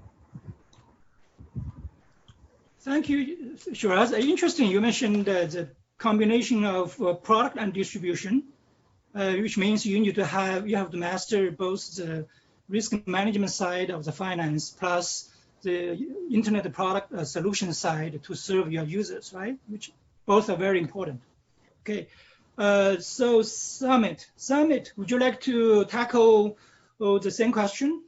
So where do you see India will fit into the third largest fintech market in the world a few years down the road? Sure. No, I agree with most of the points we just heard. Particularly the opportunities I think would be amplified. Except payments, I would be fairly certain that there will be a lot of opportunities. Even in payment, there will be niche where distribution or a unique way how you add value to the ecosystem will be up for monetization. What is going to be very interesting in Indian markets is that how do you build alliances with banks? See, in India, unlike how it happened in China, where the focus was more on commercial activities and not on the private sector fulfillment, or in US where borrowing money is tabooed and there was a subprime crisis in 2008-9, which allowed these industries to pop up right in front of banks. Here, banks are not napping. They are aware, they are agile, and they have the resources and the balance sheet to back up any ambition in terms of disruption. I think the regulatory protection, low cost of capital and distribution is something which banks have, and they are aware that they need to innovate.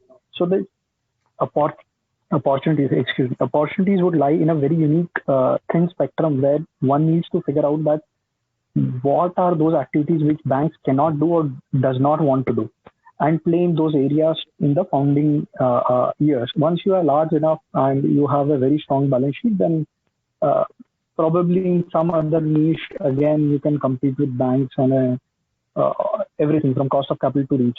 So I think the alliance with banks is the key, which we have to figure out in all these spaces. Thank you, Samit. So Samit mentioned the open cooperation or alliances with banks and other financial institutions and fintech company, and that's absolutely right. In the last 8-9 years, like GMIC or Roam360, we have been tie up or partnering with over 2,000 different type of financial institutions, from foreign banks, credit card issuers, fintech innovators, and other licensed NBFCs. So it's all together. We have to work with data companies, tech companies, licensed institutions to build the ecosystem together. You also touched about regulations. Let me go to my second question, which is related to the ecosystem and regulations. So in the post-pandemic era, don't know when, maybe hopefully a month, 2 months later, may take longer. So in the post-pandemic era, what are the major impact on government regulations in terms of digital transformation of the whole sectors in terms of serving SME and consumers? So we want to focus on the regulation and on digital transformation to deliver product to SME and consumers.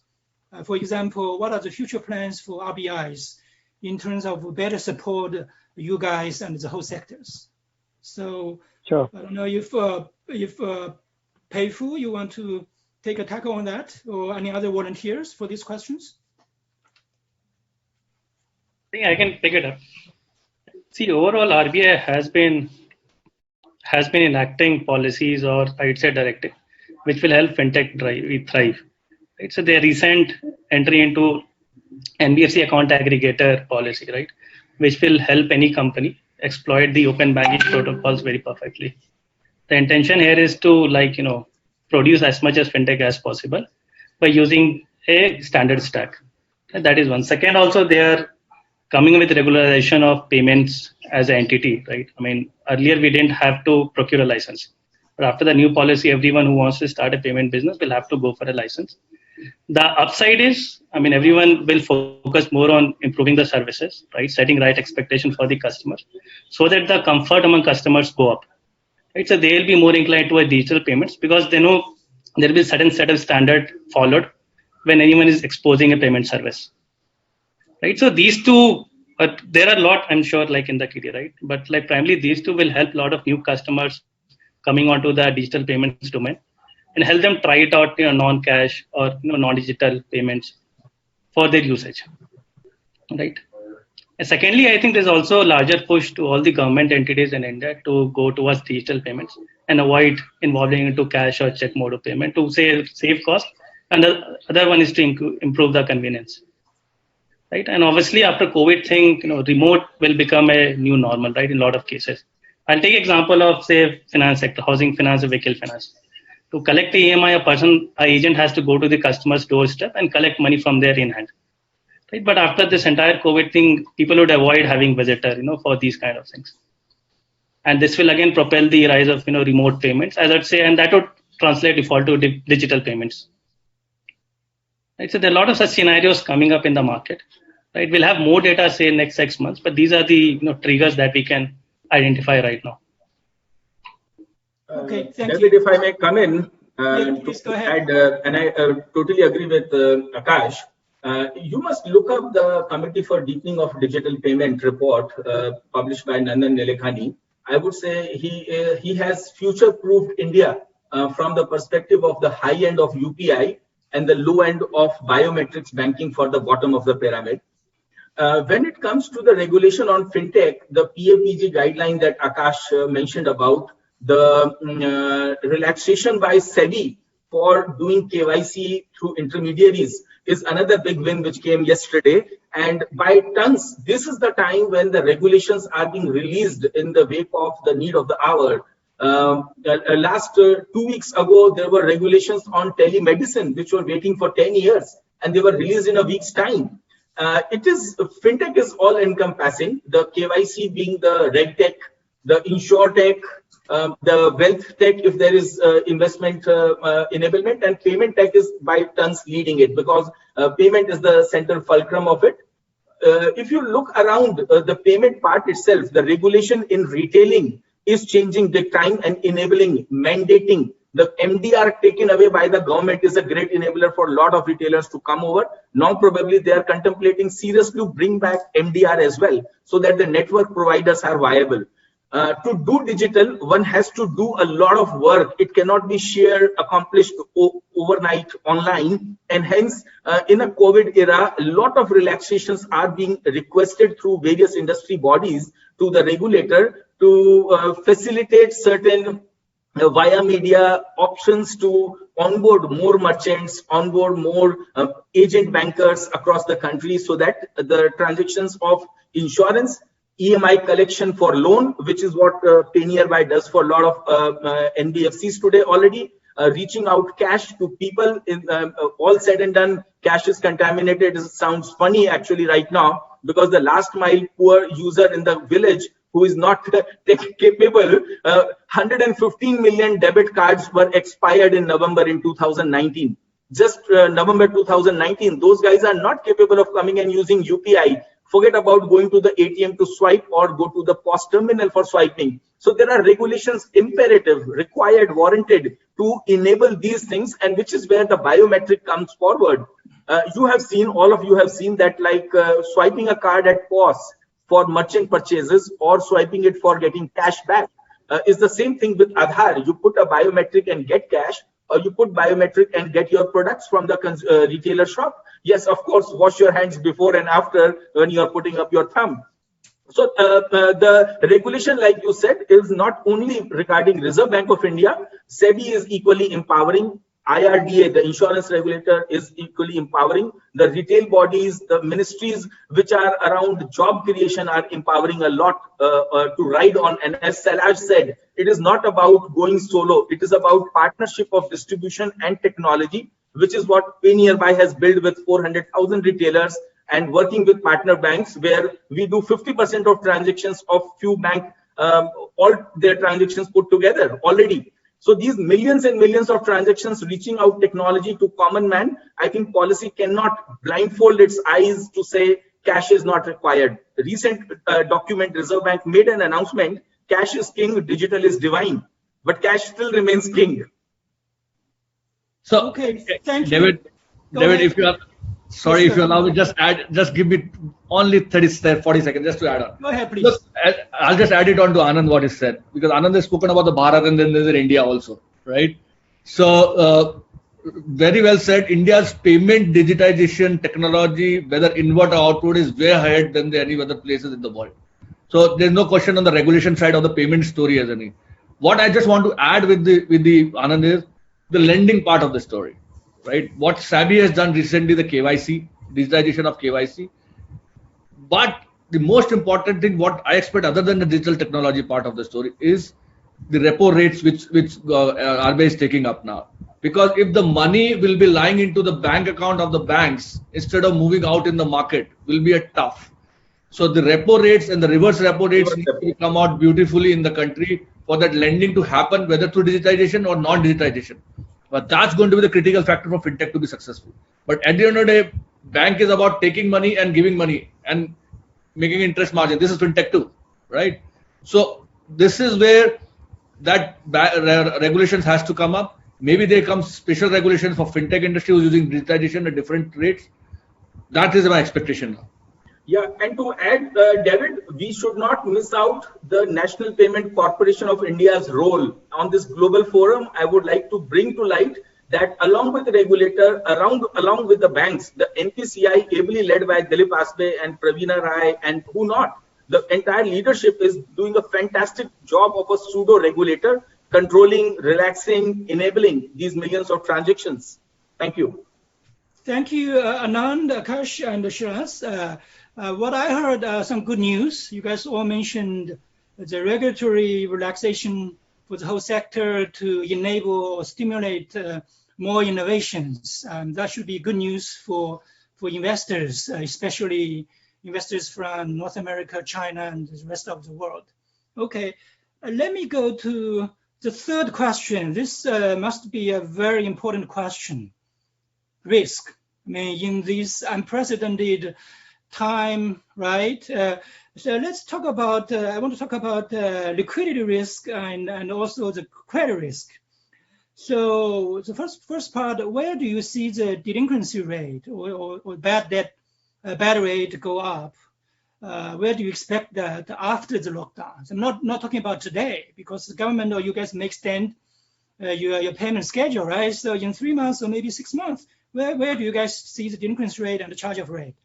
And also, we know the credit crunch of India's financial sector started actually before the pandemic. If memory serves me correctly, it started late last year, right? Now it's getting worse. So the second question is, do you expect more Yes Bank-like events in the future? Let me Anand first. I know you worked at Yes Bank for a long time, ICICI. You were the insider in the industry. What's your thought? This is a very tough question. I just want to make one statement before Anand answers. Anand is an old friend of mine. I just want to answer one thing. Have you ever heard any? Go ahead. Yeah. I want all you guys to answer this question. It's a tough question. How about liquidity risk and the credit risk? Maybe one. Have you ever heard in India any bank got burst? Maybe bank gets merged, But do you ever heard that any banks got burst in this country? Yes Bank didn't got burst, they got merged. Right? So the beauty of this country is the regulation. The way they manage the regulations. And now I leave Anand, who is the seasoned banker, to answer this. I would thank you, Shailaz, and thank you, David. I would pronounce myself as a non-banker. I have served in the banks for 17 years. I have been able to ask all idiotic questions. That is what bagged me 5 patents. Because otherwise, banking has been mundane, and it's one of the oldest professions you all know. That said, have you thought and heard of any fintech in India which has not worked with Yes Bank? That night of 5th March, when the moratorium was imposed, half of India fintech was down. Half of India fintech. Thankfully, if you look at the capability of the entire ecosystem, 10 other banks came along that night to support the fintechs. We ourselves, who do about 2 million transactions a day with Yes Bank, were overnight quoted with 3 banks at 3:30 a.m. of 6th March. It was business as usual. Now, this is not crisis. This is the resilience demonstrated by not only Yes Bank, like Shailaz said, by Reserve Bank, because it is public trust. India does not allow banks to fail like this. It is hard-earned money of poor and rich together. The banks help do the intermediation, and it is not a problem of future. The lendings which have been done in the past by many banks will see the crisis right now, during COVID, pre-COVID, and post-COVID. I was thinking you should ask which industry will not face credit crisis after this COVID era. Everyone will. Jobs are not there. People will not be able to pay EMI. People are not going to farm to work. Who will produce grains and pick it up, bring it to the intermediation houses? The factories are down at all-time low. All the workers are not able to pay salaries. So whoever had taken credit advance, the industries themselves, the restaurants, the cinema hall, mall, and you stop me, someone, please tell me who will be able to repay credits. Half of this world will be on the moratorium. Not only banks on moratorium, not only NBFC on moratorium. So it is not about a particular bank. The crisis, David, as you rightly said, it started well before during the ILFS crisis, where a lot of large loans were given for infrastructure build-up, and there were irregularities being repaired. Then came the NBFC crisis, where many of them were not able to pay. Then came the bank's trajectory changing programs, where Reserve Bank had to intervene and bring in the moratorium. But look, 12 days, 13 days, and India was up and running again before COVID shot. So who do you think is more resilient today? Beyond comparison with anyone in the world, what India has stood to is salutable, is commendable. Absolutely. And I think it is purely because the regulator is far sighted. The circulars which are brought by Reserve Bank are 1 page, but they spent at least 2 months, 3 months researching to write those 4 lines. And I'm sure globally everyone does that. But the amount of engagement that the regulator, the pseudo-regulator, the banks, the fintech organizations have been able to do through Payment Council of India, through Business Correspondent Federation of India, all these regulatory bodies and the federations are collaborating with government. So I think there will be failures, there would be credit crisis, there would be credit crunch. These are 2 different things. One is intent and one is capability. But I think the India today, with all the activities done in masses by the call of the Prime Minister, we will stand together strong and sail through that. That is my assurance. Now, if you may list down 10 problems which will come, I would say answer is we will solve for it. Thank you, Anand and Shiraz. I saw when we talk about the risk, people get excited, passionate, which is good, right? Because you have 2 decades of experience. You guys know the market. I definitely agree. In India, even in China, other Eastern Asian countries, the regulators, the central banks are blessed for the sectors. They need to safeguard the wealth assets of the depositors, ensure the financial system works properly as designed. So I'm not worried about the systematic risk. I don't think it will have. I don't think there will be a systematic risk in India or in China or in other countries, big countries, right? Big economy.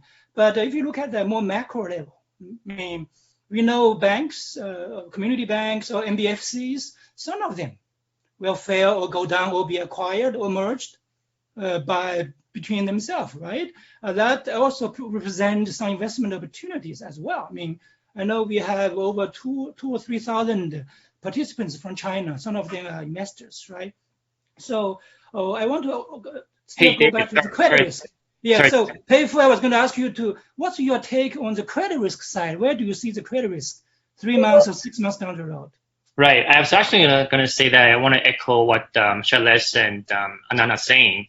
And naturally, I don't know about India as much as the other gentleman in this panel. But I want to provide a perspective of how, because I'm operating a fintech company in India right now. I want to share how the Indian fintech landscape, say, differs from those of in China and Southeast Asia, because I have invested in China and Southeast Asia as well. So I think as a kind of a quick conclusion is that I would say that China is wild, Southeast Asia is moderate, and India is conservative. And I know that's very clear from, say, the Chinese fintech space, where the government simply has a free hand, and that's the market runs. And when the market runs too crazily, when you have too many problems, too many issues, then the government cuts down and cracks everything. So that's a Chinese model where they just let it go as high as you can. Southeast Asia, namely Indonesia, is similar in the sense that they follow the Chinese market, that they also let the market run, and when they're running too fast, they also cut it down. But overall, Southeast Asia does not have the wild up and down of Chinese market because of there's not a lot of P2P or savings in people's hands to provide as capital to fuel these crazy swings. But China does. China has both a very loose regulation and abundance of savings in people's hands, serving as capital. Those two factors combined made China a wild market for fintech. Southeast Asia, on the other hand, has very open regulation, but very, very little capital. And so I would call it moderate. And on the other extreme is India, where the regulation is very strict and people don't have that much money in their hands to invest in fintech companies like P2P. So you have and let me give an example of how it's quite strict in the sense that in many parts of the world, a fintech company can simply lend quite easily to anybody in the market. But in India, you have to go through MBFCs, and getting the MC license or working with MC partners is quite stringent. And having that extra kind of block makes it much more difficult to scale, but also much more legitimate. That is why, again, echoing what Charles and Anand just said before me, is that the regulation in the market in India is actually very, very well done. And so maybe there will be some bust here and there, but overall, it should be, it will be more of a moderate swing, whereas in China and Southeast Asia, it would be more of a bigger swing. So that's kind of my take on the delinquency level and risk. Now, for the question, to your question about the risk issue and delinquency rates, I think it really breaks it down. You really have to look at what kind of product you're referring to. And I want to, again, echo what Anand is saying, is that if you're lending money to people who are going to be jobless, and if you're lending money to the merchants who are offline and who are not going to be operate during lockdown for the next 2 months, then naturally that rate will go up, right? So it really depends on who you're serving. Now, I think on the other hand, we were not really a lending company. We are a credit card company. So we issue corporate credit cards to startups who are funded by well-known investors. So in our sector, even though some of them are not operating, they're still very cash flow rich. So over the past 1 month or so, all of our customers have paid back on time, because they realize that if they pay back, they're going to get a credit again and spend. And so the nature of our product is very different from a loan, where, say, if I lend you $1 million, if you keep it, that's yours. But for credit card product, it is like I give you $1 million of credit limits to spend. Let's say you spend $30,000. If you pay back that $30,000 at the end of the month, your credit limit goes back again, right? So in that case, there's really no economic incentive for the company to not pay back. So in that case, the delinquency rate would be quite low. So I think, again, to answer, I think to your question is like, I really think it really depends on which segment you're referring to and whether it's in their best economic interest to pay back or not pay back, and whether they have the ability to pay back. So once you factor all those drivers, then you will be able to derive the rough delinquency rate or risk rate for each particular segment during COVID and post-COVID. So that's my thought. So Pei-Fu, I definitely agree with your assessment in terms of the risk, credit risk. Really, we would hope people stay safe, stay healthy. The lockdown will expire, will be phased out next month or next 2 or 3 months. So people's ability to pay and the willingness to pay will be strengthened. I definitely agree. It's very hard to estimate, even guess the credit risk level. I mean, and given the pandemic is still ongoing, right? I mean, we see some good news, some flattened curve in certain regions, but not all of them, right? However, Pei-Fu, you actually introduced the new question, which we want to compare the fintech sectors in different regions, say India, China, or Southeast Asia. I would definitely not agree with your comparison of China, India, and Southeast Asia. If I remember, you used conservative versus wild as a more adjective. I mean, I would agree with you a couple of years ago. So you have characterized China as a more aggressive or wild, right? Definitely, I just want to share with you in the last couple of years, 2 or 3 years, really we have seen the regulations, financial regulations strengthening, and we are tightening some sectors. On the other hand, the Chinese financial authorities, the central bank, Bank Regulatory Commission, actually opening up the whole sectors. They're granting payment license, wealth management license, or more even retail banking license to more foreign companies, for foreign financial institutions. So I would just say, if I give me opportunity as a speaker as well, I would say China, India, and Southeast Asia, we are growing, we are building the fintech space at a different phase. I guess the fintech space in India is maybe like China 2012 or 2013. It's similar in e-commerce. The e-commerce in India, I learned from other speakers, is like China 2012, 2013, right?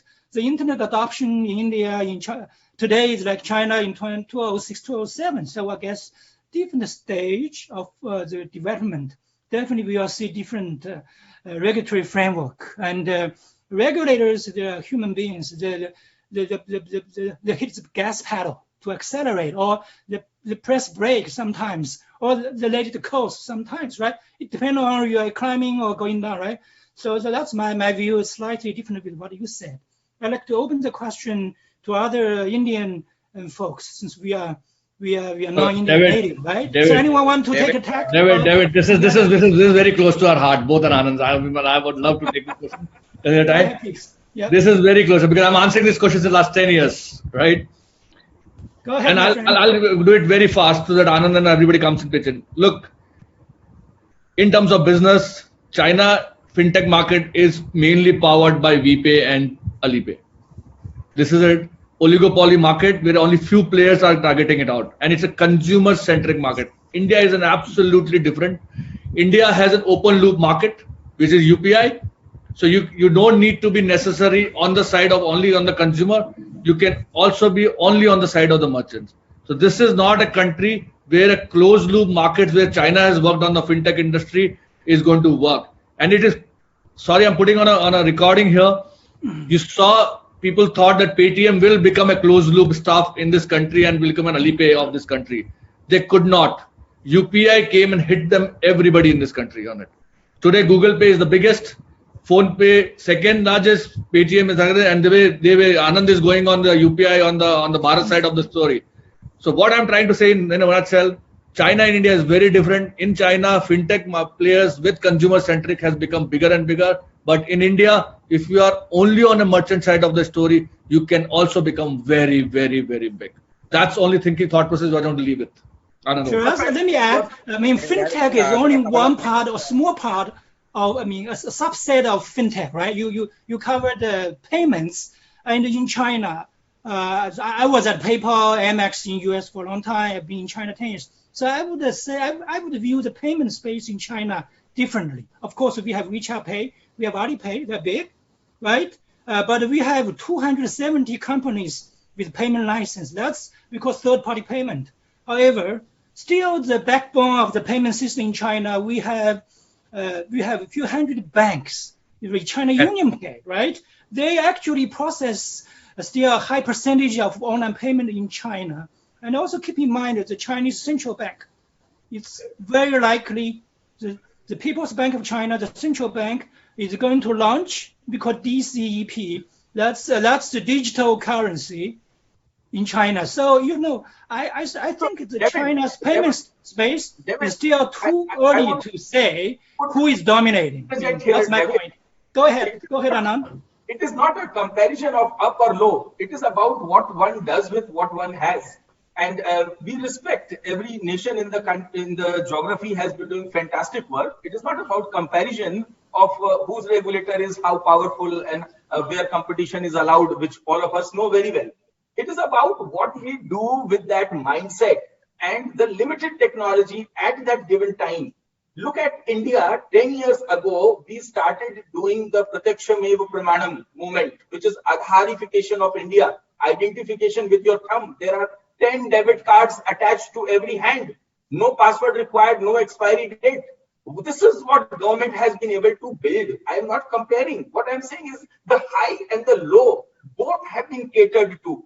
Of course, there is a tremendous proliferation of digitization in China, and hence everyone is able to, rich or poor, is able to beggar or the donor. Everyone is able to use the anecdotal QR code for payment. But in India, the poor man is able to do the thumb. And we say that to go to future, go to the past. Because in the past, you used to put your thumb for getting anything. So what enablements are being done, I think beyond China, India, and the Southeast Asia, what is commonality is the high end of digitization and under penetration of banking, which is what this forum will appreciate. How the large population of India can help all of you do right investments here and utilize it for multiplier. The conducive government environment, the mass population adopting to tech, the Jan Dhan, Aadhaar and mobility trinity which has come, it's the center for lending tech, for insure tech, for reg tech, for medical, for retailing. Everything is the fulcrum is the payment ecosystem. And reiterating, the collaboration between the regulators, even in a democratic environment, is commendable in India. The central leadership led by the Prime Minister, Mr. Modi, is amazing. Today, 130 million Indians stand on that one day when he's talking Mann Ki Baat. Today morning, he addressed the nation. And whenever he has stood by to talk about what India should do, people hear him. You should have seen how people respect these beyond being sorry. This is a subtle undercut that it's not a dictatorship, but even in a democracy, people stand with the torch and lights and candles, irrespective of political party who is in power right now. So I think beyond comparison, we must look at what each of the nations can do, what we have, for what segment one is doing. Can we adopt the face recognition technology of China into India? Yes. Is the biometric and the agent banking platform of India evolved enough to go to the whole of Southeast Asia? Of course, yes. The Laos, Vietnam, Cambodia, Malaysia, Myanmar, Indonesia, Philippines, all of them can benefit what we have been able to push through, both regulatory and technology in India on agent banking. That is what we should be probably also taking away from the session today. Yes, we know even the country take different path, right? China leapfrog US in digital payment. So where and can India leapfrog China and build the whole payment, lending, and even bureau big data infrastructure leapfrogging China. So where are the investment opportunities? I guess that's the investors or we as entrepreneurs would like to find out. I would like to. Hey, David, Go ahead. Everywhere people are shy of taking in. Sorry, Ranjit, please go on. Are you part of this panel? Sorry, we missed you whole throughout. Sorry, I actually I was not aware of the timing. There was some confusion on the timing. By the way, guys, very insightful to hear all of you. Just as an introduction, I'm the promoter of the main promoter of GMIC. It's a fintech lending company in India, one of the largest. So, David, I just wanted to share 2-3 thoughts. Sure. Much as I share, I also wanted to recognize that there is a lot of rhetorical in the discussion. And I think, just wanted to come back to the original question you had asked. Just to reiterate for the benefit of others, is how do we see the delinquency panning out given all the corona scare and whatever else is happening in the economy. So I just wanted to lay out 2-3 things just as a point of markers as we think about where the delinquency will go and what are the investment opportunities which may emanate from that. First and foremost, very peculiar thing, not as a comparison with China, but as a in and of itself India point, is that before the corona thing in India, retail banking or retail credit was doing phenomenally well. Depending upon what segment you talk about, perhaps one can argue that you are seeing one of the lowest delinquency in India. Somewhere when we talk about Yes Bank failure and many other big failure in the same breath, we tend to underemphasize the fact that it was retail which was doing well, and all the bad things many banks did were largely linked to the collapse of wholesale banking. Not to say that the collapse of wholesale will not lead to having some repercussions and remnants in the retail as well. That's only a matter of time. It will come. But at least as we stood that time just before corona, it was more retail was doing well. Now, at least the way we see it, and I'm sharing more of practitioners this thing more than, and sorry, not from the payments perspective, but more from a purely lending perspective. There are 2-3 aspects which are coming out extremely clear. For example, I can talk about our company. I think this is some kind of a moment of truth, or to say that this is the time when you appreciate that good that you are using machine learning models or lot of algorithm which are linked to data while deciding. At least in our portfolio, we have seen it is rather very evident that anything where model has given output, model has suggested some people to be high on the credit quality and those are customers who are actually showing a resilience when it comes to managing their cash flow in a situation like this.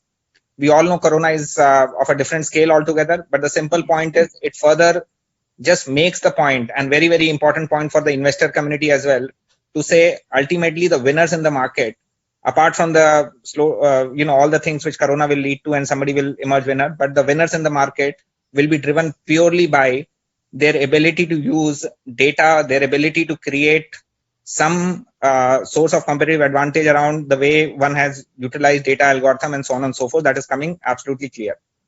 I think the second thing to be said about the delinquency rate is, of course, everybody knows the short-term delinquency is going to be lower, and the long-term delinquency will always be dependent upon the macro factors, depending upon where the GDP goes, where things are panning out, and so on and so forth.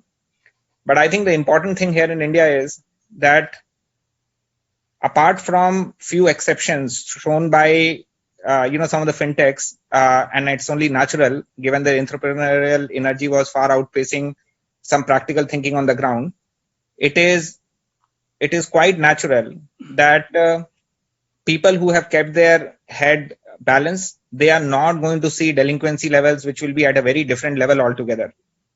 And let me give you some example. I presume you track Indian financial services with some level of vigor and seriousness. So, for example, some of the large companies have come up with their estimate on delinquency level, particularly people like, say, Bajaj, HDFC, and these are all companies which fall into, having valuations more than $20-30 billion for Bajaj, HDFC more than $100 billion, so on and so forth. So they have a proven track record and all of that. It is very clear that there is, of course, going to be high delinquency. Maybe the delinquency level is going to be around 2 to 2.5 times. and of course it's a estimate for future, but it is not going to be at a level which will be astonishingly different. This is also assuming that if this whole state of, rather I would say, mild lockdown or a suspended animation continues for like good 5-6 months, because people are talking about it is never going to be a V curve, but W, and maybe many of the W's till the time the new vaccine and this thing comes. So very important marker, because I think most of the Chinese investors, when they look at it, when you are comparing the business, here is a market where delinquency, even in the worst situation, are not going to snowball. They will always remain range bound. There is opportunity, which is, I think you said it, or somebody, one of the gentlemen in the call said that India is like few years behind when it comes to the credit penetration, which is absolutely true. So there is a big latent pent-up demand for credit, and hence perhaps the best place for anybody to come in and start thinking about creating the next level of unicorns. I mean, nobody in this panel will ever disagree that more unicorns will come from this part of the world than anywhere else in terms of the new people who are going to come. So anyway, that's the second point, which is to say that the numbers will be very contained. I think the third thing to just close in here is, it also gives an immense opportunity in the short term for the lending players, fintech, given the risk averseness which will stay for some time in the market, to actually build some interesting business model. Because here one will have call it the problem of plenty. One would be able to, as a lending company, one would be able to choose, one will be able to really winnow out the good customers versus not so good customers in terms of credit worthiness, and hence a bigger latitude for growth. So yeah, some of these things which will play out, I hope, in next few weeks and months. Yeah, thank you so much, Ravin. I think this is a panel is like one of most interesting and excited panels we all have, but unfortunately, like our time will be ended here. But like I would like to everyone to join like our WeChat group to talk with like we all our like audience. I think like we all share like very interesting ideas with like everyone. So yeah, thank you so much, everyone. Thank you. Thank you, guys. Thank you, David. Thank you. Thanks, David. Thank you, everyone. Thanks, guys. Yeah. Okay. So, but this actually is bye, everyone. So this is not actually the last panel what we're gonna have. So this is actually it's just we're gonna have like around 1 hour gap between the most important panels in our tonight. So tonight we're gonna have one really interesting panel. It's majorly we invite like around 7 investors to sitting together, and everyone is like the big shot in the industry. The topic name is called "What to Expect When Investing in India Market." So, very luckily, I'm going to become the moderator. So my name is Lucy Lin. I'm the founding partner of India Renaissance Capital. So we are the boutique investment bank. So we are the only Chinese bank who based in Bangalore. And then we are having the Mr. Wu Shichun, the founding partner of Plum Ventures. So 我们有美花天使创投的创始合伙人吴世春先生。And we have the Leo Zhang, the partner of CDH Emerging Market Fund. 我们有这个鼎晖新市场基金的张乐合伙人。And we also have Mr. David. So David also is here. So tonight, David also going to share his idea as an investor, what he look at in the Indian market. So David is the founder and CEO and president of Roam360. So and Roam360 is a New York Stock Exchange listed company. 我们也有这个今天我们这一场的主持人Roam360的创始人叶大清先生，然后Roam360是纽交所上市的上市公司。然后他今天晚上也会站在一个作为投资人的角色来给大家去分享他们投资印度市场的一个观点。All the best. Look forward to join that session in the evening. And not enough. We have 8 people, and we also have the partner from Charate Ventures, so it's a former IDG, Karan, and we also have Tej Kapoor, so who have already shared his idea about what is a massive like opportunity going to have in the future in India's. So, and he is co-CEO of Fosun RZ Capital. And we also have the MD of Hong Kong Exchange and Clears and Miss Christina Bao. And we also have the Michael. So he's also from the family office. He's a founding partner. Thank you so much, everyone. Thank you for answering our conference. And so glad. So far we already have 7,000 audience online. 我们现在的话一共有7000的观众在线。So we just take a quick rest and like around 1 hour. See you guys in Chinatown, like around see you guys in Chinatown time around Chinatown like around 7:30. 今晚北京时间7点半，我们不见不散。Indian time 5 p.m. See you guys later.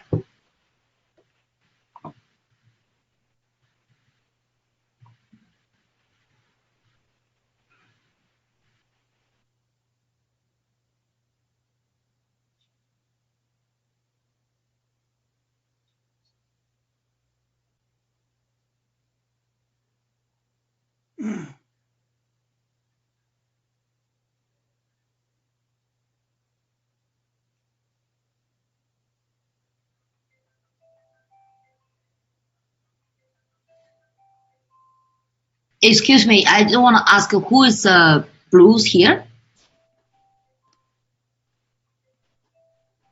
And who is Li Guoxiong?